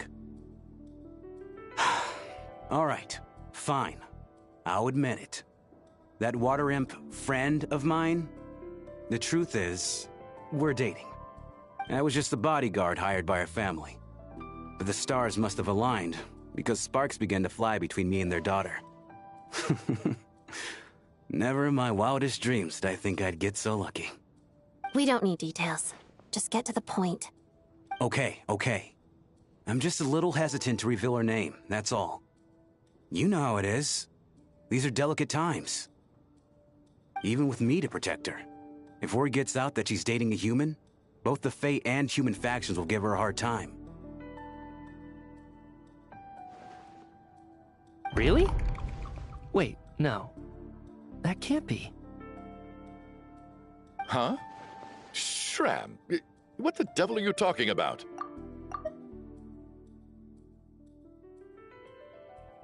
Hmm? Why is everyone looking at me like that? Surely you can understand where I'm coming from. Delicate times? Factions? Yes? You know, the Civil War? Last time I checked, the Fae and the humans were still at each other's throats.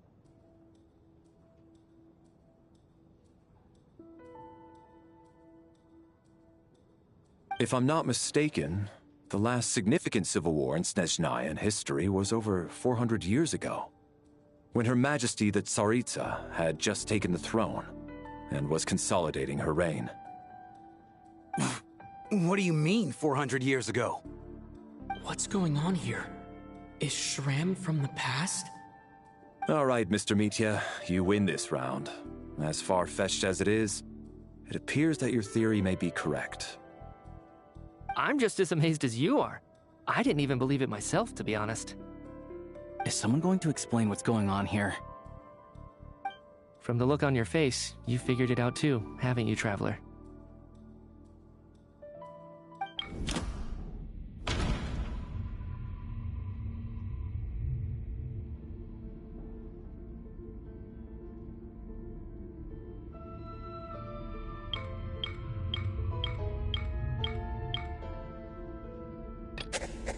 No. The truth lies within the clues we've already discovered.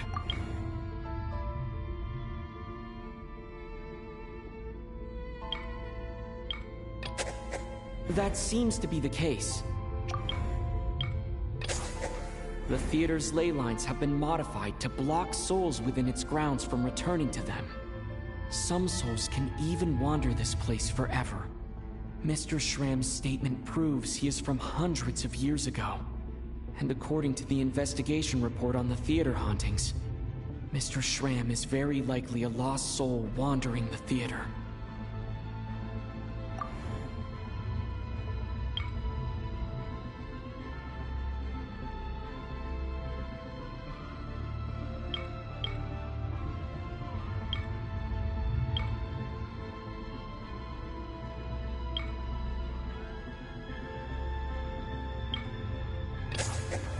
For some unknown reason, the soul that has been wandering the theater due to the ley line issues has joined our group and blended in. Yeah, that must be the immediate reason why the ticket count doesn't match the number of people present.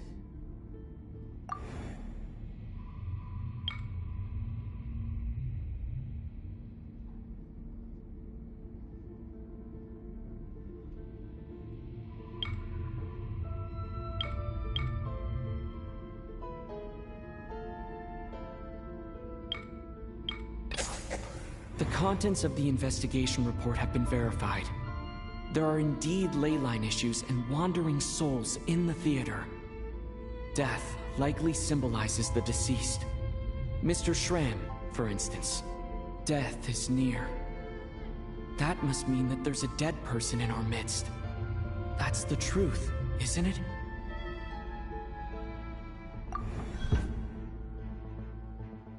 Yeah, the logic is clear now. The investigation report said that there would be souls stuck wandering around the theater because the ley lines were cut off. Mr. Shram must be one such soul who died in the theater a long time ago. In which case, that also makes him our extra person. So when the note said death is near, it must have been referring to death as in the deceased, people who died a long time ago. Someone who died a long time ago. In short, there's a dead person among us. The extra person we've been searching for is a ghost from the past. You mean I'm a ghost? No. Don't make jokes like that, my man. There must be some mistake. But even if I was dead, I know for a fact I didn't kill anyone these past 2 nights. Yeah, even if all that's true, The report also said the souls inside the theater can't affect reality, right? They're harmless. Then what if the problem isn't the souls at all, but the ley lines themselves? The ley lines have a powerful ability to attract and devour souls. Let's say that the ley lines are like a black hole, constantly seeking to engulf souls. But the souls that don't want to return are trying to avoid being sucked in. Huh. Why does this analogy sound so familiar? What happens when the black hole can't achieve its goal? I'm only speculating here, but what if it ended up swallowing innocent souls by mistake? Or intentionally taking other souls to compensate? That could explain why we weren't able to determine a cause of death. If you're right, and their souls were devoured by the ley lines, it does make some sense. It does seem to explain a lot of the things we couldn't make sense of. Does that mean it's true? Except there's no concrete evidence. Mitya's relying on a lot of logical leaps. Still, it seems like the best explanation we have under the circumstances. Alright, so how could Shram not know that he's dead? Seems a little unlikely that he hasn't noticed anything unusual even after several days interacting with us. On the contrary, it's perfectly normal for a soul to wander the theater for centuries without questioning their existence or reason for being there. It's simply what's natural for them.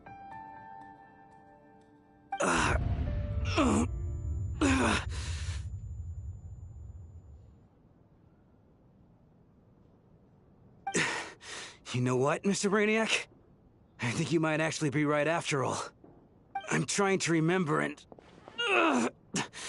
even though my head feels like it's going to explode, I think... it's all coming back to me.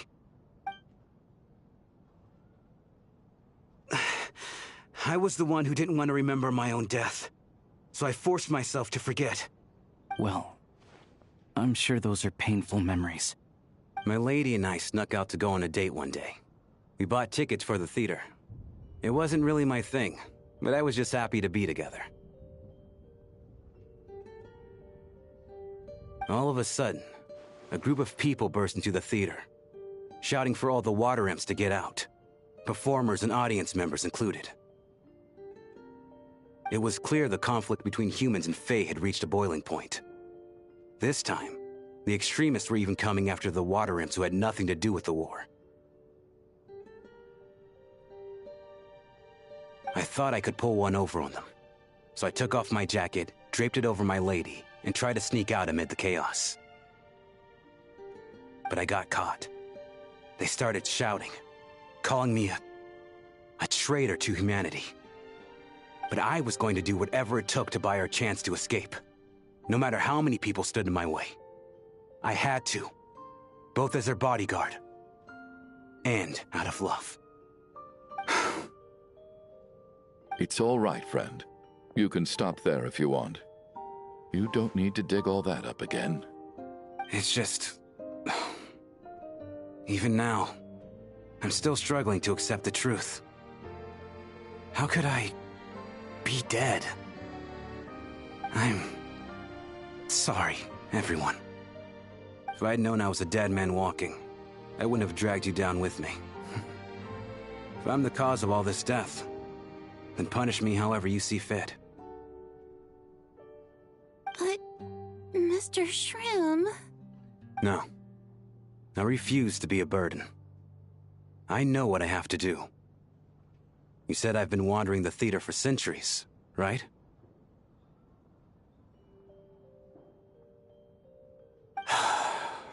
I guess it's high time I got a breath of fresh air. Out there, I mean. I'll leave this place, and take all this death with me. Go out on my own terms. Mr. Shram, I'm sure we can figure out a different course of action. My good sir, we both know I'm not supposed to be here. I should have accepted my death long ago. One way or another, this has to end. Unless you're saying this goes against another one of your military principles somehow. No, I'm speaking on a personal level this time. Let it go, man. Oh, wait. One last thing. Miss Wateramp. My lover. Her name was Letia. Letia Ozarova. Do you know what happened to her? Ozarova. Oh, Auntie Ozarova. That's what we all called her. I remember her as a very kind elder. She had a bunch of kids, too. I'm so glad she survived. And she had lots of kids? Good. That's... good. I could hardly expect her to stay single just because of what happened to me, right? As long as she went on to be happy, that's all that matters. Besides, I'm dead. My soul's been wandering around here for so long because I was worried about her. But now, I can go without regret. There's no need to see me off, my friends. I've enjoyed our time together over these past few days. Perhaps we'll meet again in the next life.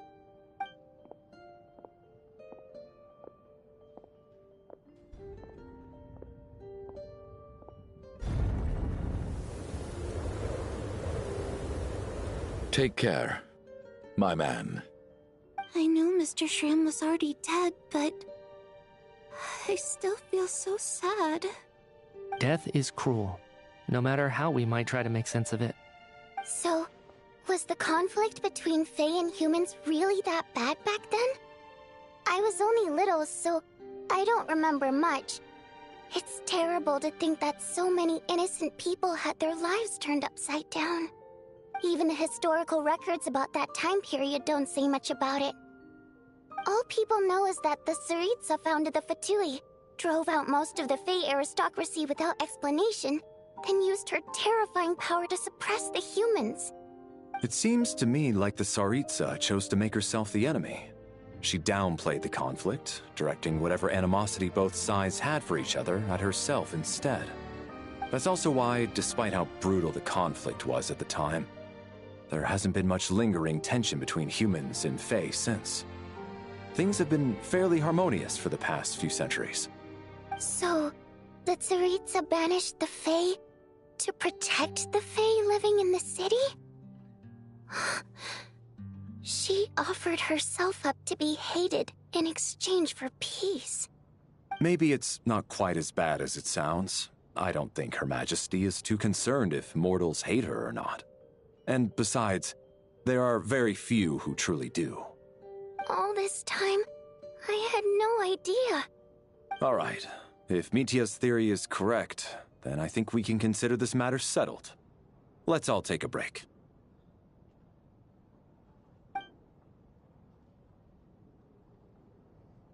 Ugh, if only this blasted storm wasn't still raging on.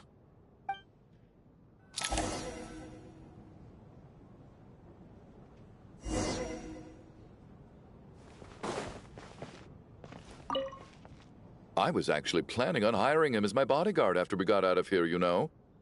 Oh, poor guy.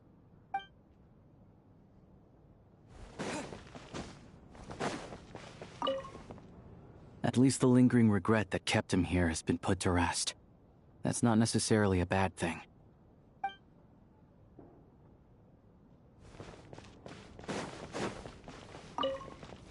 Well, at least it seems like Mr. Shram stayed optimistic until the end. The information he revealed, it's given me a lot to think about.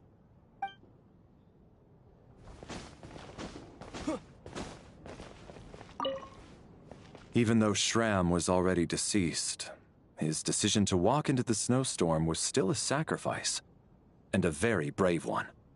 This is one of the few times I don't feel at all happy to have my theory proven true.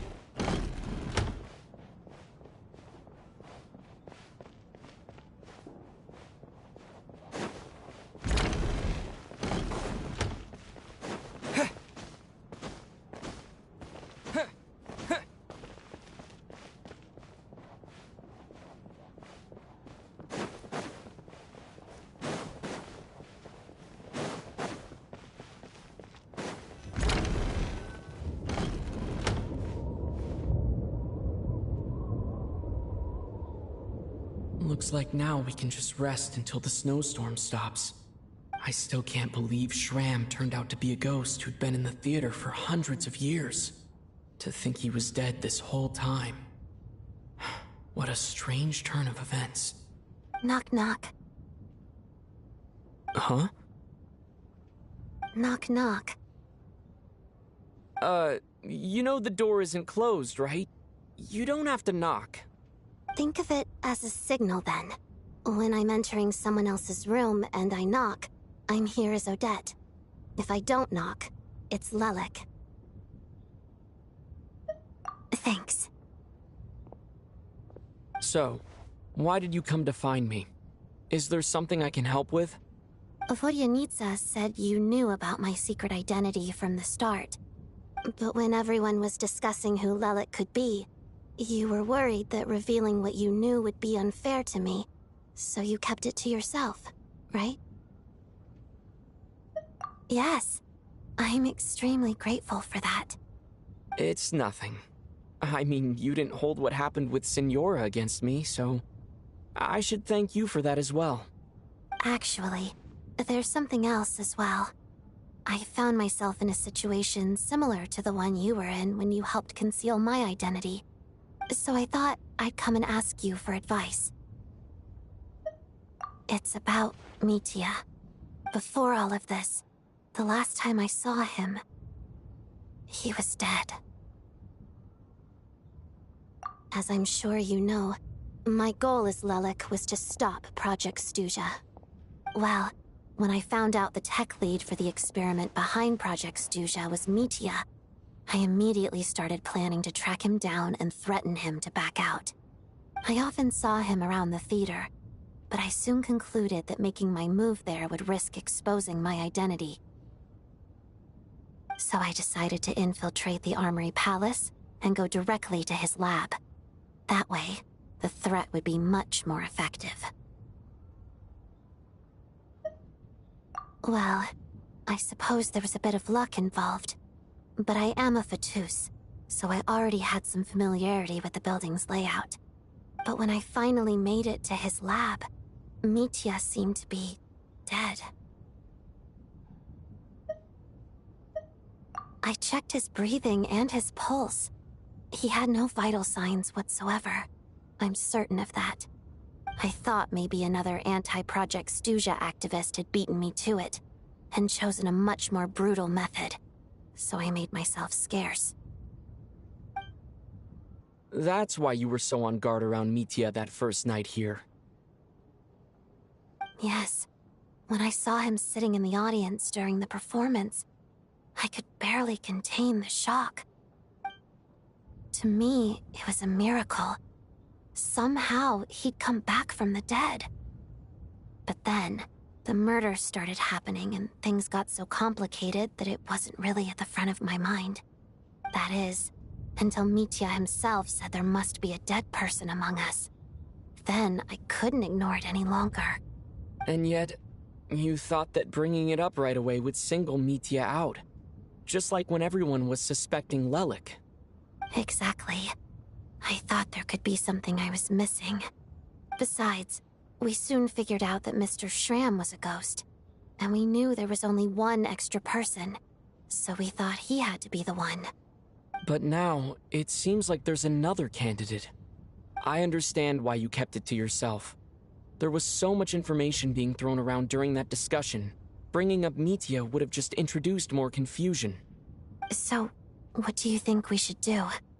Let me confirm one thing first. When was it that you found Nitya dead? Around a week ago. Sometime in the afternoon. A week ago? That's earlier than I thought. I saw him just a few days ago at a restaurant. That definitely would have been after you found him dead. He seemed completely normal to me, chatting with Vodyanitsa, trying to avoid Valeri. So he was definitely alive on that day. Huh. Well, all I can say is I know what I saw. Here's a thought. The reason we even suspected a dead person could be among us was because of the problem with the theater's ley lines. But Mitya's death happened inside the Armory Palace. The ley lines affecting the theater shouldn't reach that far. You're right. I guess he doesn't fit the profile of the person we were searching for. I think the chances of it being him are very low. Surely he can't have died for real in the Armory Palace. Unless... Unless what?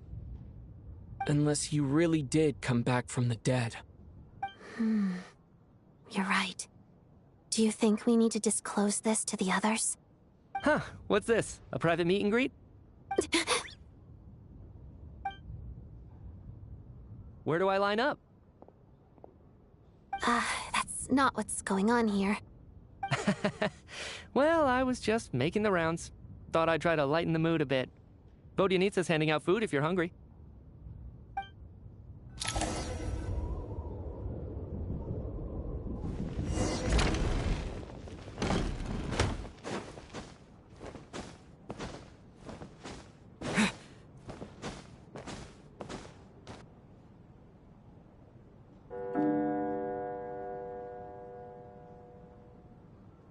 What is going on with this storm?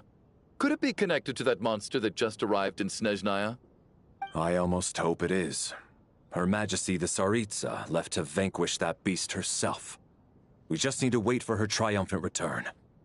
Do you think people still feel the cold after they die? I'm wondering about Shram. Oh, maybe we should have given him a coat before he went out there. Death itself is cold, isn't it? I'm sure the storm will embrace him. Well, I hope he has a safe journey. I'm going to miss him, I think. It's not like we can blame him for Rampana and Kulish's deaths. Thinking back on it, we barely made it out alive ourselves. Once we get out of here, how are we going to explain what happened to their families?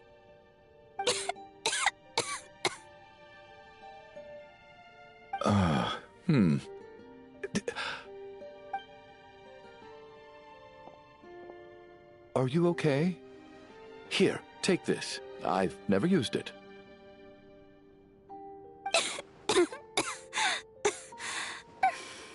Thanks. Look who's Mr. Nice Guy all of a sudden. Is it because Tonya stood up for you this morning? At least you know how to return a favor. Yeah, without Tonya, who knows how badly he would have been hurt. I told you already, I never intended to resort to violence. Duh, bunch of rascals. Little girl? I was rather surprised when you spoke up for me this morning. I didn't think I had many admirers here, so, thank you. Oh, no need to thank me. I said some bad stuff about you too. I've been, too embarrassed to admit it, but, you remind me a lot of my daughter. So kind to everyone, but never lets her old man off the hook. Unless my wife and I are having a fight, then she's always on my side. Especially when she was little. Every time I took her out...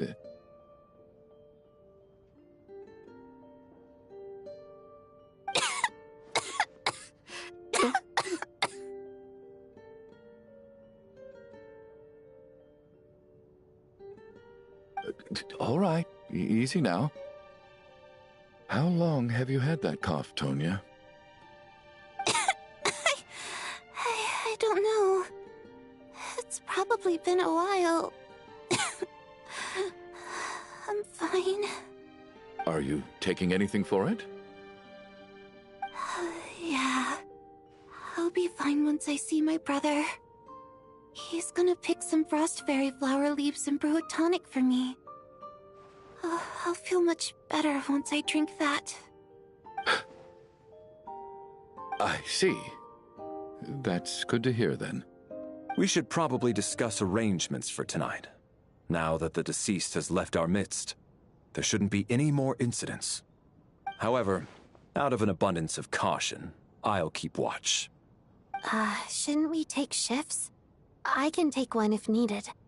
No need. I managed to get a nap in earlier, so I have plenty of energy right now. After all the tension of the past few days, everyone else should just focus on getting a good night's sleep.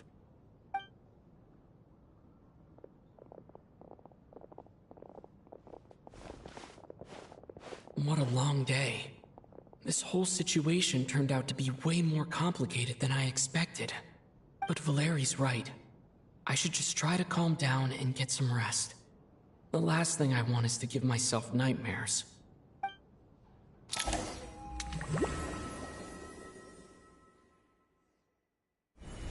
He's awake! He's awake! Get over here, you big lug, and take a look! If you must call me something, call me Mr. Door. The Black Mist is coming. You need to go.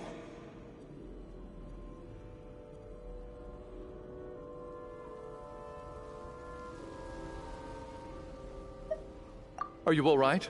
Can you walk? We just got attacked by monsters on our way up. That Mr. Door fellow protected us. He just seemed to come out of nowhere. Not much of a talker, but when it comes to taking down monsters, that man doesn't hold back. Curses! The Black Mist is catching up to us. We need to keep going. Mr. Door, I don't believe I've ever seen you around here before. Why is that? There's no need to try to get to know me. I'm just Mr. Door. I have to find the door that belongs to me. Oh, well, anyway, we're lucky to have you here. Thanks for saving us earlier. No need to thank me. This is where my duty lies. Mr. Door! Looking for trouble? Get rid of them! I can just push these ones off.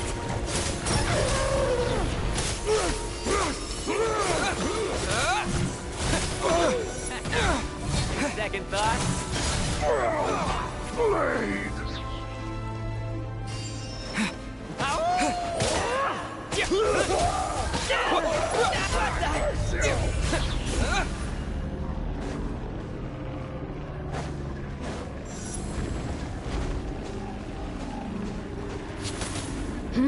So we're doing this the hard way. Fighting Frog! And Kate!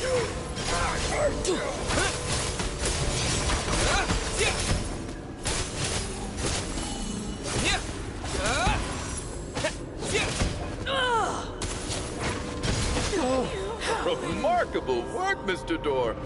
Oh, if I had your muscles, I'd do the same.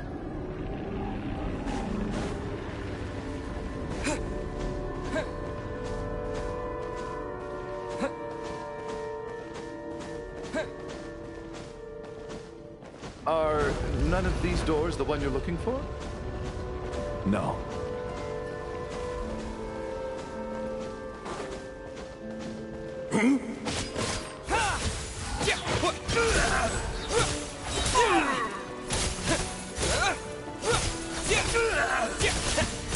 Come no closer. Impossible. Okay!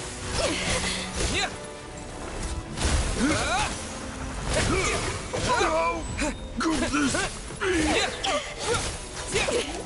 be? Impossible. I'm so exhausted. And the Black Mist is still rising. Oh. Wait, look! There's more monsters down there. Are they coming from within the Black Mist? No, no! They're gaining on us! Quick, keep going, or they'll be at our heels any second!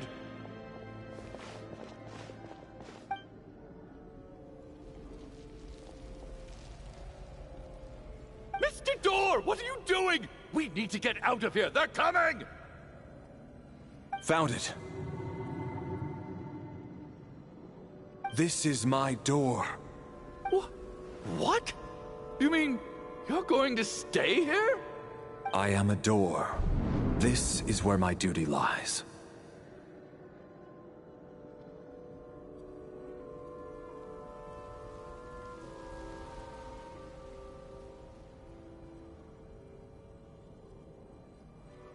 No! You saved us! We can't leave you behind!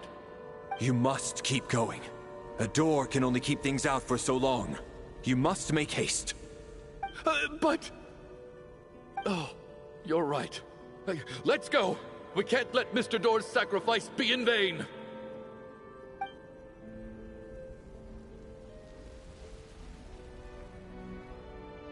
The black mist isn't moving anymore. Looks like both the monsters and Mr. Door are gone. I didn't just imagine all that, did I? Surely I wasn't so scared out of my mind that I hallucinated a door as a human being? Oh, okay, good. There's no way we both hallucinated the same thing. Getting sleepy? Well, looks like we're safe for now. Go ahead. Let's get some rest.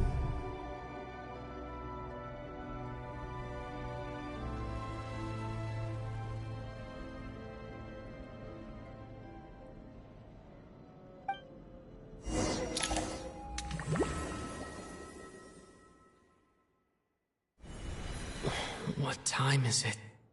Is it morning? I think I had a nightmare. I guess everyone's still asleep? These past 2 days have been exhausting. Valeri's keeping watch though, so he's probably the only one awake. Valeri?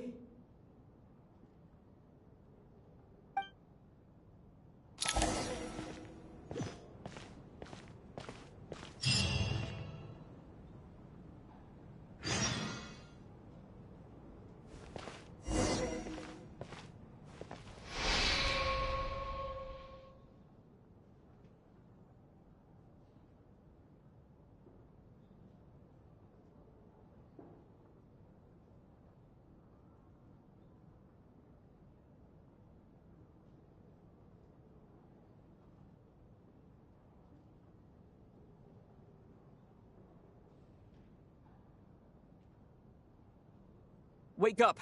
Everyone needs to wake up!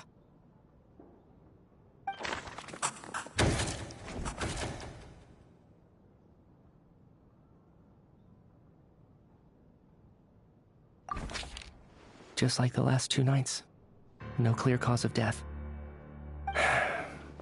I've been a real thorn in your side, haven't I, Mr. Valeri? Now you can rest in peace.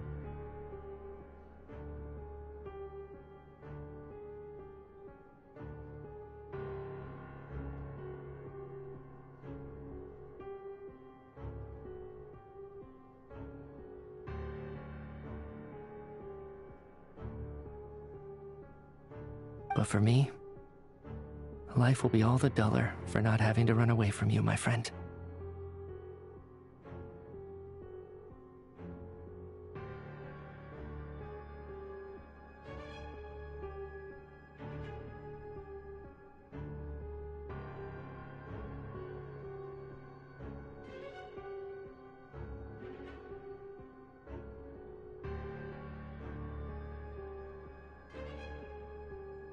How's Tonya? Is she okay?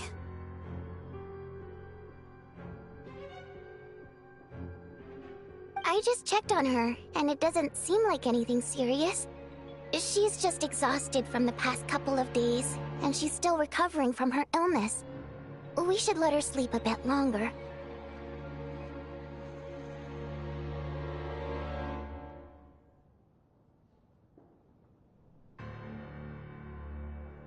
That means Valeri was the only one who died last night. If Valeri was awake and keeping watch, it would have been impossible to kill him without waking everyone else up. That much is certain.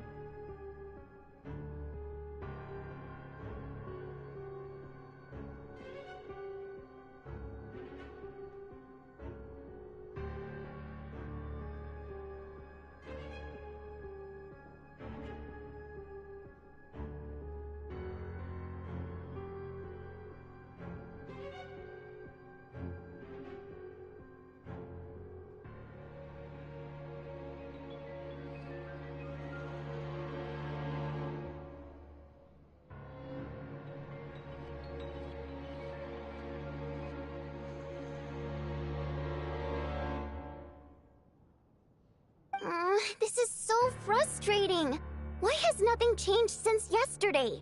I thought we already dealt with the dead person causing all this. Actually, one thing has changed. There's only one victim this time, not two. Does that mean...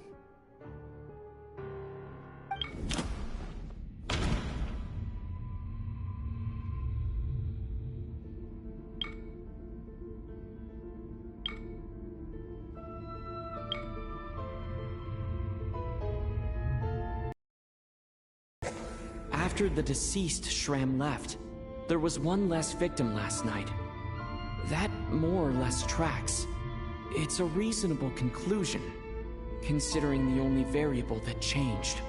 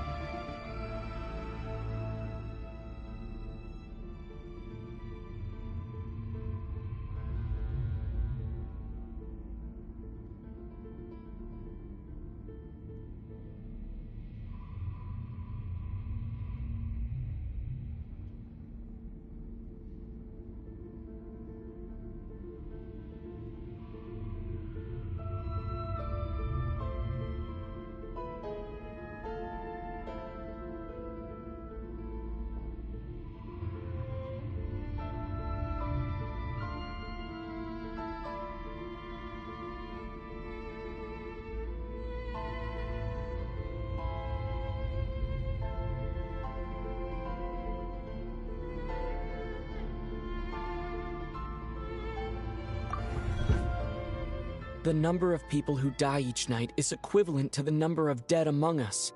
That's your theory, right? Exactly. We identified Mr. Shram, and the night after he left, the death toll dropped from 2 to 1. By that logic, there must be one more dead person left among us.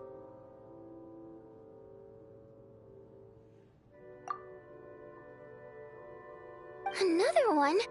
But there was only one person unaccounted for in the ticket checks, right? The head count should match up now. Having an extra person was definitely a cause for alarm, but being one person short isn't nearly as unusual. Someone could have left in the middle of the show, or made it out before the storm hit. One more dead person among us. If Mitya's theory is right, then what Odette told me seems a lot more relevant. It's just, at the time, we had no reason to think there was more than one dead person. If only we'd taken it more seriously as a possibility, maybe this could have been avoided. I'm sorry. This is my fault. I had information that could have been helpful, but I held back. I should have brought it up right away. I'm partly to blame as well. I was too quick to dismiss Odette's concerns. What is this about? What have you two been getting up to behind my back? Sounds like there's some big news you've been keeping from the rest of us. Well, we're all ears.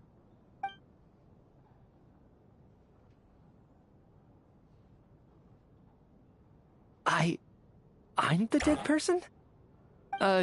Wow, that's certainly news to me. Odette and I talked about it yesterday, but we thought it just wasn't possible, so we left it at that. Yeah, I don't blame you. If I'd been there, I probably would have reached the same conclusion. It just sounds too unbelievable. Let me just try and verify this. I just scoured my memories trying to think back to the afternoon Miss Odette mentioned. But I honestly have no recollection of dying. That's where I'm different than Mr. Shram. Having seen Mr. Mitya a few days ago myself, I also find it hard to believe he could be the other dead person among us. Well, if it isn't Mitya, then who? Do we vote on it? If you don't mind me asking, Traveler, I believe you mentioned that you know Tonya's brother. Had you ever met her before all this? No, never. Wait, are you saying... Now just 1 minute. I know where this is going. You can't just randomly point a finger at anyone you want. You're in the hot seat, and all of a sudden you want to divert our suspicions onto somebody else? Trying to pick a fight, Mr. Chuganov? Whenever you open your mouth, all you do is attack people, and I've had enough of it. If you don't want to engage in a civil discussion, you can shut up. You little brat! Did Mitya ask about Tonya because he suspects her? I suppose I only identified her by age, and nothing else. Could that mean...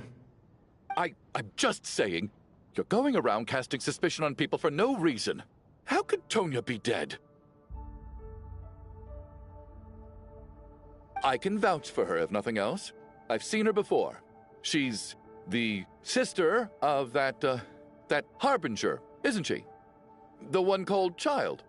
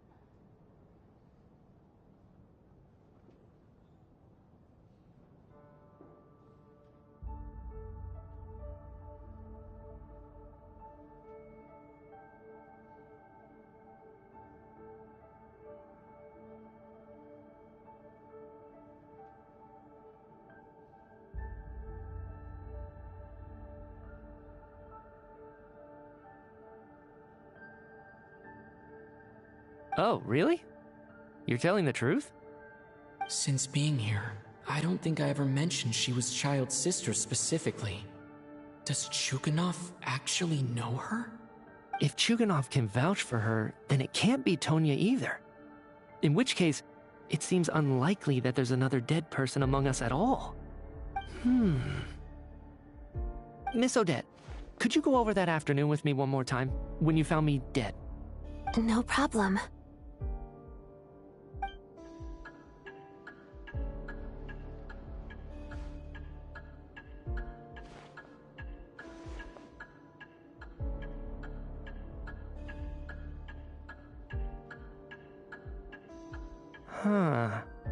No matter how hard I try, I just can't remember anything about dying.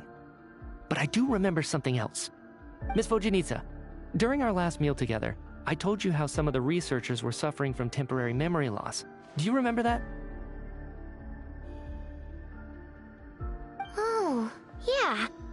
You said it was hindering the progress of your experiments. You thought they were just under too much stress or something. Right. And even though I don't remember dying that day, I'm pretty sure I experienced something like amnesia. some of my memories from that afternoon are missing. Are you suggesting you're missing the memory of your... Of course, how am I only just realizing this? Humans aren't necessarily aware of their own death. You mean being silently assassinated, or dying in your sleep? Situations like that? The researcher's amnesia. Suddenly it all makes sense. I must thank you, Odette. I think your perspective just helped me reach a breakthrough on a series of issues that have been troubling me for quite some time. All right. It's decided then.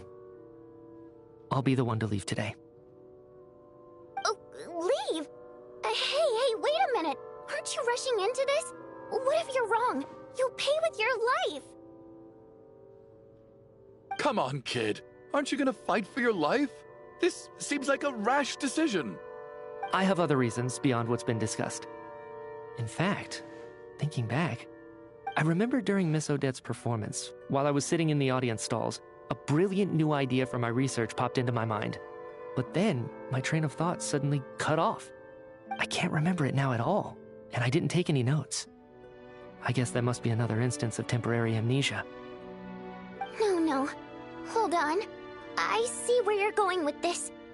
You're suggesting that each instance of temporary amnesia is a death, right? There's a glaringly obvious flaw in that idea, no? How can one person die so many times? I believe Miss Odette's account. During the period where my memory is blank, I must have been either dead or in a similar state.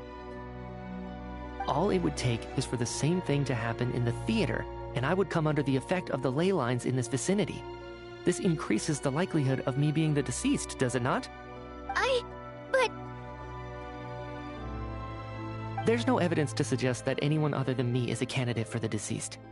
So allow me, as a scientist, to treat this as an experiment. Please relax, everyone. I don't think things are as bad as they may seem. If I really am the deceased, then to leave the theater will be a relief for me. If, on the other hand, I'm still alive right now, well, apparently you've all witnessed my resurrection recently anyway. Who's to say I won't return from the dead again this time? Mitya's right.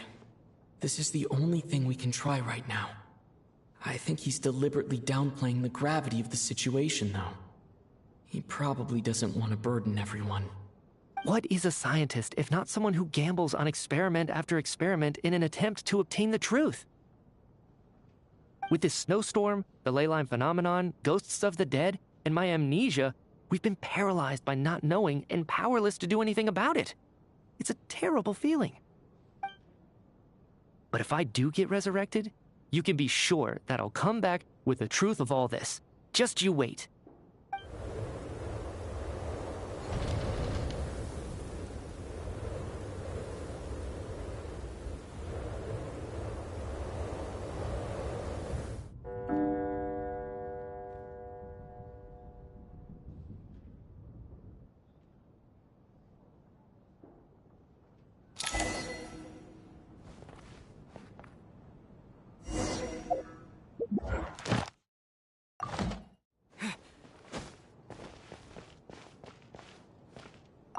Oh, that Valeri guy was packing even more muscle than I thought. I can't believe how heavy he was. Hauling him over there nearly killed me. Oh, curse this confounded snowstorm. Go bother some other poor souls instead. What do you want? I'm not in the mood to talk right now.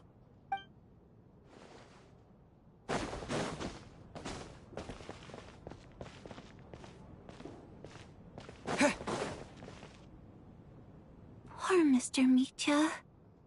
I didn't even get to see him one last time. Maybe it's a good thing that you weren't there to see it. It was a hard thing to watch. I hate goodbyes. Why does it feel like everyone around me is slowly disappearing? Not just in here, I mean. In the outside world, too. Maybe it's the realization that, at the end of life, everyone has to face it alone. Come to think of it, the main reason we're still alive right now is pure luck. Each morning here, for every one of us, there's the chance that we might not wake up.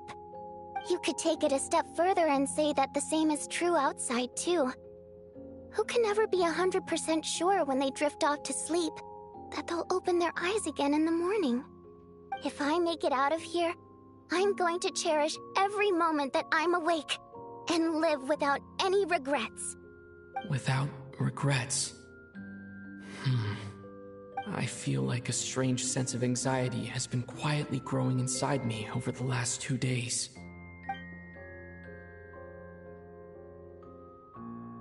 Are you okay? You look really glum. If something's bugging you, let's talk about it.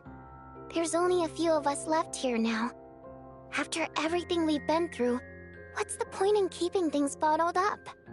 I have a travel companion named Paimon. Alosha and Odette have met her before.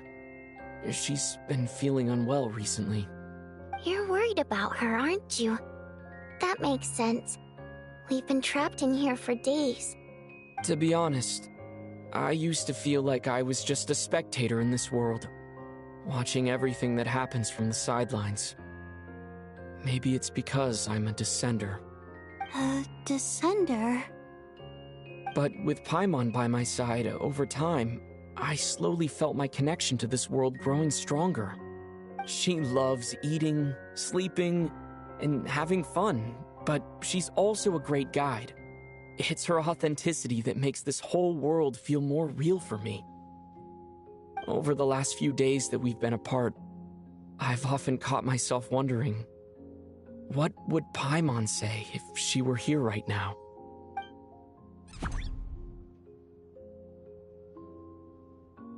But by the time I snap out of it, the conversation has already moved on, and I'm still in my own little world. I'm trying to overcome this sense of detachment, but I really miss Paimon. I guess, in a way, she means the whole world to me. I bet she misses you when you're not there as well. Maybe you're her entire world too. I don't know if this will make you feel any better, but back when the water imps left Snezhnograd in droves, I also felt like the whole world was suddenly empty. I could be surrounded by people all smiling and having fun, and still feel completely separate from it. So, I totally understand how you feel. Later on, I started to think, maybe accepting the fact that our loved ones won't always be with us is something that takes a lifetime. All we can do is cherish their companionship from moment to moment. So, once we get out of here, you better hurry back to our side as fast as you can. You can't let your story end in regret. That's the trope I hate the most. Thank you. That's exactly what I needed to hear. But Vodyanitsa, if you hate goodbyes too, why didn't you leave with your people? That's just the choice I made. I used to regret it, but I don't anymore. Like I said before, singing is a water imp's primary mode of expression. It's how we convey our emotions. Our songs have echoed through this theater for hundreds of years, each one a story pieced together through moments of joy and sorrow. But does a story exist without someone to read it? To me, the answer is no. So I made the choice to stay. That way, there would still be someone left to sing these songs and listen to their stories. Otherwise, they could have been lost forever. Could you teach me how to understand your people's songs sometime? I want to be able to truly hear them, like Mr. Shram. A fan after my own heart. Thank you, Tonya. How about I sing something for you, and you tell me what you hear? Okay, I'll do my best.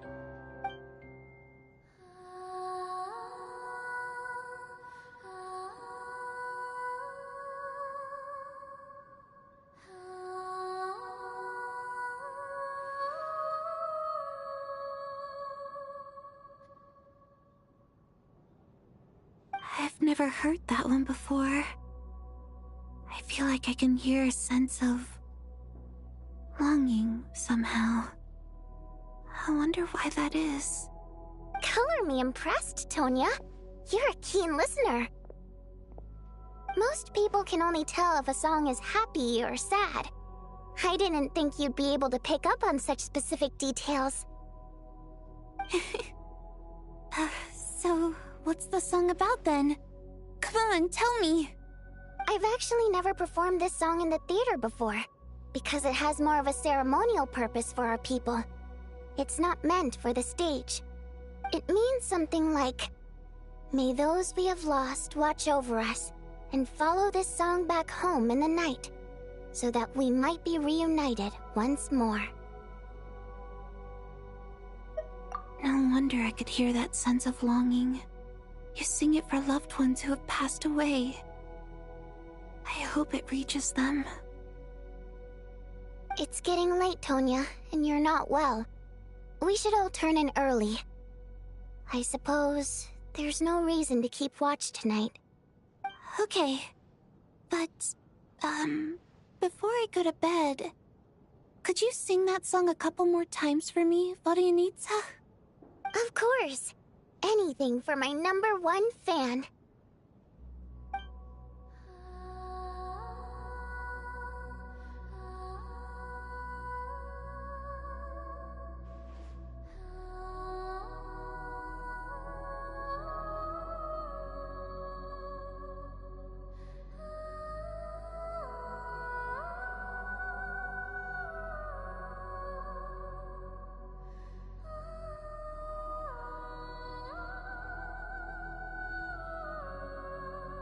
Once I get out of here, I definitely don't plan on ever coming back. But I guess that means I'll never get to hear Vodyanitsa sing again. That's a sad thought. Before I fall asleep, I should cherish this moment of companionship while it lasts.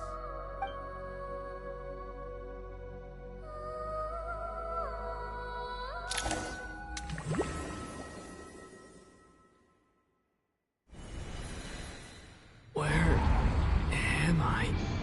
It's so dark in here, and I feel kind of dizzy. Am I alone?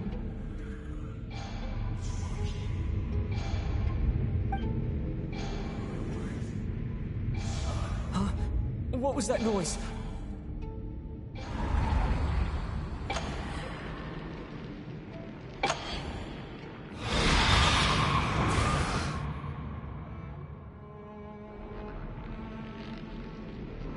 Return, O spirits.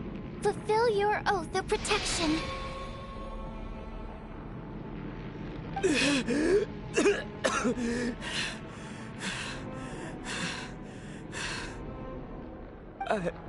I'm alive? What just happened? No time for questions. Quick, over here. Turn on the switch. We need to bring back the light.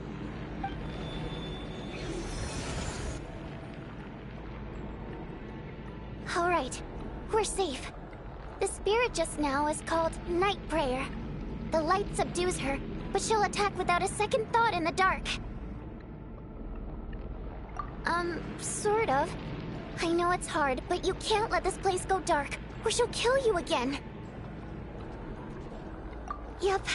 Luckily, I was here to resurrect you. Otherwise, that'd have been a real bummer. A bit more than a bummer, I'd say. Wait, so you have the ability to resurrect people? Sure I do. I'm your guardian spirit after all. I specialize in soul recall. Oh, it's nice to meet you, by the way. Thanks. It's nice to meet you too.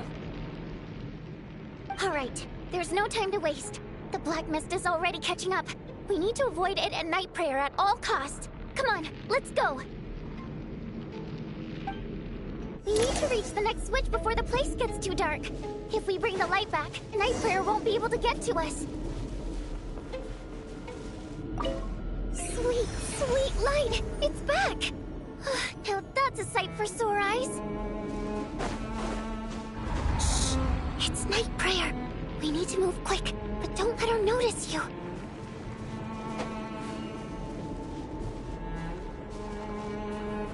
Look out!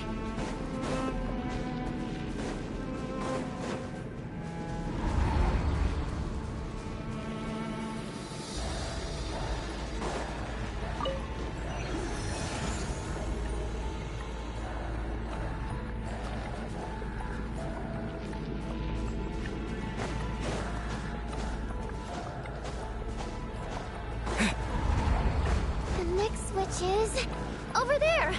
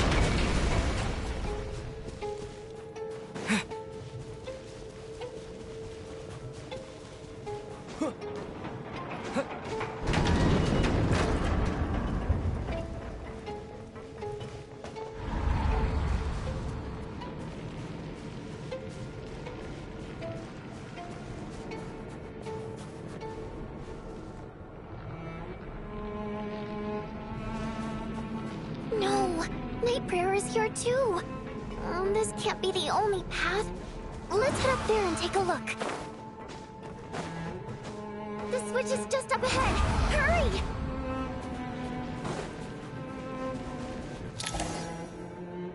It's too dark. We're not gonna make it. Come on, faster!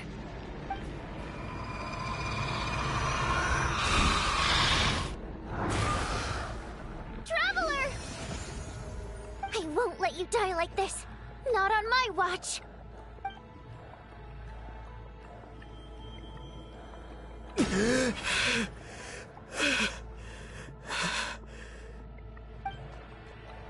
Even though it's not permanent, dying is definitely not a pleasant experience. Great. You're back. Yeah, thanks to you. Time for you to get out of here. Quick, before the light runs out. What about you? You're not coming with me? I can't. I've already been used up.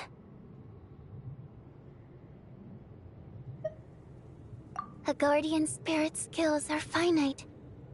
I can only resurrect someone so many times.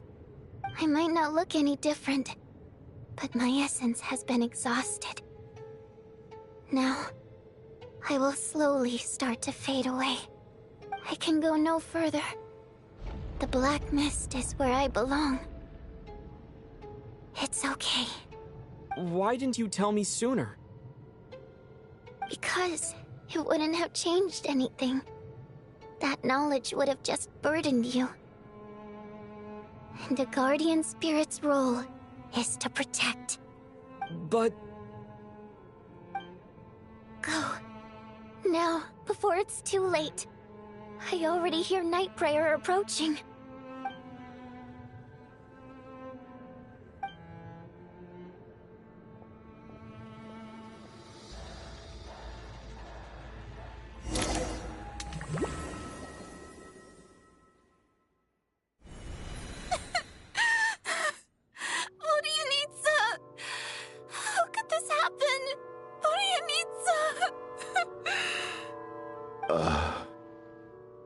Well, I guess there's no need to inspect the body.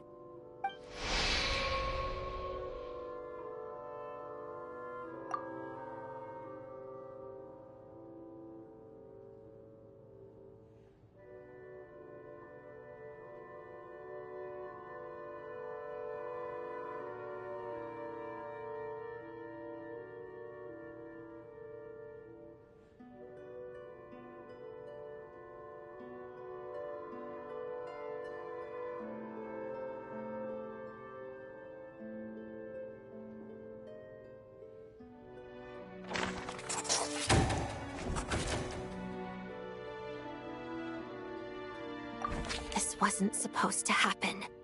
You lied to us, didn't you, Chuganov? You've been lying from the start. Take a long, hard look at yourself before you go around accusing other people. I suspected you on day one, Lelik, and now look where we are. By some strange coincidence, you've never been targeted. You just happen to have survived this long? No, you should be the prime suspect. And you, little hunter, ever so content with staying on the sidelines. Yet you were the one who stopped us from leaving from the start! Why are you trying to keep us here? Now you're just lashing out indiscriminately. That's either a sign of anxiety or a guilty conscience. Where was all this passion and bravado before? Decided to fight until the bitter end. Is that it? Is that a threat? Fine, bring it on. You think I'm afraid to die after all this? You want to kill me? Go ahead. I'd like to see you try. After all the trauma of the past few days, everyone's been pushed to the breaking point. Valeria and Mitya aren't here anymore. Someone else needs to step up and take charge. But first, I need to think this through. Considering everyone left, who's the most likely candidate for the deceased?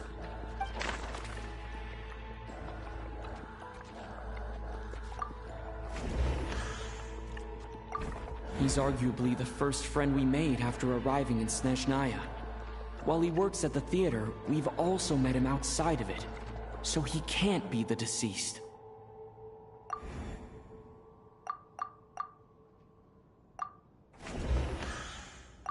I clearly remember Mr. Chuganov from the first time I visited the theater.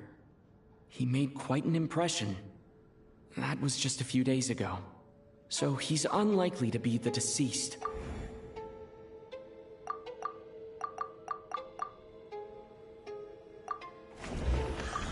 My memories are perfectly coherent.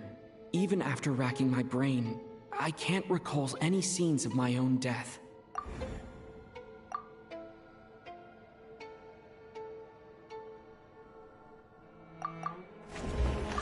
She's been recently active as Lelik, so she's unlikely to be the deceased.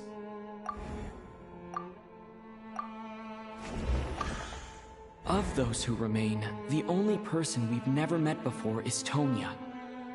There is room to doubt her true identity. People are easily misled by first impressions. Now that I think about it, Child's sister was in fact a label I imposed on her due to my own assumptions. But Mr. Chuganov vouched for Tonya's identity yesterday. With basically no other possibilities left. Could it be?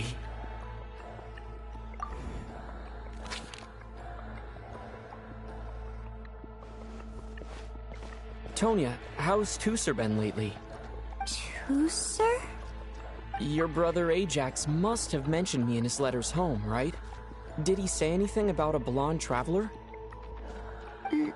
No. And my brother's name is Razik, not Ajax.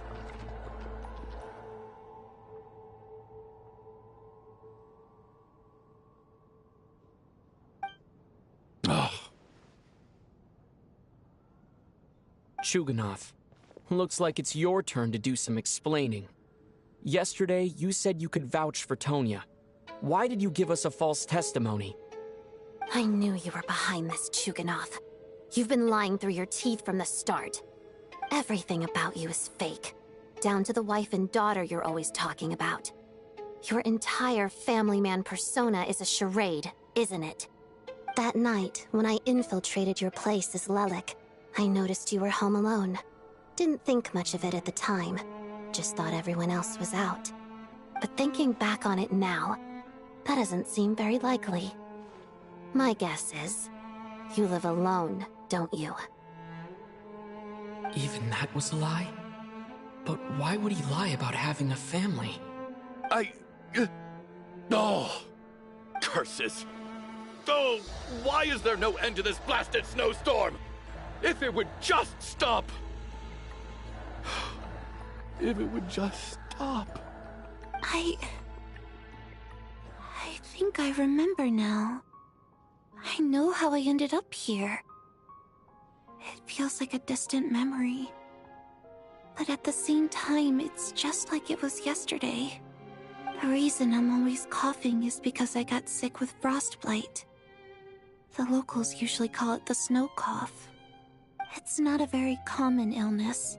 It's partly genetic and partly caused by the cold climate, but it can be fatal. They sent me to the hospital as soon as they found out I had it, and I spent so so long lying there in that hospital bed. After a while, I felt myself growing weaker and weaker. Nothing seemed to be working anymore. Neither the treatment that the doctors were giving me, nor the medicine my brother was brewing from frost fairy flower leaves. So one day, I told my brother that I wanted him to take me outside for once, so things could be like they used to, just for one day. I wanted to meet loads of friends, experience new things. He agreed. He snuck me out of the hospital, and we escaped. We got to the theater, bought tickets, and went inside. Oh, it was all so exciting. I remember the show very clearly. It was amazing. But I found myself getting sleepier and sleepier. Oh, Tonya. When I woke up, I couldn't find my brother anywhere, so I guessed he'd already left. But there's no way he'd leave me behind. So I decided to stay here and wait for him. At the time, I figured he'd probably gone to brew some more medicine for me. I was planning to chew him out for abandoning me when he got back. Tonya, it sounds like by then you'd already... Yeah, I know. I understand now. Dead, aren't I? This cough and the feeling weak, it's probably just my body's memory. After all of that, it turns out I can't blame my brother after all. I was the one who abandoned him. I'm sorry, everyone. I realized this much too late. It seems like death skewed my perception. And now I've dragged you all into this mess. Your name probably isn't even Tonya, is it? Didn't that ever strike you as odd over the last few days? Well, when I was little, my brother and I read a storybook, and Tonya is the name of one of the characters. When we escaped from the hospital, our family and the hospital security were looking everywhere for us. So when you first approached me and said my brother had sent you, and called me Tonya, I thought he must have chosen a fake name that only the two of us would know. Because he was afraid of getting caught. Now, it seems like that was just wishful thinking. At least your memory of death isn't painful. That is a small comfort. Now it's your turn, Shuganoth. Talk to us. I believe no lie is ever told without a reason. You're right. I was lying. I happened to know that the Harbinger child and his sister Tonya managed to get tickets, so I lied to you and pretended I knew them. And yes, I was lying about my family too. The truth of the matter is, I lost them a long time ago. I just refused to accept reality. And now I've spent the second half of my life living a lie. I'm a joke. My daughter's name was Iskra. And before you ask, yes, Iskra, as in Iskra Manufacturing Plant. She also died from the snow cough. She was just 6 years old. If she were still alive today, she'd be around the same age as little Tonya here. After Iskra passed, my wife couldn't bear to face those memories either. So she chose to start a new life without me. One day when I came home from work and saw the empty room, I felt like I couldn't breathe. Subconsciously, I started to imagine that they were still there. I soon discovered that this was the only thing that made me feel any better, so I just embraced the delusion. Nothing more than a pathetic means of escapism, I know. But at least it's not a crime. So explain your false testimony, then. The night before last, when I was chatting with Tonya, she mentioned that her brother would brew medicine for her from frost fairy flower leaves. Combined with her various symptoms, I suddenly understood everything, including the fact that she was deceased. The snow cough used to be an incurable illness. I would pick frost fairy flower leaves to brew medicine for Iskra too. It took hours and hours on the stove. But the year after my daughter passed away, the jester of the Fatui announced that a cure for frost blight, also known as the snow cough, had finally been developed. It turned out that all previous treatments were completely ineffective. No better than random concoctions. That was the final straw for me. I just couldn't take it anymore. Just one more year. One more year, and everything would have been okay. So, more than anyone, I know full well that in this day and age, no one in their right mind would still be using frost flower leaves to brew medicine for the snow cough. Poor Miss Tonya, therefore, had to have been from an era when snow cough was still a terminal illness. So, you projected your daughter onto her? Even though you knew she was one of the dead? That doesn't make any sense. You knew she was already dead. What did you hope to achieve by protecting her? I just don't believe in your crackpot theories, nor do I approve of your actions.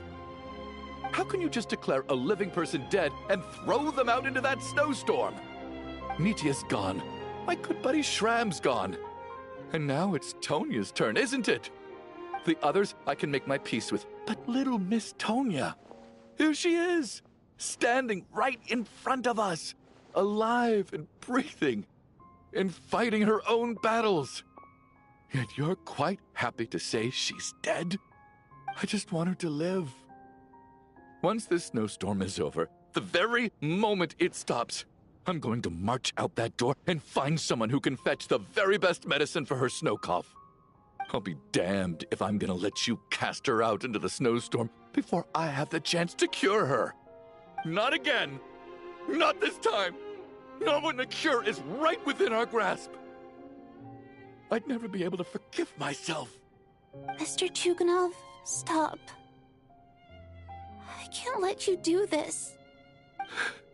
Tonya.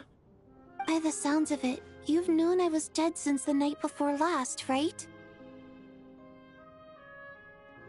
I really liked Mr. Valeri, Mr. Mitya, and Miss Vodyanitsa. And now they're all dead because of me. I'm not happy about that. The reality is, you've been trying to fight your own demons through me. But all you've really done is trap me inside your delusion along with you. No! Listen to me. I want to save you. I do! Well, at this point, I'm quite sure that I'm dead. I don't need to be saved. The time I got to spend with all of you is more than enough for me. Despite all the bad things that kept happening, I got to meet so many interesting people and spend so many days and nights by your side. Since the day I escaped that hospital until now, this has been an adventure I never even dared to dream of. I'm very fond of you all. If it were only possible, I'd trade my soul to bring back the ones who died. If it meant things didn't have to end like this. And that's why I'm not fond of you at all, Mr. Chuganov. I'm sorry. It's them that you owe an apology to, sir. Not me. Well then, I suppose this is it. It's time for my adventure to end. I've caused enough trouble. You're leaving already? It's still early. Don't you want to stay a little longer? No thank you. Oh, and by the way, my name is Patashka. It was nice meeting you all. Feels strange that we're only being properly introduced now that it's time to say goodbye. Patashka,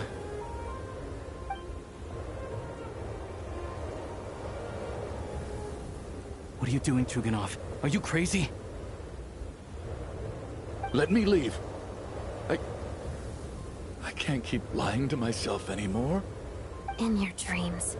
Don't think you're getting off that easy when you had a hand in the deaths of so many people. The pt2 have honed quite an array of enhanced interrogation techniques since they were founded. Once we're out of here, Lelik will personally give you a taste of every last one.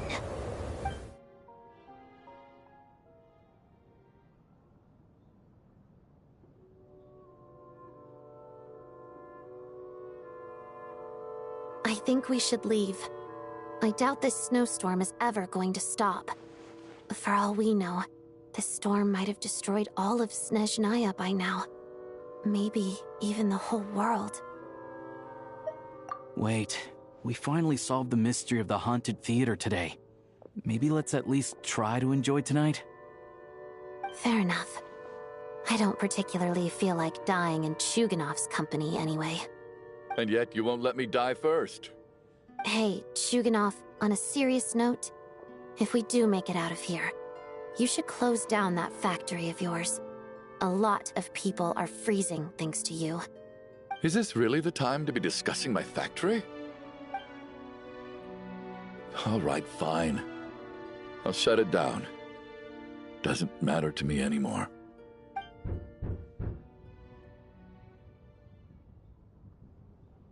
Am I hearing things? Or was that a knock at the door?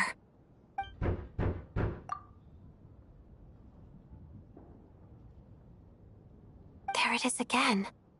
But I don't understand. The snowstorm hasn't stopped, has it? Should we open the door? Is this it? Is this nightmare finally over? If the last few days are anything to go by, I probably shouldn't be getting my hopes up. Whatever lies beyond that door at this moment, it could be something even more terrifying than everything we've been through so far.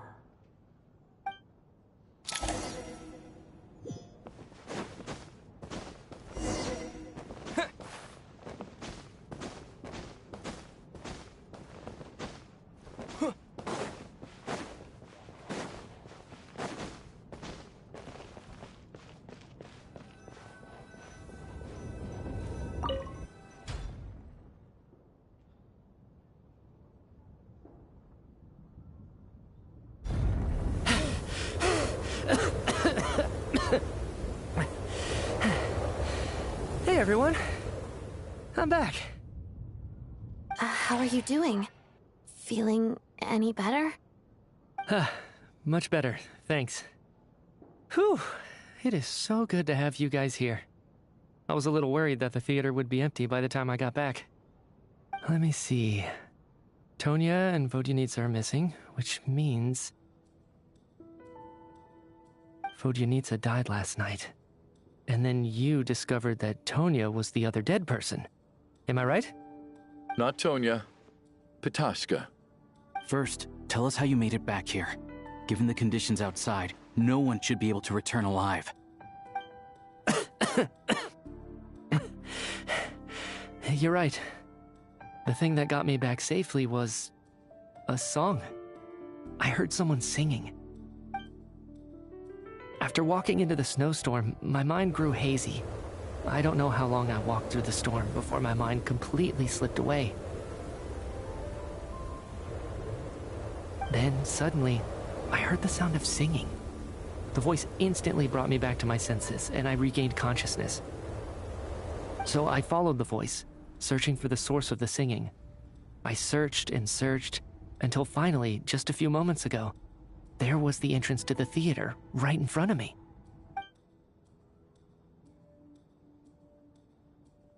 I've actually never performed this song in the theater before, because it has more of a ceremonial purpose for our people. It's not meant for the stage.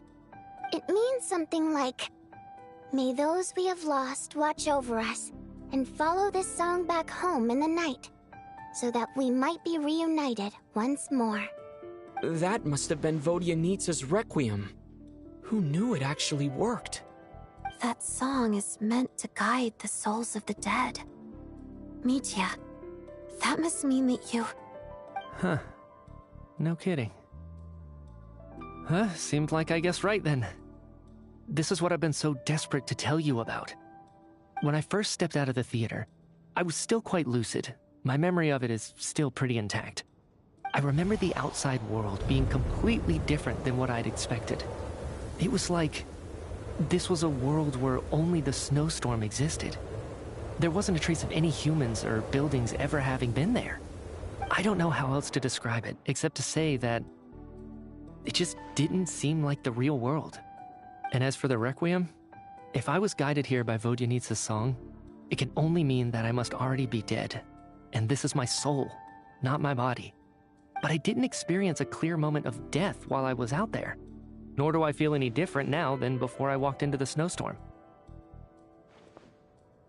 You don't seem any different to me either. In fact, this is something I've been wondering about for a while now. If souls aren't physical, shouldn't they lack tangible form? Both Shram and Patoshka were clearly deceased, and yet their souls didn't look or feel like ghosts at all. They were visible, tangible, no different than you or me. This raises a truly terrible thought. Is that really what Mitya is suggesting?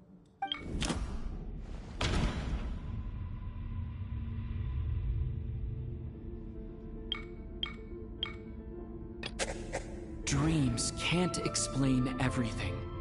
And this isn't the Sub-Zero's festival.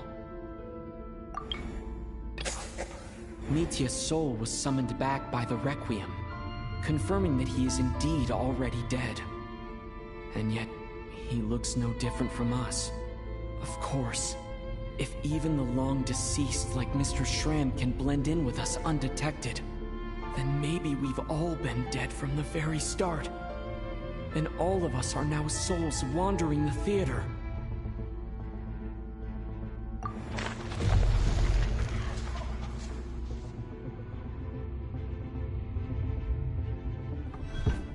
Yes. I think that this is probably the afterlife. What did you say?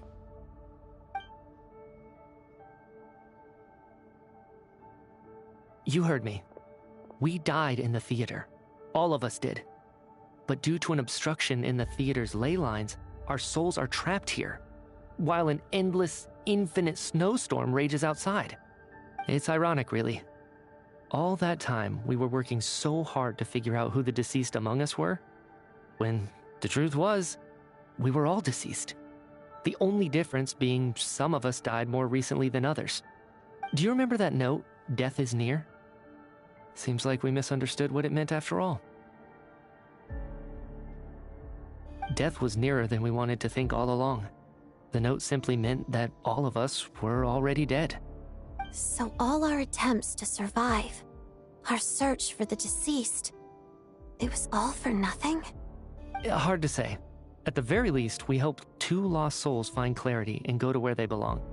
The presence of those 2 is probably what caused our souls to be drawn in by the ley lines. In which case, the deaths we've awoken to over the past few days were just souls returning to the ley lines for good. If what you're saying is true, doesn't that make us the lost souls now? Huh, no wonder. This afternoon, when I was moving Vodyanitsa's body, I noticed that the other bodies in the room hadn't decayed one bit after all these days. That's further proof that those aren't physical bodies at all, but merely our shells here in the afterlife. Am I really dead? This doesn't feel real to me at all. No, that's impossible. This cannot be how it all ends. I still find it hard to believe that all of us are dead. How exactly did we die in the real world? None of us have any memories of dying, right? Not even knowing how we died is preposterous. Good grief. Surely there has to be some reason. Exactly. It's hard to rest in peace when you don't even know how you died. It gave me lots to think about as I strode out into the snowstorm. I racked my brains trying to remember the cause of my death, the exact moment I died, the root of all of this, right up until my consciousness faded. Wait. Hold on. right before I lost consciousness, I think I saw something. I can't remember. And I think I lost my notebook and pen. Mitya, your hand. Is that blood on your fingers? Huh? You're right. There's blood on the fingertips of my right hand. Looks like it's already dried. When did that happen? What the...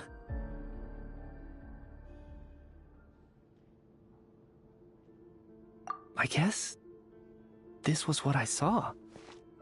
I must have desperately drawn it in my own blood right before losing consciousness. What's wrong? Do you recognize the symbol? It's... Renova. The ruler of death. Alosha, do you still remember that Snezhnayan folktale you told me about?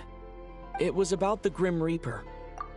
When someone's about to die, he appears as an incarnation of someone familiar to guide their soul into the afterlife. And as soon as you recognize his face, your life is over. I heard a similar tale when I was little. You think the Grim Reaper in this story refers to the ruler of death you mentioned? That's right. In which case, death is near could also mean that the Grim Reaper is here disguised in a familiar form. Death, the deceased, and the Grim Reaper? So it's a triple entendre. When I first saw this note, I thought it contradicted the investigation report. But now it seems like that was the whole intention. So the Grim Reaper deliberately misled us. Then, we started suspecting each other and searched for the deceased while they hid in plain sight. By that logic, the one person most likely to be the Grim Reaper incarnate is...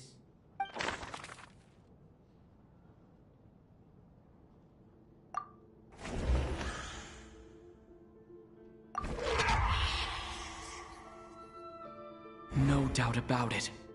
It's Alosha. Looking back at how everyone has acted over the past few days, Alosha is most likely the Grim Reaper lurking among us.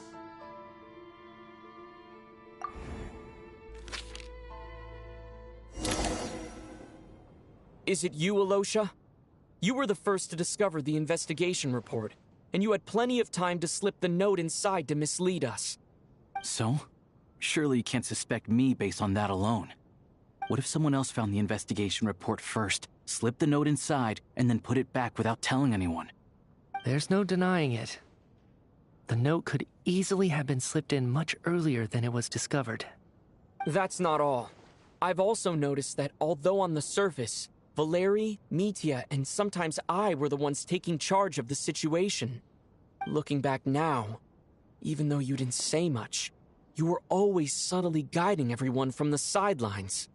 What do you mean? You were the one who emphasized how dangerous it was outside and insisted we all stay here. It was also you who suggested that we all sleep in the same place. And earlier today, you tried to convince Patashka to stay. I don't understand why, but it was out of character. So, you didn't understand my intentions, and now you're assuming the worst. Seems pretty unreasonable if you ask me. He still won't admit it.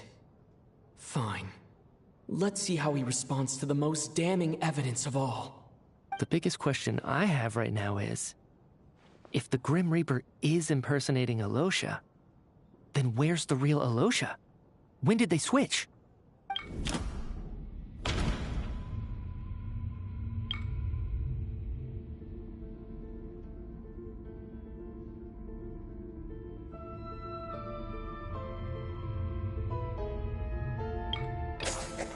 That's right. This was the moment.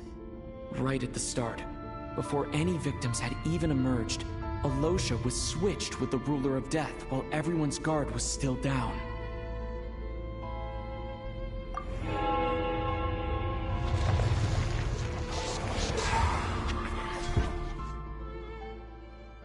When all this began, right after the performance ended and the snowstorm began to pick up, no one suspected anything unusual.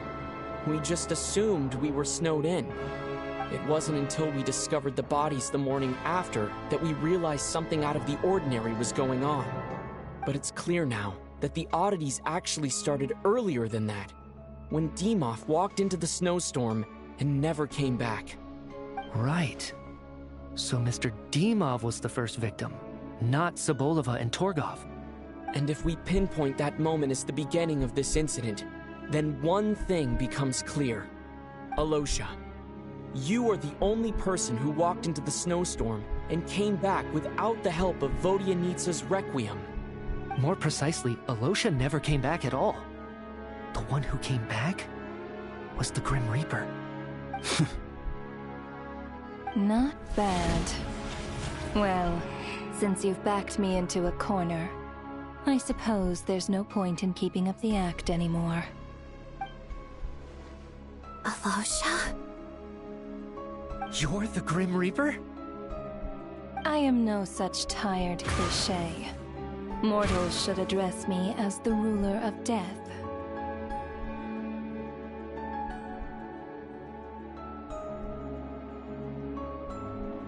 Before being wiped out for good, you identified the two deceased, and even sensed my presence. A commendable achievement. Far beyond what I expected. I heard you can ferry souls. Those deaths each night. Were they your doing? Your initial conclusion was correct. Due to the existence of the two deceased, the ley lines yearned to reclaim those long-lost souls. Every night they devoured an equal number of souls to fill the void. This required no intervention from me. Though, of course, ferrying souls is indeed my authority. Here, take a look.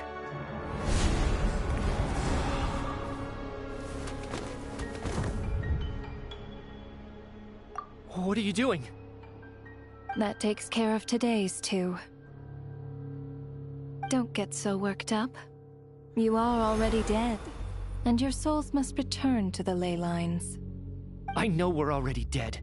You murdered us, didn't you? Murdered? No. Murder is when mortals usurp my authority. Death is my jurisdiction. If I require someone to die, I need not resort to such laborious methods as murder.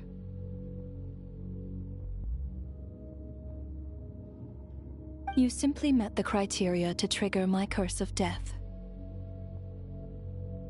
I know about the curse of immortality. So there's another death-related curse too? You cursed us? When? And why would you do such a thing? So often, humans pray to me, begging to know when their death will come, and what form it will take. But few people ask why. If you must have an answer, know that death comes simply because one's time has come. So you're not gonna tell us the truth? Hold your tongue. By all rights, you shouldn't even be allowed to speak with me. Those angels from the past are to blame for their reckless renovation of the ley lines here. It's made my work on this occasion infuriatingly complicated. Work? So trapping us here, making us watch our friends die, that's just another day at work for you? You clearly have a lot of questions. Fine.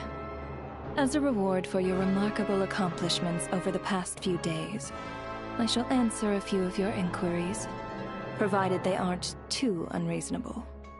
After the physical body dies, the soul must return to the ley lines for that person's death to be considered complete. My work encompasses the entire process of death, including, naturally, the guiding of souls into the ley lines, with which you are now so familiar. You must also be rather familiar with Natlan's Night Kingdom, I presume? It was I who supported the creation of the Night Kingdom. It provided a convenient means of guiding the souls of Natlan. Here, too, the ley lines connected to the theater underwent some modifications. The angels hoped to make them capable of accommodating the souls of some special creations. But this actually hindered their ability to accept ordinary souls to some degree. This effect manifested itself after you died from the curse in the theater, leaving you stranded in the afterlife, unable to achieve a complete death. But if souls who die from the curse of death fail to return to the ley lines within a short window of time, they will miss their chance for good. Then, they will remain forever suspended between life and death, no longer subject to the authorities of either. So if you don't resolve this matter soon, and see all our souls return to the ley lines before long, we'll escape your control. Mitya is sharp. This must be what Renova was worried might happen, and the reason she got involved to begin with. But if you have the authority to guide souls, why didn't you just show yourself and get it over with? Why hide among us in the form of a Losha? You seek to understand the mind of a god. Very well. I'll tell you. This is a theater, and I decided I wanted to watch a show about death. That's why I encouraged you to take the events to the stage. I found myself getting quite immersed. I suppose the entertainment you provided makes up for all the trouble you've caused me by being so defiant in the face of death. There. Are you happy with my answer? Can't say I am. Really? But it fits the stereotypes you humans have about gods. Just moments ago, you were complaining about how infuriatingly complicated your work here has been. Work is work, I get it. There are times when it's a huge pain, but you just have to get it done, right? That's a rather unique perspective for a human. You are in fact correct. There is a pain point in this case.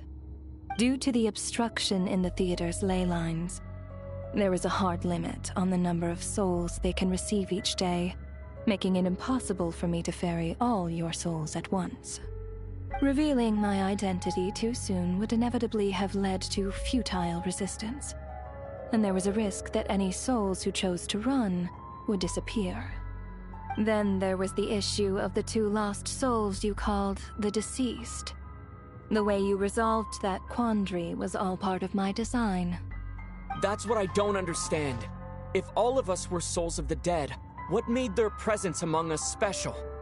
For centuries, they have refused to return to the ley lines, exploiting the issues created by the angel civilization to resist being drawn in.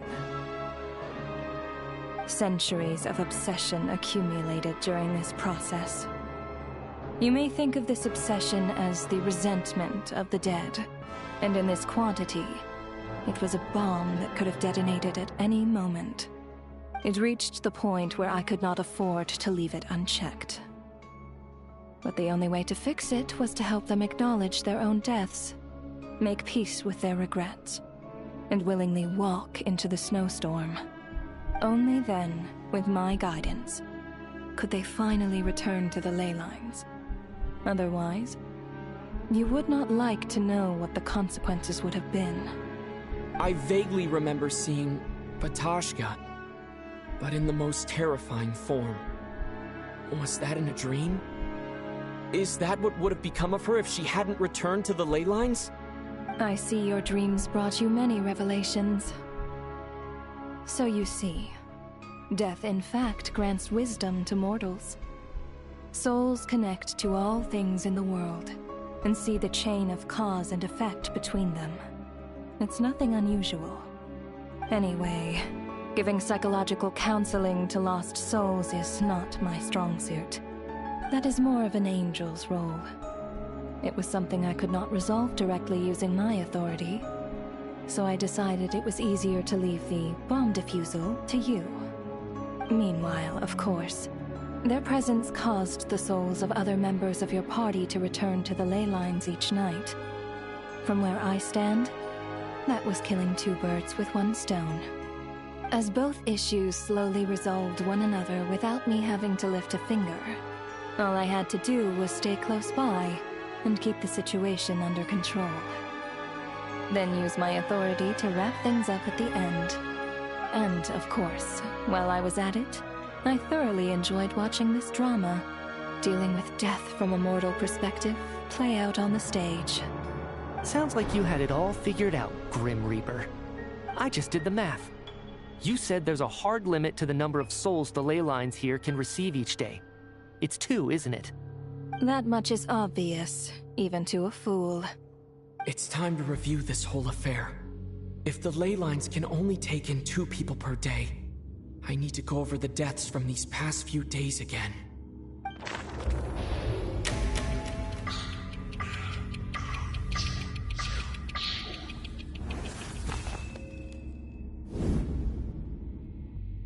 Looking back now, none of us had the faintest idea at the time.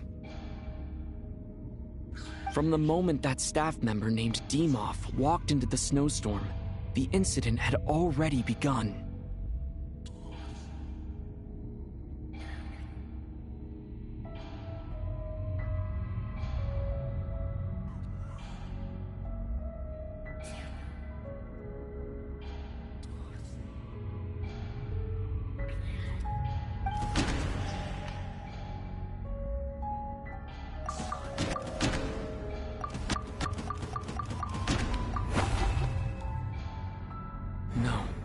Let me go over this again.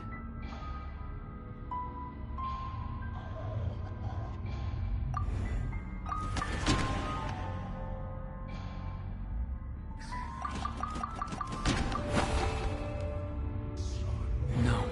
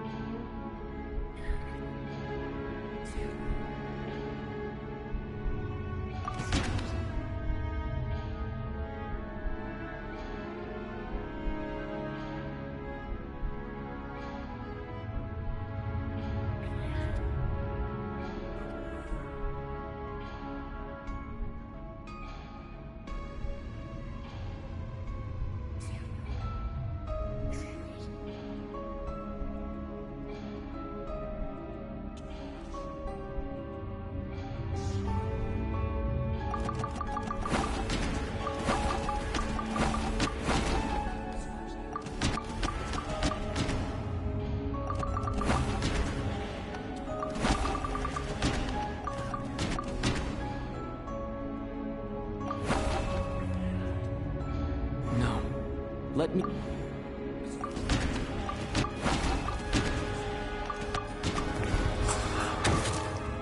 Alosha was the second to walk into the snowstorm after Dimov to investigate. During this process, the ruler of death assumed his identity, making him one of the victims.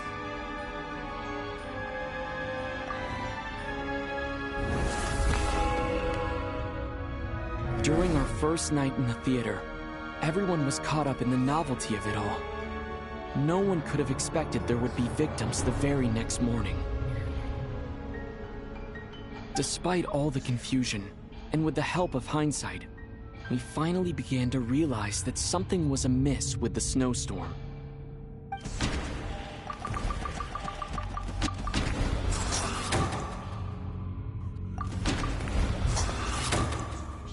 The ley lines devoured Torgov and Sobolova on the first night. At the time, we thought this might be a murder case connected to Lelik.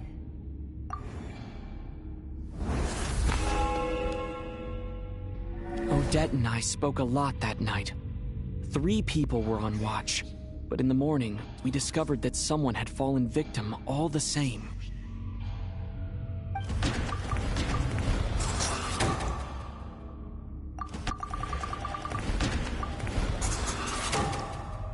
The deaths of Kulish and Rampana caused everyone to stop suspecting Lelik. Unexplainable phenomena occurred one after another, leading Mitya to suspect that we were caught up in a supernatural event.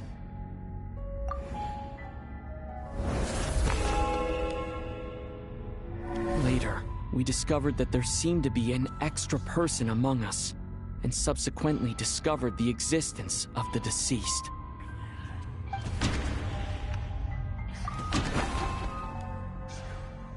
No. Mr. Schramm realized he was the deceased and walked into the snowstorm to return to the ley lines of his own accord. It turns out there really was a dead person among us.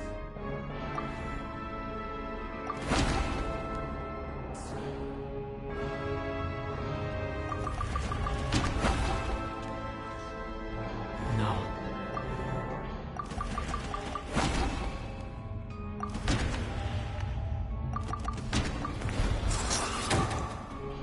He thought it was all over, but Mr. Valeri's death was a rude awakening for everyone. The ley lines consumed him during the night regardless. A lot happened today. Mr. Valeri's death led us to discover the connection between the number of deceased and the number of victims during the night.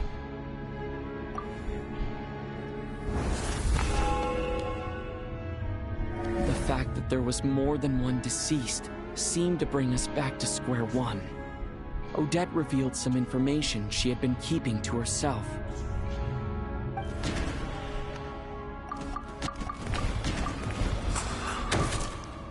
Vodyanitsa was swallowed by the ley lines in her sleep, but the requiem she sang before falling asleep was quite a game changer.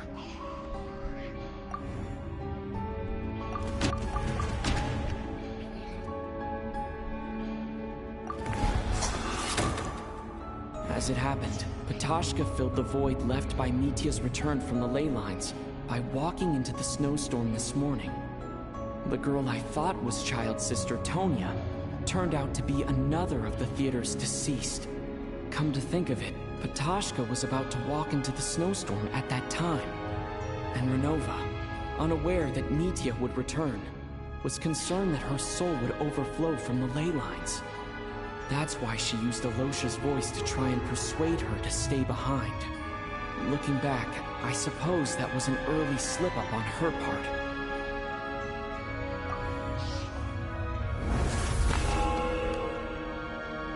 No one could have expected anyone who walked into the snowstorm to return. But just after nightfall, Mitya returned, bringing crucial information with him. Various truths began to surface, including that all of us were already dead, and that the ruler of death was here among us. Then, after revealing her true form, Renova callously claimed 2 souls.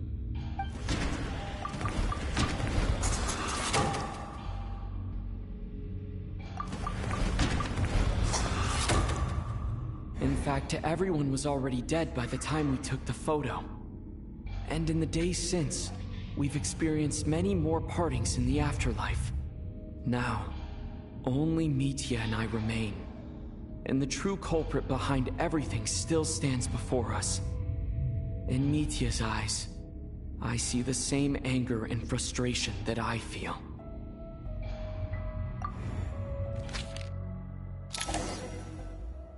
That covers everything. It's all clear now. Your work isn't finished here yet, is it? The Traveler and I are still standing here, safe and sound. The Water Imp's song threw things off a little, but it is of no consequence. The ley lines have already anchored your soul, and the first ray of light tomorrow morning will take you back. I, meanwhile, need to review my attitude towards the Water Imp race. So the reunion in the night that Vodyanitsa mentioned, I suppose that was never meant to be a permanent reunion. That just leaves you, Traveler. My power only allows me to temporarily separate your soul from your body. The ley lines of Tevat would not accept you, and your soul is firmly anchored to your body by your will. For a descender like you, who is not bound by Tevat's rules, your death can only be brought through the most violent of means, such as directly destroying either your body or soul.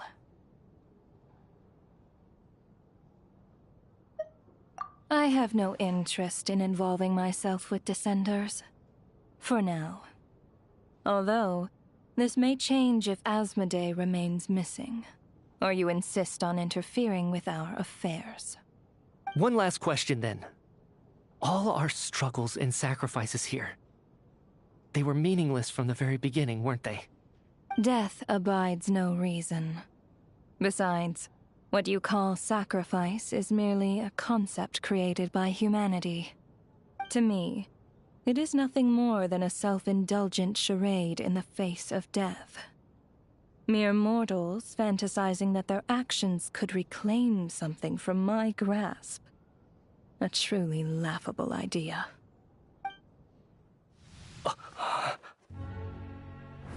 Grim Reaper, you really know how to get on my nerves. I'm not here to ingratiate myself with you. I kill merely because your deaths are necessary. Oh, you've made that quite clear. But humans don't take well to being scorned. Not even by the gods.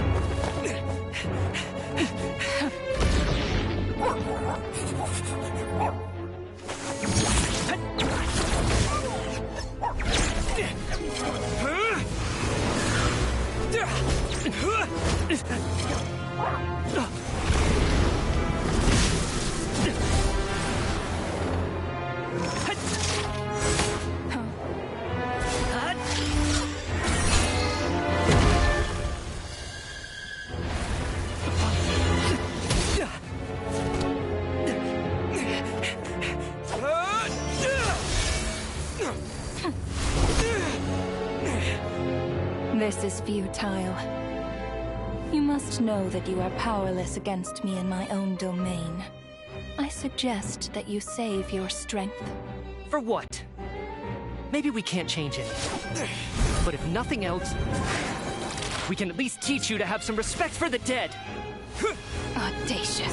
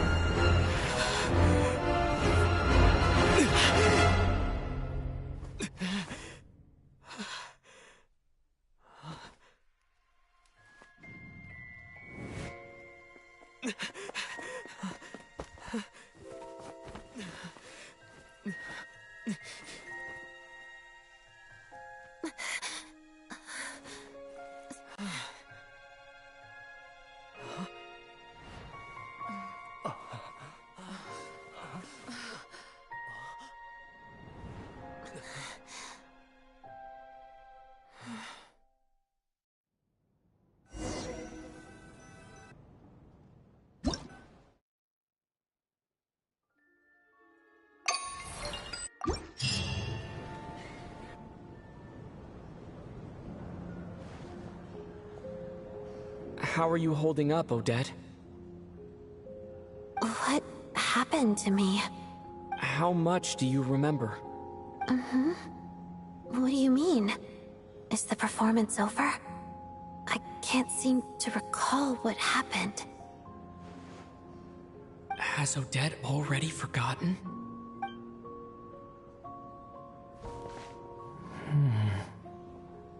Mitya? Oh, I'm sorry. I guess I spaced out there for a second. Remind me who you are? Don't you remember anything?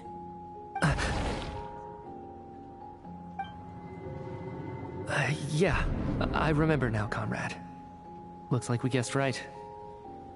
just like me when Odette found me at the Armory Palace. For some reason, everyone killed by the Ruler of Death eventually came back to life. Just with one catch. They forgot what happened while they were dead. Odette and the others have already forgotten everything. Why were you able to remember this time? Could this be the reason? You said this is the Ruler of Death's symbol, right? I don't see anything there. You don't? Huh. Okay, I guess that makes sense. I carved this into my hand in the afterlife, so it's not visible in the physical world. Does that mean I carved this symbol into my soul? What an unsettling thought. Still, at least I get to remember what happened. I suppose it's a blessing in disguise. What about you, though? The Ruler of Death mentioned that you're a descender? Is that why you can remember? A full explanation would get complicated very quickly, but that's essentially it. Well then, now that it's all over, let's figure out what we've learned. The first thing I notice is that everything here is precisely as we left it, right before our deaths. This confirms that time passes differently in the afterlife than in the real world. They say that right before death, time slows down, and your whole life flashes before your eyes. That must be how you know you have one foot in the afterlife by that point. Anyway, clearly the few days we spent in the afterlife probably only amounted to a few short minutes in the real world. This also aligns with previous reports of widespread temporary memory loss among the Armory Palace personnel. Now it seems likely that those were all brief deaths caused by the Grim Reaper's so-called curse of death.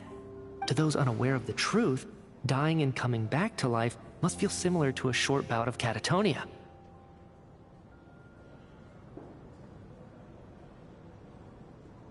This leaves me with a couple big questions.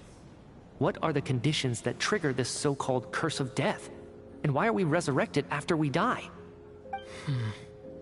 If nothing else, I think it shows that killing us wasn't her ultimate goal. We still don't know her true reasons for subjecting us to death. Right. This time only got complicated because of the situation with the theater's ley lines. That's why she had to approach it differently.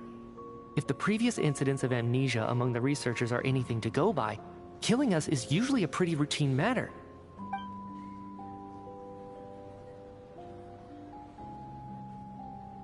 Come to think of it, wasn't I about to note something down before I died?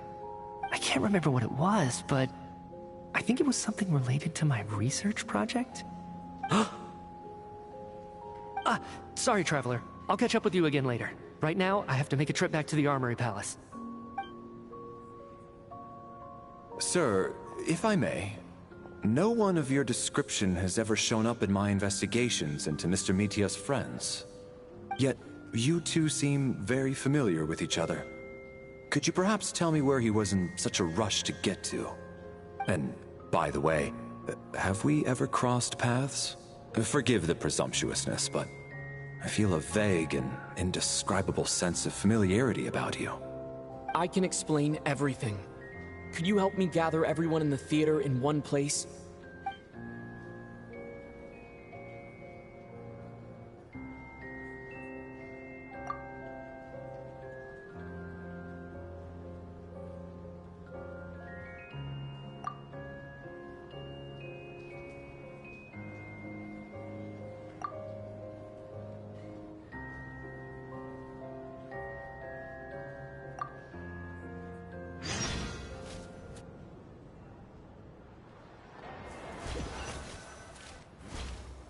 So, Chuganov really is going to shut down the factory. I guess this theater incident actually did us some good after all. So, you said I promised to take you to the Armory Palace while we were in the afterlife, yes? I believe you. I think I even have a vague memory of it. Agreed. Let's check in on her first. The whole reason for our trip to the Armory Palace anyway is to figure out what's going on with her health.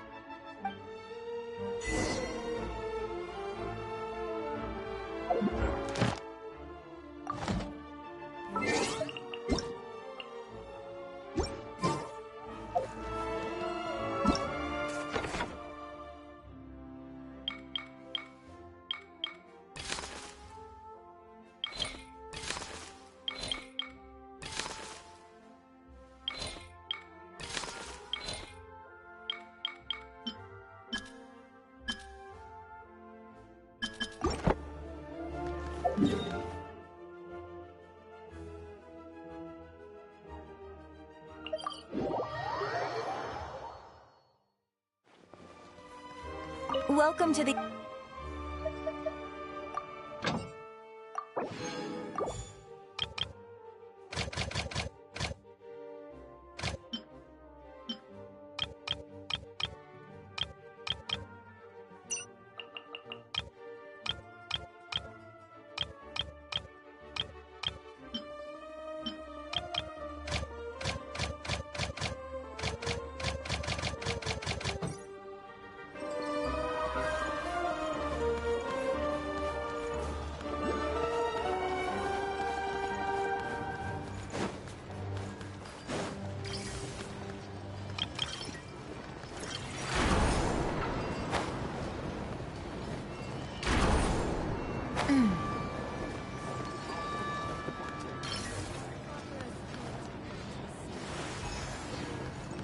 Come on, keep up.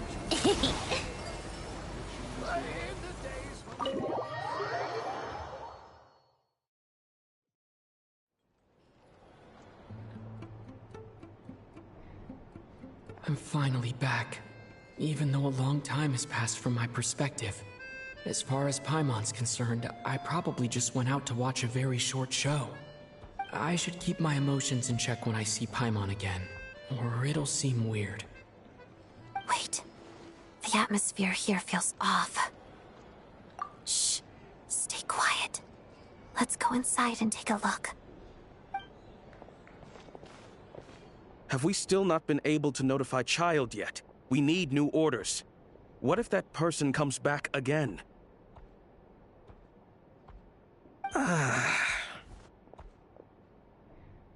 I'm so sorry. Under the circumstances, there was really nothing we could do. Tell me, what happened to Paimon? It was the Jester. He came here in person and escorted Miss Paimon away. He's the director of the Fatui. His authority supersedes all others and cannot be questioned. There was nothing we could do. How long ago did he leave? And what was Paimon's status? It was about an hour ago. Miss Paimon was fast asleep at the time. The Jester simply walked off with her as if it was only natural. I assure you, he absolutely did not use any force. Do you know where they went? The Armory Palace, most likely. Lord Piero, the Jester, has been overseeing the experiments there lately, keeping a close eye on their progress. Everyone in the Fatui has heard about it by now. I'm surprised he came in person. Whatever his reason for taking Paimon, he'll most likely return to the Armory Palace first, which is exactly where we were headed anyway. Then lead the way, Odette. Okay, let's go.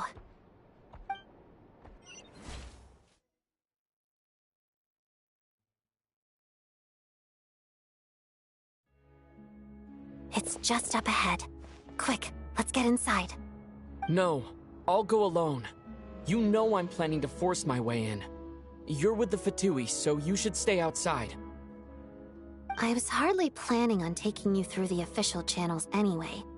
I'm here to force my way in, just like you. I may be a Fatus, but I'm also Lelik, enemy of Project Stuja.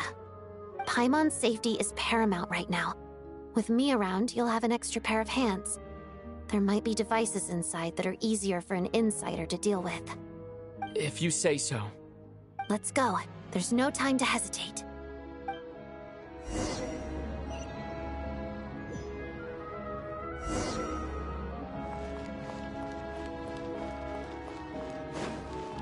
How tiresome. Pick up the pace. Hey, who are you? This part of the Armory Palace is under restricted access. What do you think you're doing? No questions, please. We're short on time. Together. Come on, keep up. Mission. Take a break.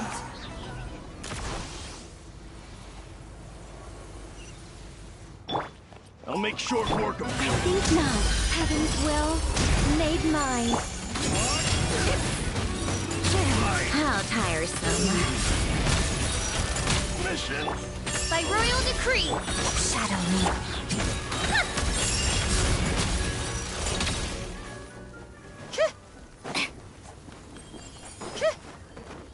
Come on, keep up. I spell your doom. Our little secret. Midnight Phantasmagoria. Crystalline Adagio. Pertinent fool.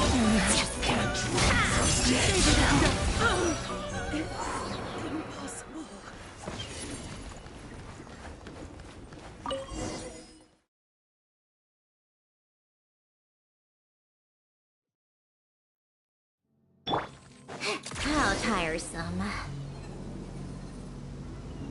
Now it's your turn. You have a pass? Where are you coming from? So, you're intruders, huh? Don't blame me for what happens next! Fire rate! Take too long.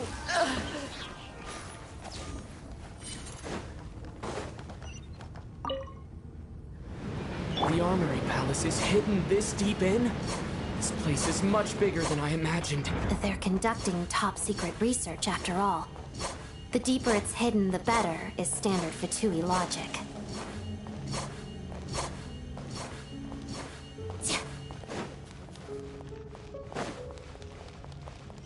The style doesn't really look like the Fatui's handiwork, though. They must have requisitioned some structures from a past civilization. It also serves as a bit of a disguise.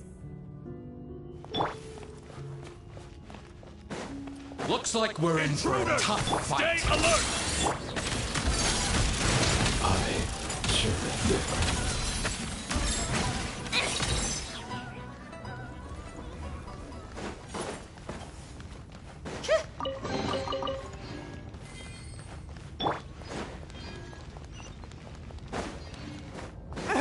Intruders? Don't come any close! Just what are you guys trying to do here? Make short work of your skull! Begone! Heaven's will, made mine. Shadow me. This time couldn't beat one! Fix your skull! Take a break. Couldn't! No one interferes with a jester's work!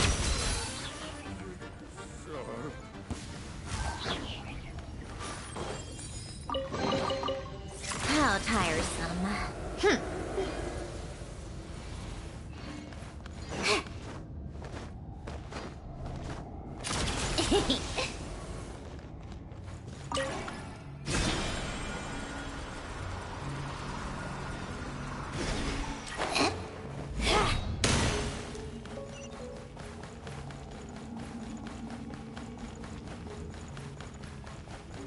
Looks like no one's guarding this place. There's something off about that decoration over there. Look out! Let's deal with these before we move on.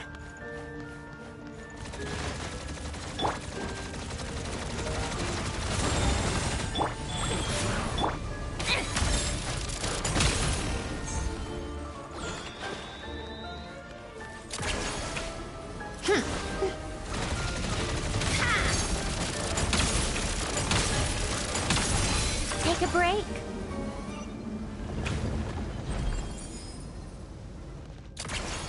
Pick up the pace.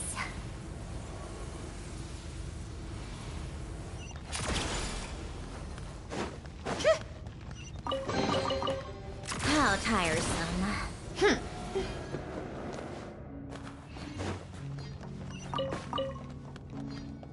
Take a break.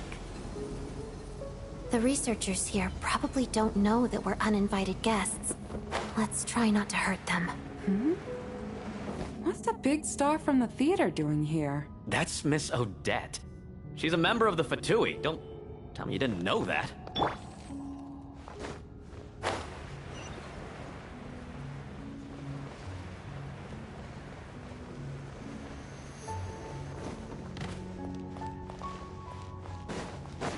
Was the whole reason for Project Stuja to support the research here at the Armory Palace? Just what are the Fatui and the Tsaritsa planning?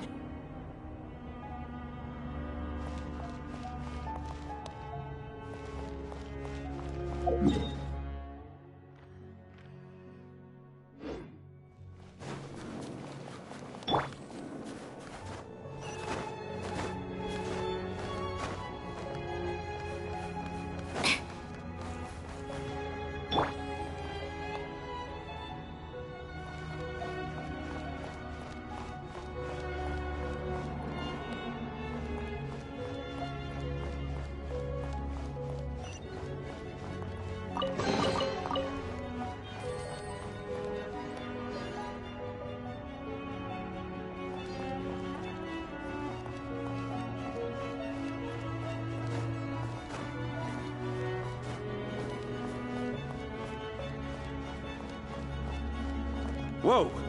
Who are you? Never seen you around here before.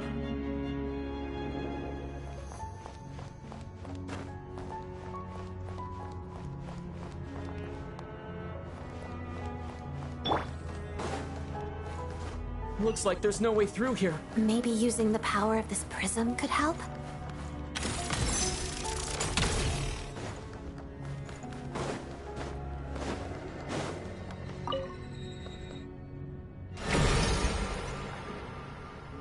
I think I see some images. It's the prism's power at play, causing images of the past to reappear, albeit only as illusions. Let's make our way through here.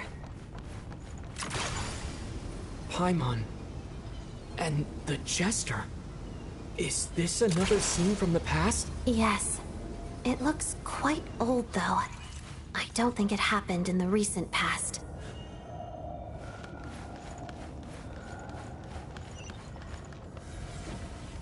What's going on here? What happened? The source seems to be the Armory Palace. They must have started some large-scale experiment. Wait, what if this has something to do with Paimon? We need to hurry!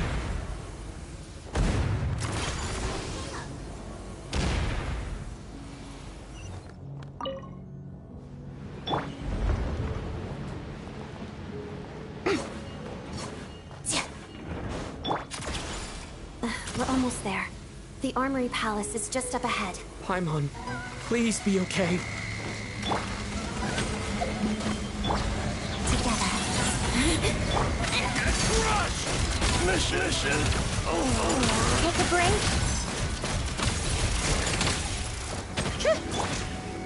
Midnight Phantasmagoria.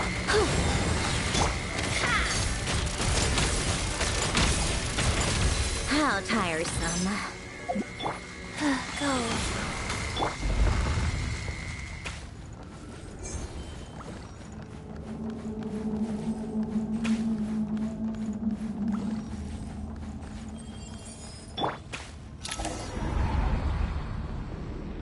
What's going on? Wait, I remember this feeling. It's the curse of death. No, not now. Why is the curse of death striking again already?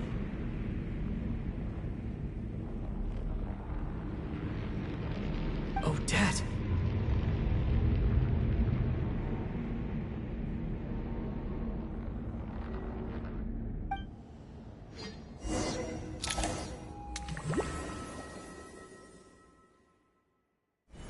Is this the afterlife again?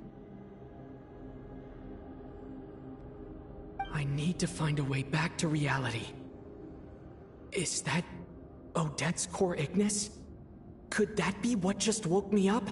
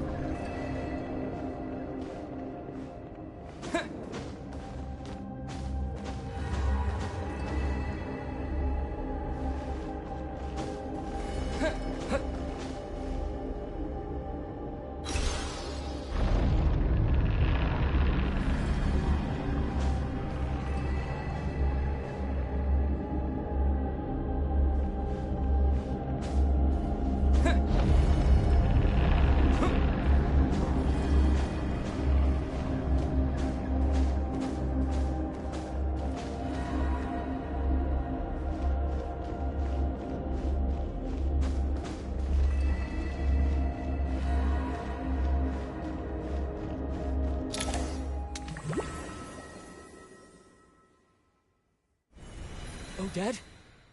Odette! No signs of life. But past experience says that she should be resurrected before too long. Right? Did Odette intentionally use her core Ignis to guide my soul? I feel like something similar happened in a dream I had before. Thank you, Odette. If not for you, my soul wouldn't have found its way back to my body so quickly. And I might not have woken up so soon. But I'm sorry. I don't have time to protect you.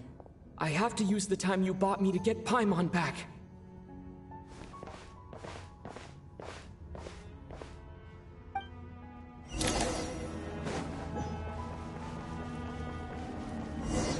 Sure enough, everyone here has been affected by the curse of death. Paimon! Paimon! No, wait. Paimon probably didn't escape Renova's curse either. She won't be able to respond to me right now. I'll have to find her myself.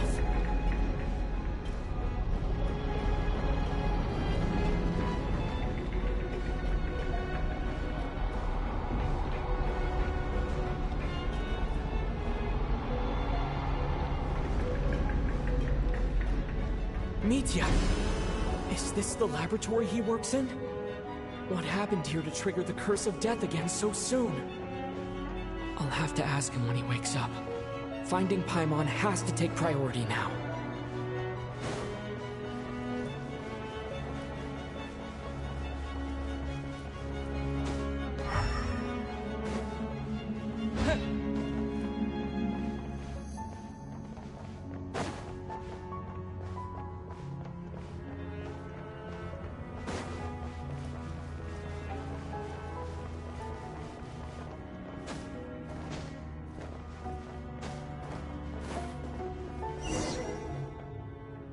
Found her!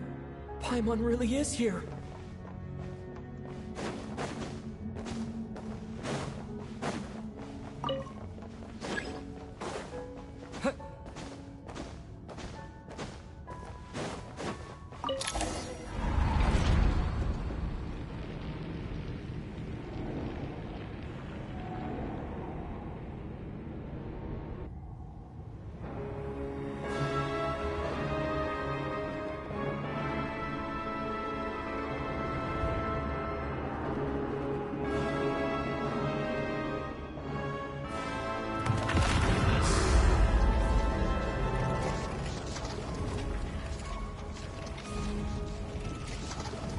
You don't learn, do you?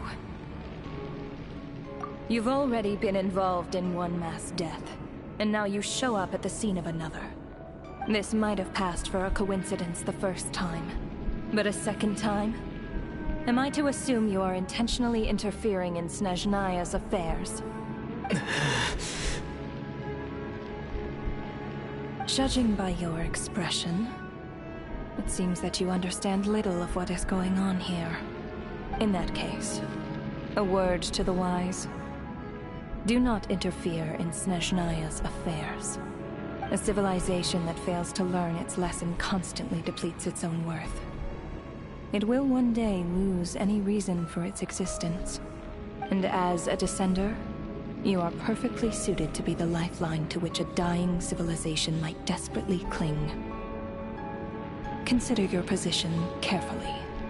No advice needed. I'll make my own judgments. Suit yourself. When the day of reckoning arrives, not even a descender can hope to escape unscathed. The time for resurrection fast approaches. The mortals here are not yet worthy to behold my form. So that will be all for today.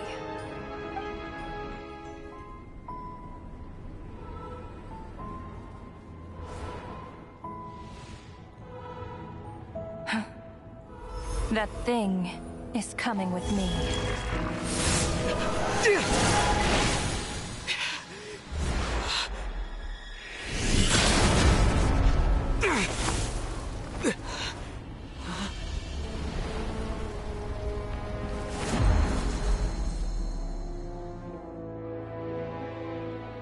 You awoke sooner than I thought. The curse of immortality is stubborn. unable to enter the ley lines, yet not content to remain a spirit. Ruler of Death. What do you want? You perplex me. Both you and you.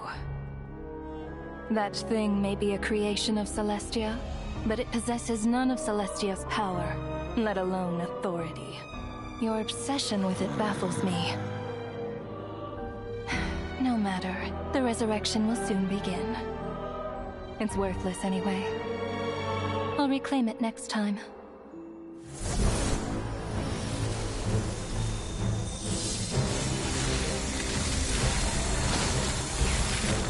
Hey, who says there'll be a next time?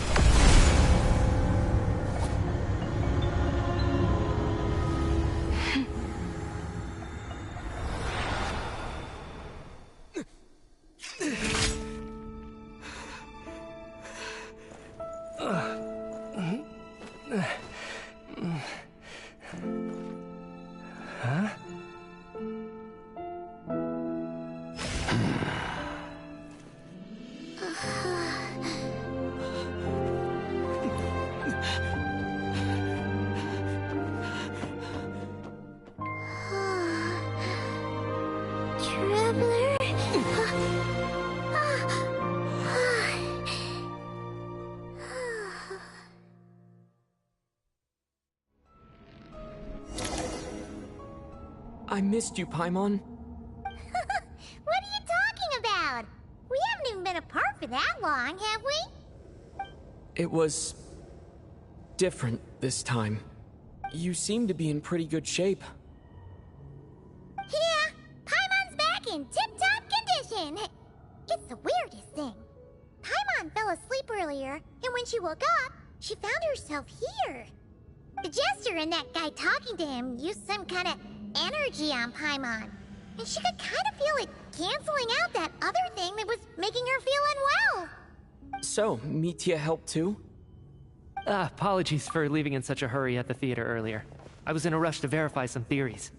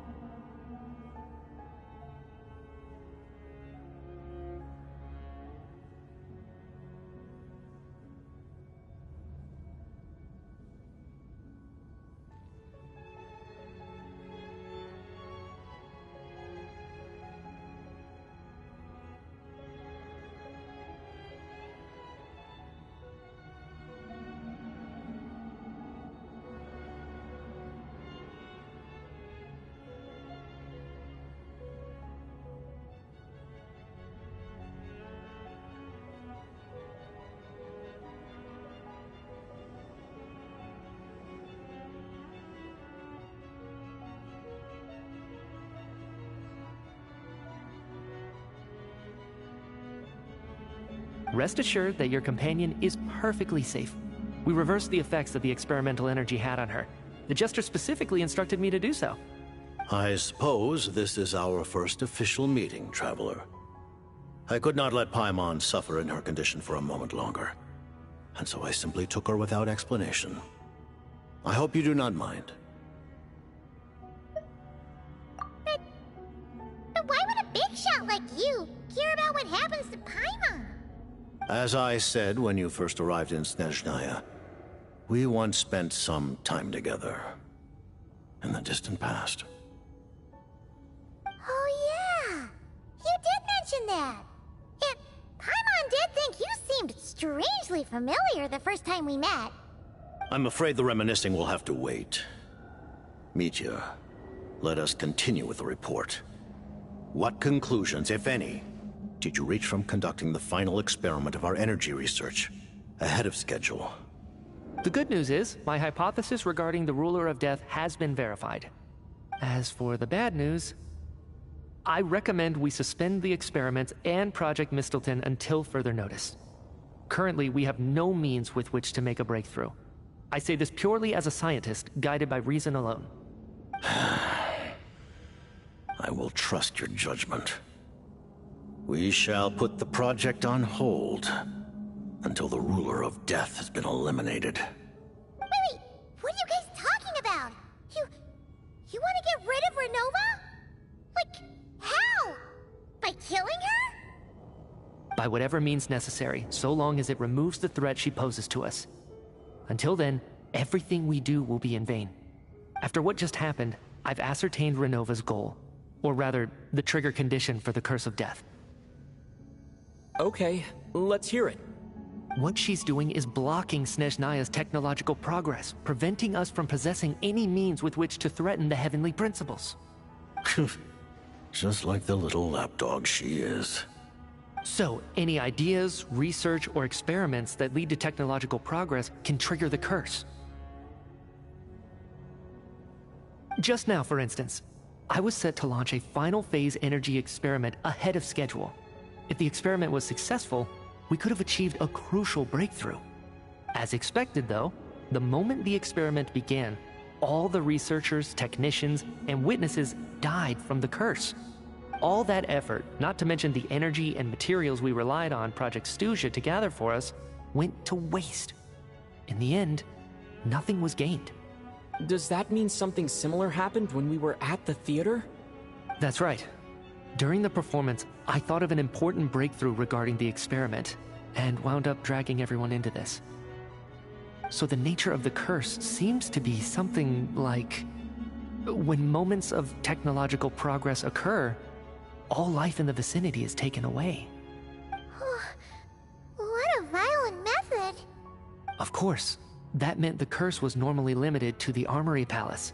Since outsiders are forbidden from entering, this mass death phenomenon went unnoticed. Until Odette came along.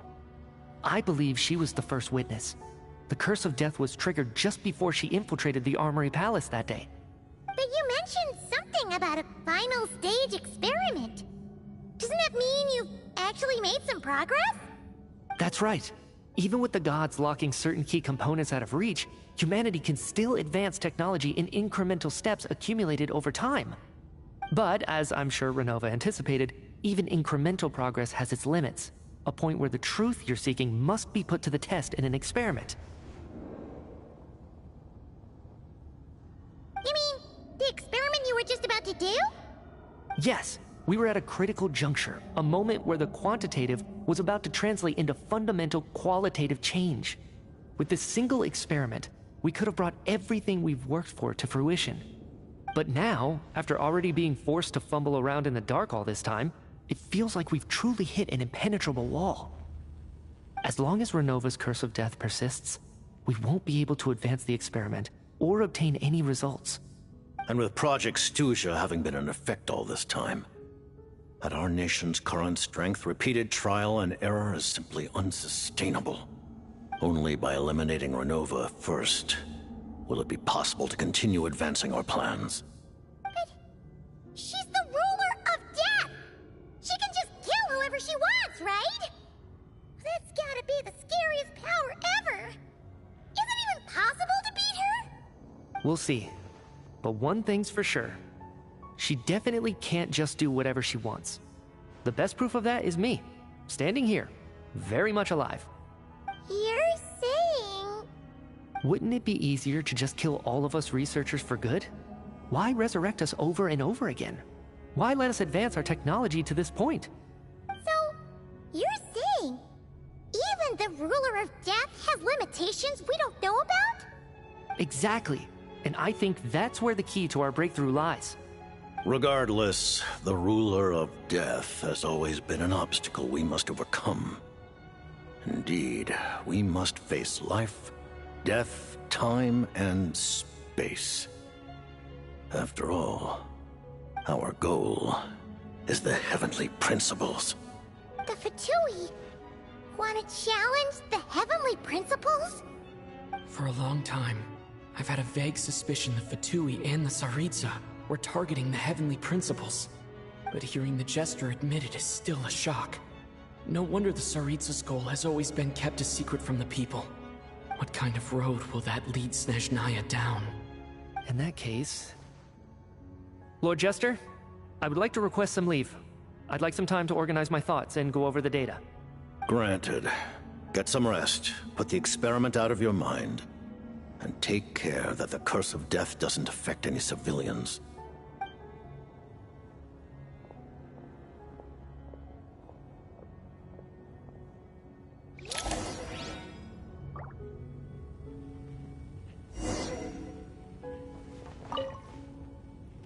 While there is yet time, allow me to offer you my hospitality, honored guest of Snezhnaya.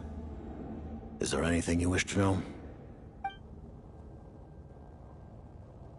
I remember hearing the term Mistleton from Columbina. Yeah! Paimon wanted to ask about that when the name came up just now. What is it? Paimon's heard of Project Stuja, but not this one. As you know, Project Stuja is a series of measures enacted to consolidate our nation's resources, the greater purpose of which is to serve Project Mistleton.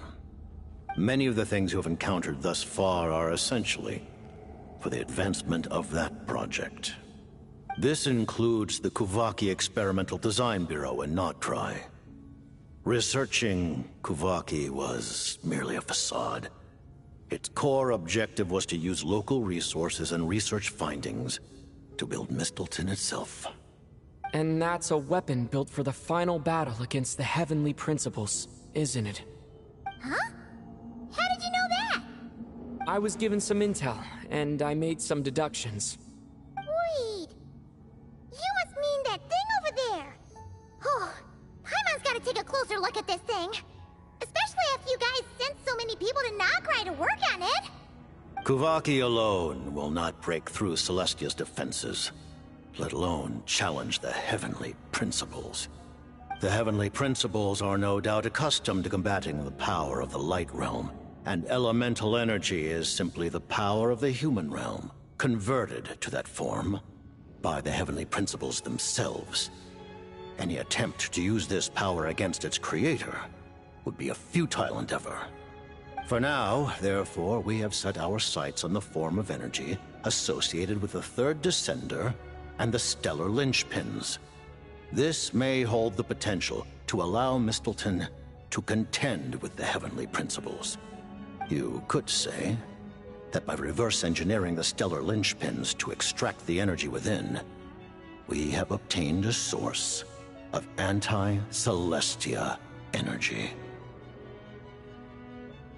The Kuvaki Experimental Design Bureau, Project Stuja, and the new energy experiments. Huh. So, Project Mistleton is what ties it all together. And it looks like your plan is almost complete. No wonder the ruler of death came after you.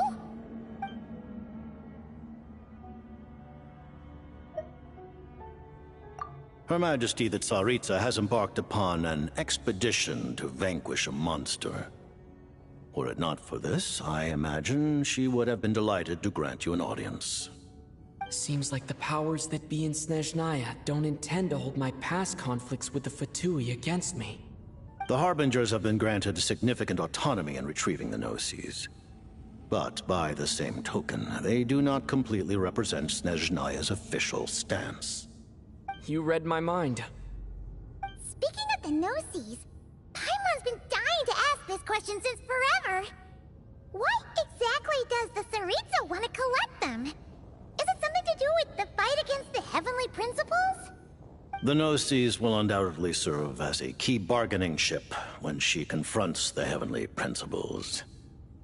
Beyond that, you had best ask the Tsaritsa herself. I am not sure if this information is mine to disclose. What do you mean, not sure? Don't you make the rules? You're the highest-ranking Harbinger! Ugh, never mind.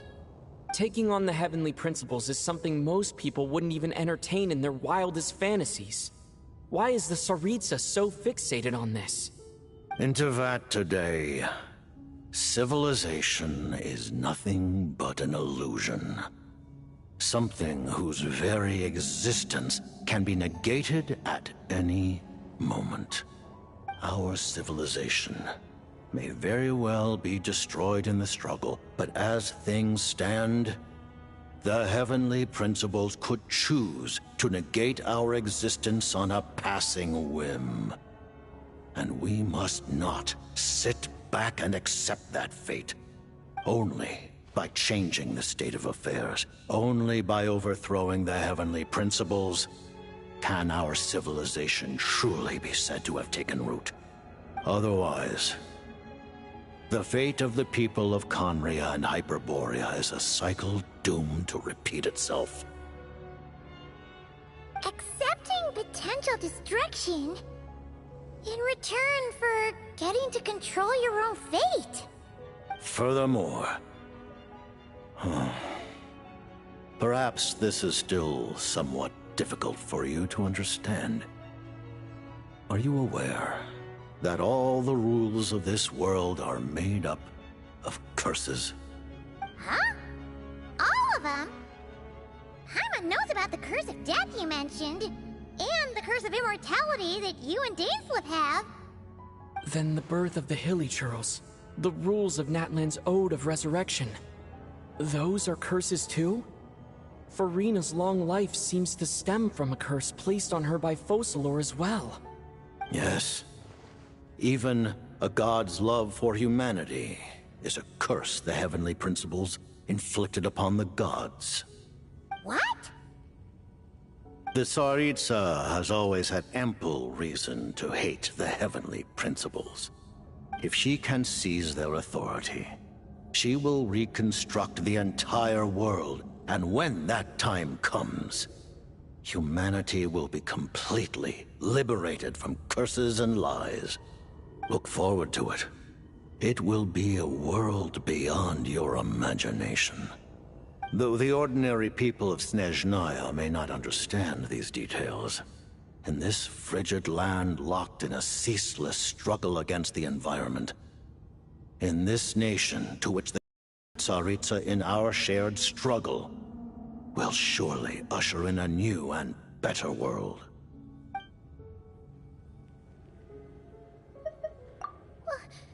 Paimon really doesn't remember. He's basically a stranger. You've got to believe Paimon. Allow me to explain. The reason Paimon reacted to the anti-Celestia energy developed by the Armory Palace is because she comes from Celestia herself. More specifically, she is one of its creations. Paimon? A creation of Celestia? Oh, right.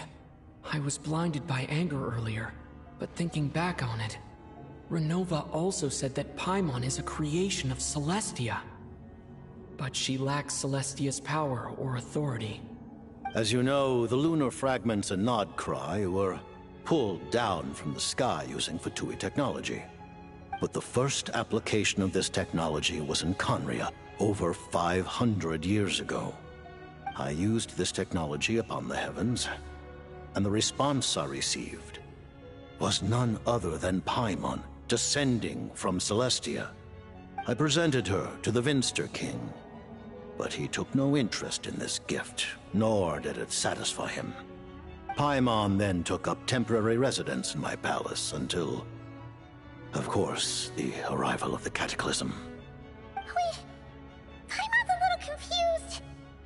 You're talking about things that happened in Kanya 500 years ago.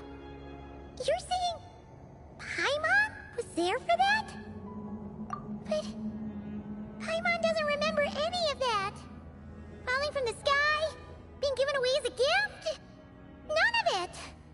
Having lived through the cataclysm, perhaps you too were burdened with some manner of curse. Although, losing your memories would indeed be the smallest price I've ever seen paid. But it's not just her memories from Conria. Paimon doesn't even know how she spent the last 500 years. She only has memories from the past few years. No matter how hard she tries to remember.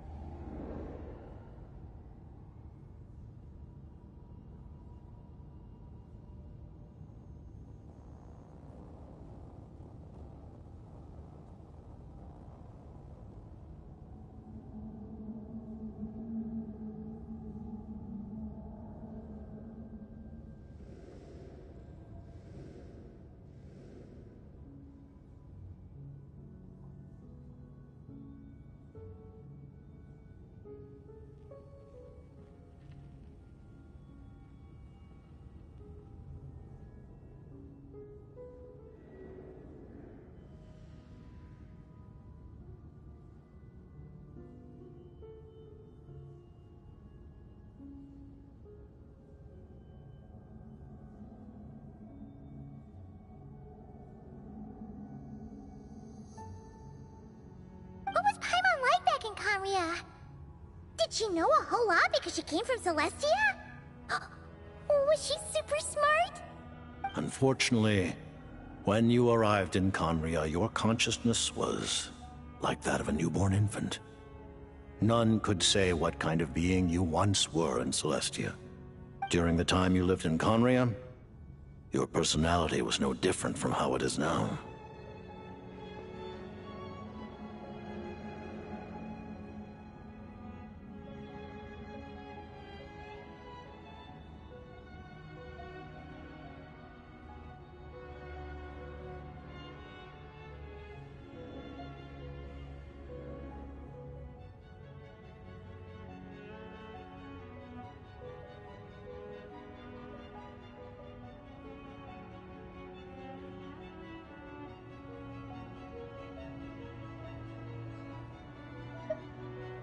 Aw, man! Paimon's plan to get her memories back and become super smart is ruined before it could even start. You know, even though Paimon lost her memories, she still feels weirdly close to you for some reason. That must mean you took pretty good care of Paimon back then, huh? On the contrary, I completely ignored your existence. I was entirely focused on my struggle against Troptatir the Wise. But now, as I see it, it is as if you are the only sane thing that survived that era of insanity. And thus, are worthy of protection. Noted. Man, Paimon's gotta stop projecting friendship on everyone she meets. But, Traveler? Even though you know Paimon's some creation of Celestia now, you still want her, right? You're not going to abandon her?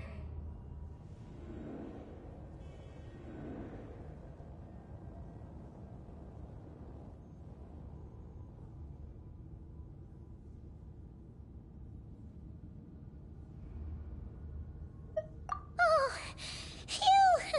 That's a relief. Paimon's just learning about this too. She's barely even processed it.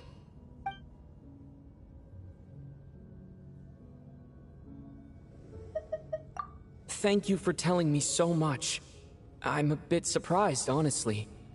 I didn't expect you to be quite so transparent with me.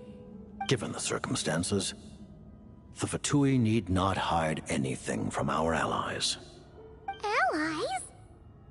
To advance Project Mistleton, we must first resolve our issue with the Ruler of Death. And, if I presume correctly, you have no intention of letting her actions go unpunished either, do you?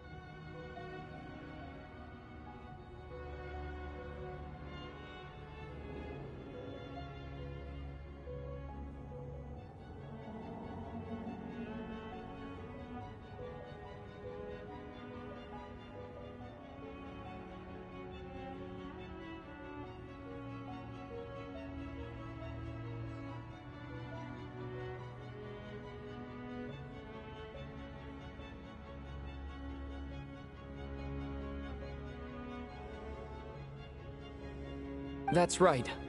Ever since she said she intends to reclaim Paimon when we next meet, I figured reconciliation was out of the question. Against an opponent of this caliber, deliberating over our allegiances would waste time we do not have. We must join forces unreservedly with whomever we can, if we are to stand anything like a fighting chance. You're going to challenge the ruler of death? Just for Paimon? But Paimon's only...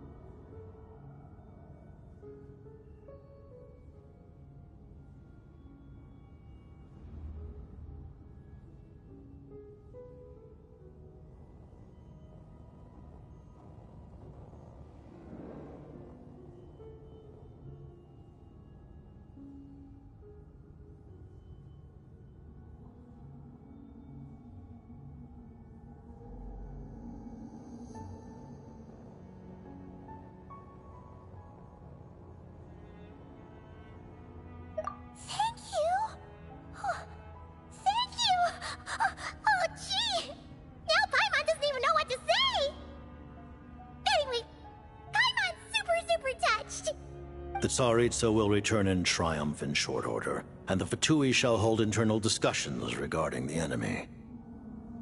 The time for us to meet again will come very soon. Got it. Thanks for your help with Paimon. I'll be sure to look after her for you. There was just one other thing. Well, it's just a request, really. Paimon really wants to see what this Mistleton thingy you're gonna use against the Heavenly Principles looks like. Of course, Paimon knows it's top secret and stuff, but she just had to ask. It's okay if the answer's no. Certainly you may. Oh, for real? Actually, maybe it's best not to. What if her Nova suddenly pops up again? She might take this chance to... While the technology is not yet fully developed, it has nevertheless reached the stage where Celestia's creations are unable to damage it. In that regard, you may rest assured. Oh. Wow. No wonder Paimon felt so out of sorts recently, even though I was super far away. Alright then! Paimon's ready to take a sneaky peek at this top secret super weapon!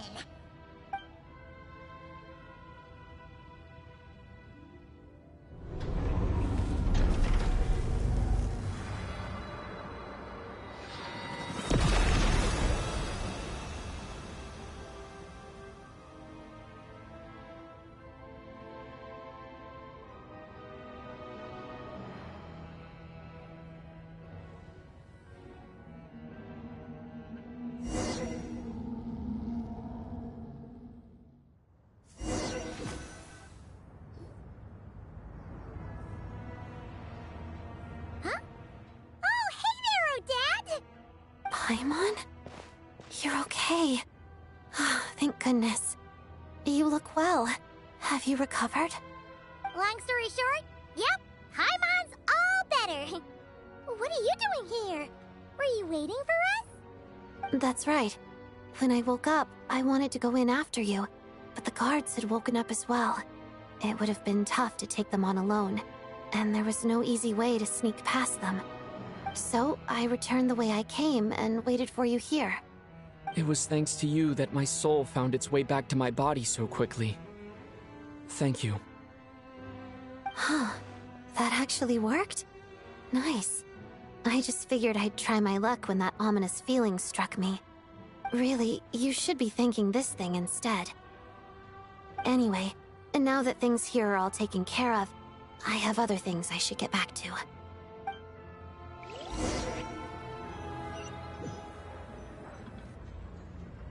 Ah, Director Chuganov, you're back. We just received notice that Project Stuja has been suspended, so we've convened an emergency meeting. This is the preliminary plan. In addition to expanding production capacity, we've also discussed feasible layoff plans to optimize revenue and expenditure structure. Our calculations indicate that the factory's profits will increase by at least 30%.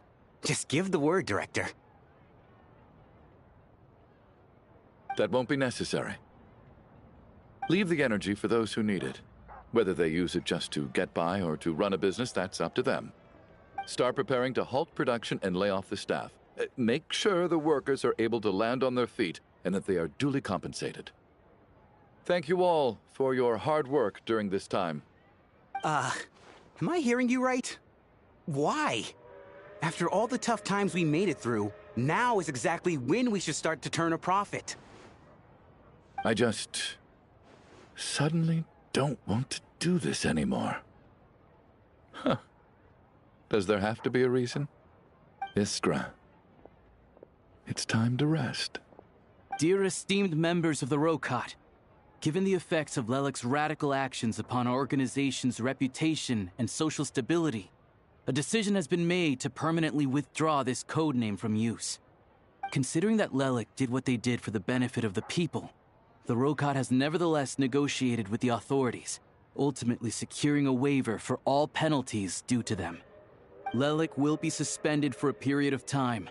Depending on their future performance, they may be allowed to adopt a new codename and continue acting as part of the Rokot.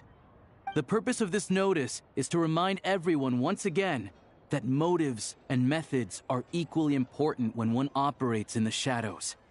Even with Project Stuja's suspension and our interim operational victory, we must guard against complacency and rashness and work to consolidate the progress we have made so far. We act only for the greater glory and solidarity of our nation. May the aurora shine ever on, and the tundra always stand firm. We act only for the greater glory and solidarity of our nation. May the aurora shine ever on, and the tundra always stand firm. Looks like it's finally over. You mean for us? Just thinking out loud. I've never seen the Snezhna Gradvecha so lively before. I never once thought I'd come here. But I understand everything now, Rosaline.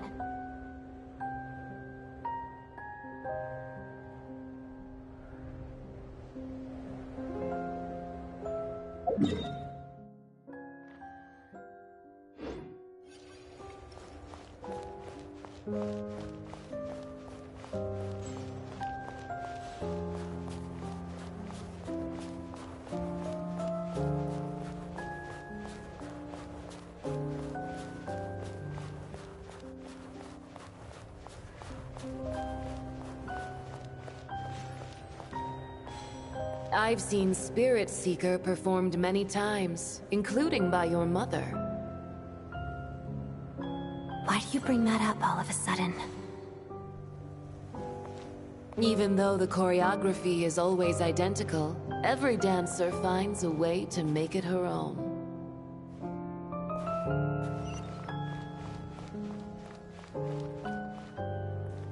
So you actually want to talk to me about ballet?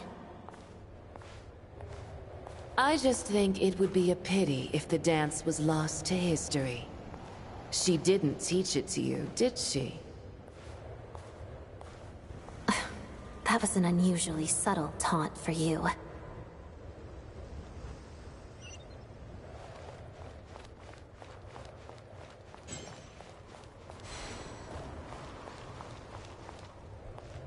We embraced one another on the snow-swept plains, melting the ruthlessness of time. But when our bodies, in pieces, are cast to the winds, What if our love will remain behind?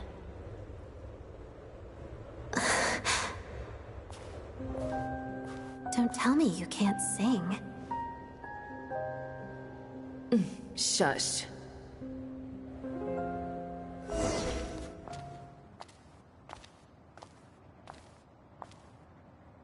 I understand her hatred. The Fatui robbed her of the life she should have had. I never opposed her dancing. Yet still I became an enemy of her ballet. I'll just keep my distance. Many despise me. I'm used to it. You're certainly not one to shy away from confrontation. But children, they need a different approach. I'm hardly the most maternal figure. Yet, she is a child. In my experience, while a father commands authority, he must still yield to love. You should tell her what you think about her dancing.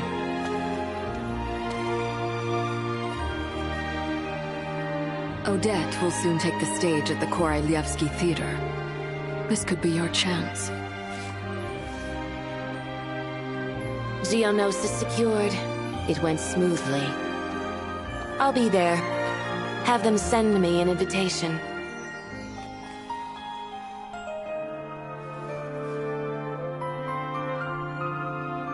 Sadly, things didn't work out. Her final words are inside that block of ice. This? Aren't these for monitoring her subordinates? Not yours. This one isn't her witch's flame, but my two worlds' flames. The two worlds' flames can burn away memories. It was my parting gift to Rosaline.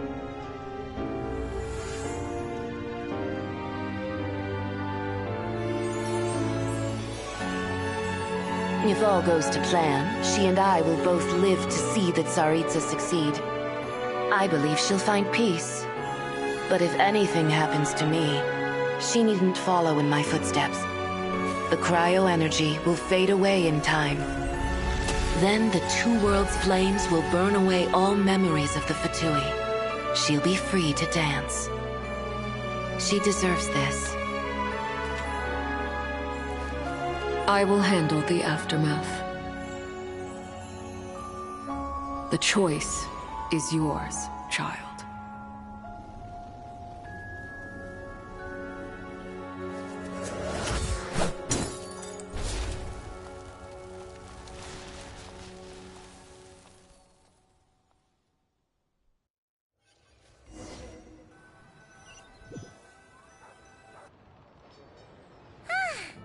Fresh air at last!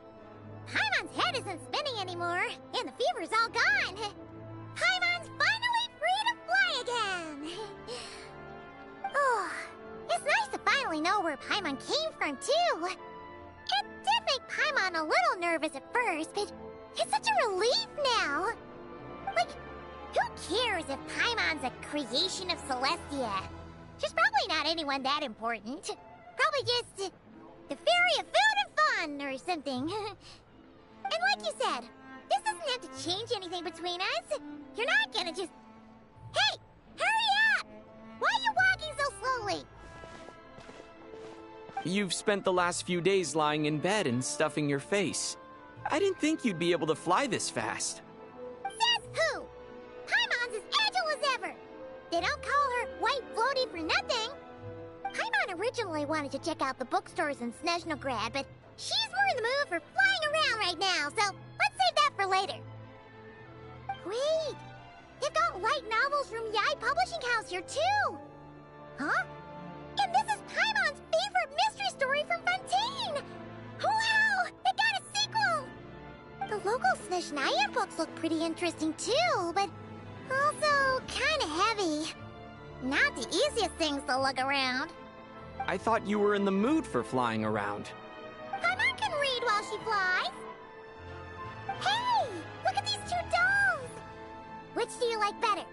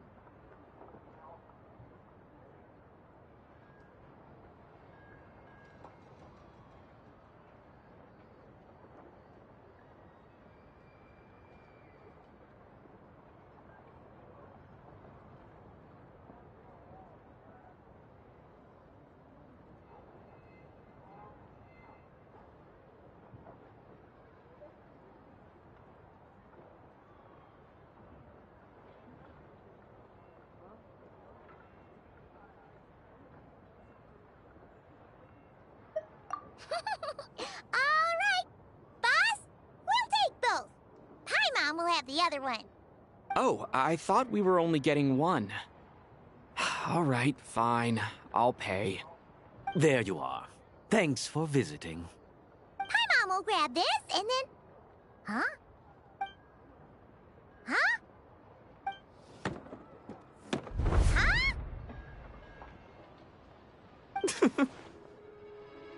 How many layers does this thing have? And what are you laughing at?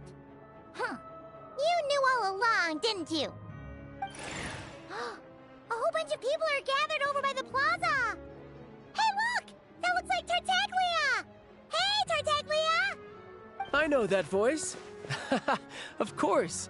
If it isn't Paimon and my old comrade. You're looking well, Paimon. All better? Yeah! The Jester knew I was wrong and fixed Paimon right up! Thanks for sending someone to keep Paimon safe, too. Oh, yeah.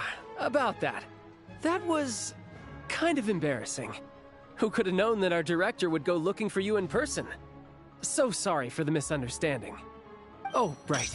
Let me introduce you. This is my little sister, Tonya. Hello, Tonya.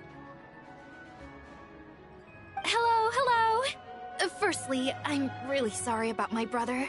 Sounds like he's caused you no end of trouble. Hey now, why'd you have to start with that? Not that it isn't true, of course.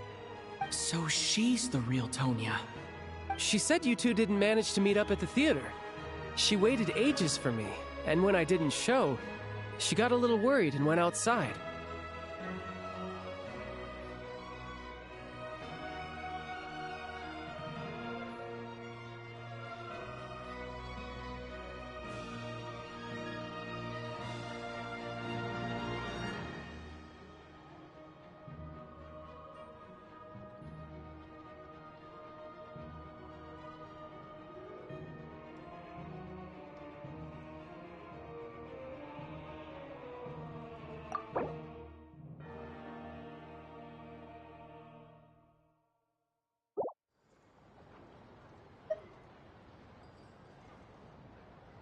I know, right?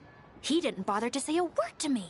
I searched up and down the city for him, and he only told me about it when I finally caught him at the gates of Glupov.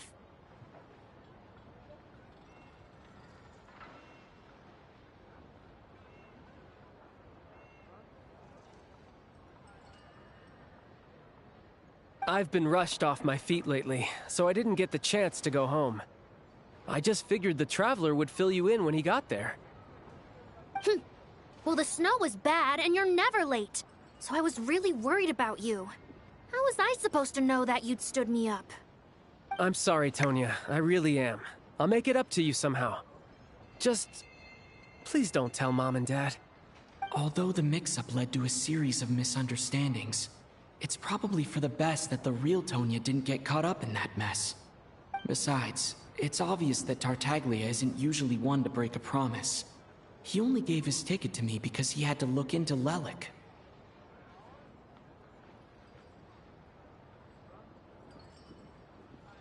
No, it's fine.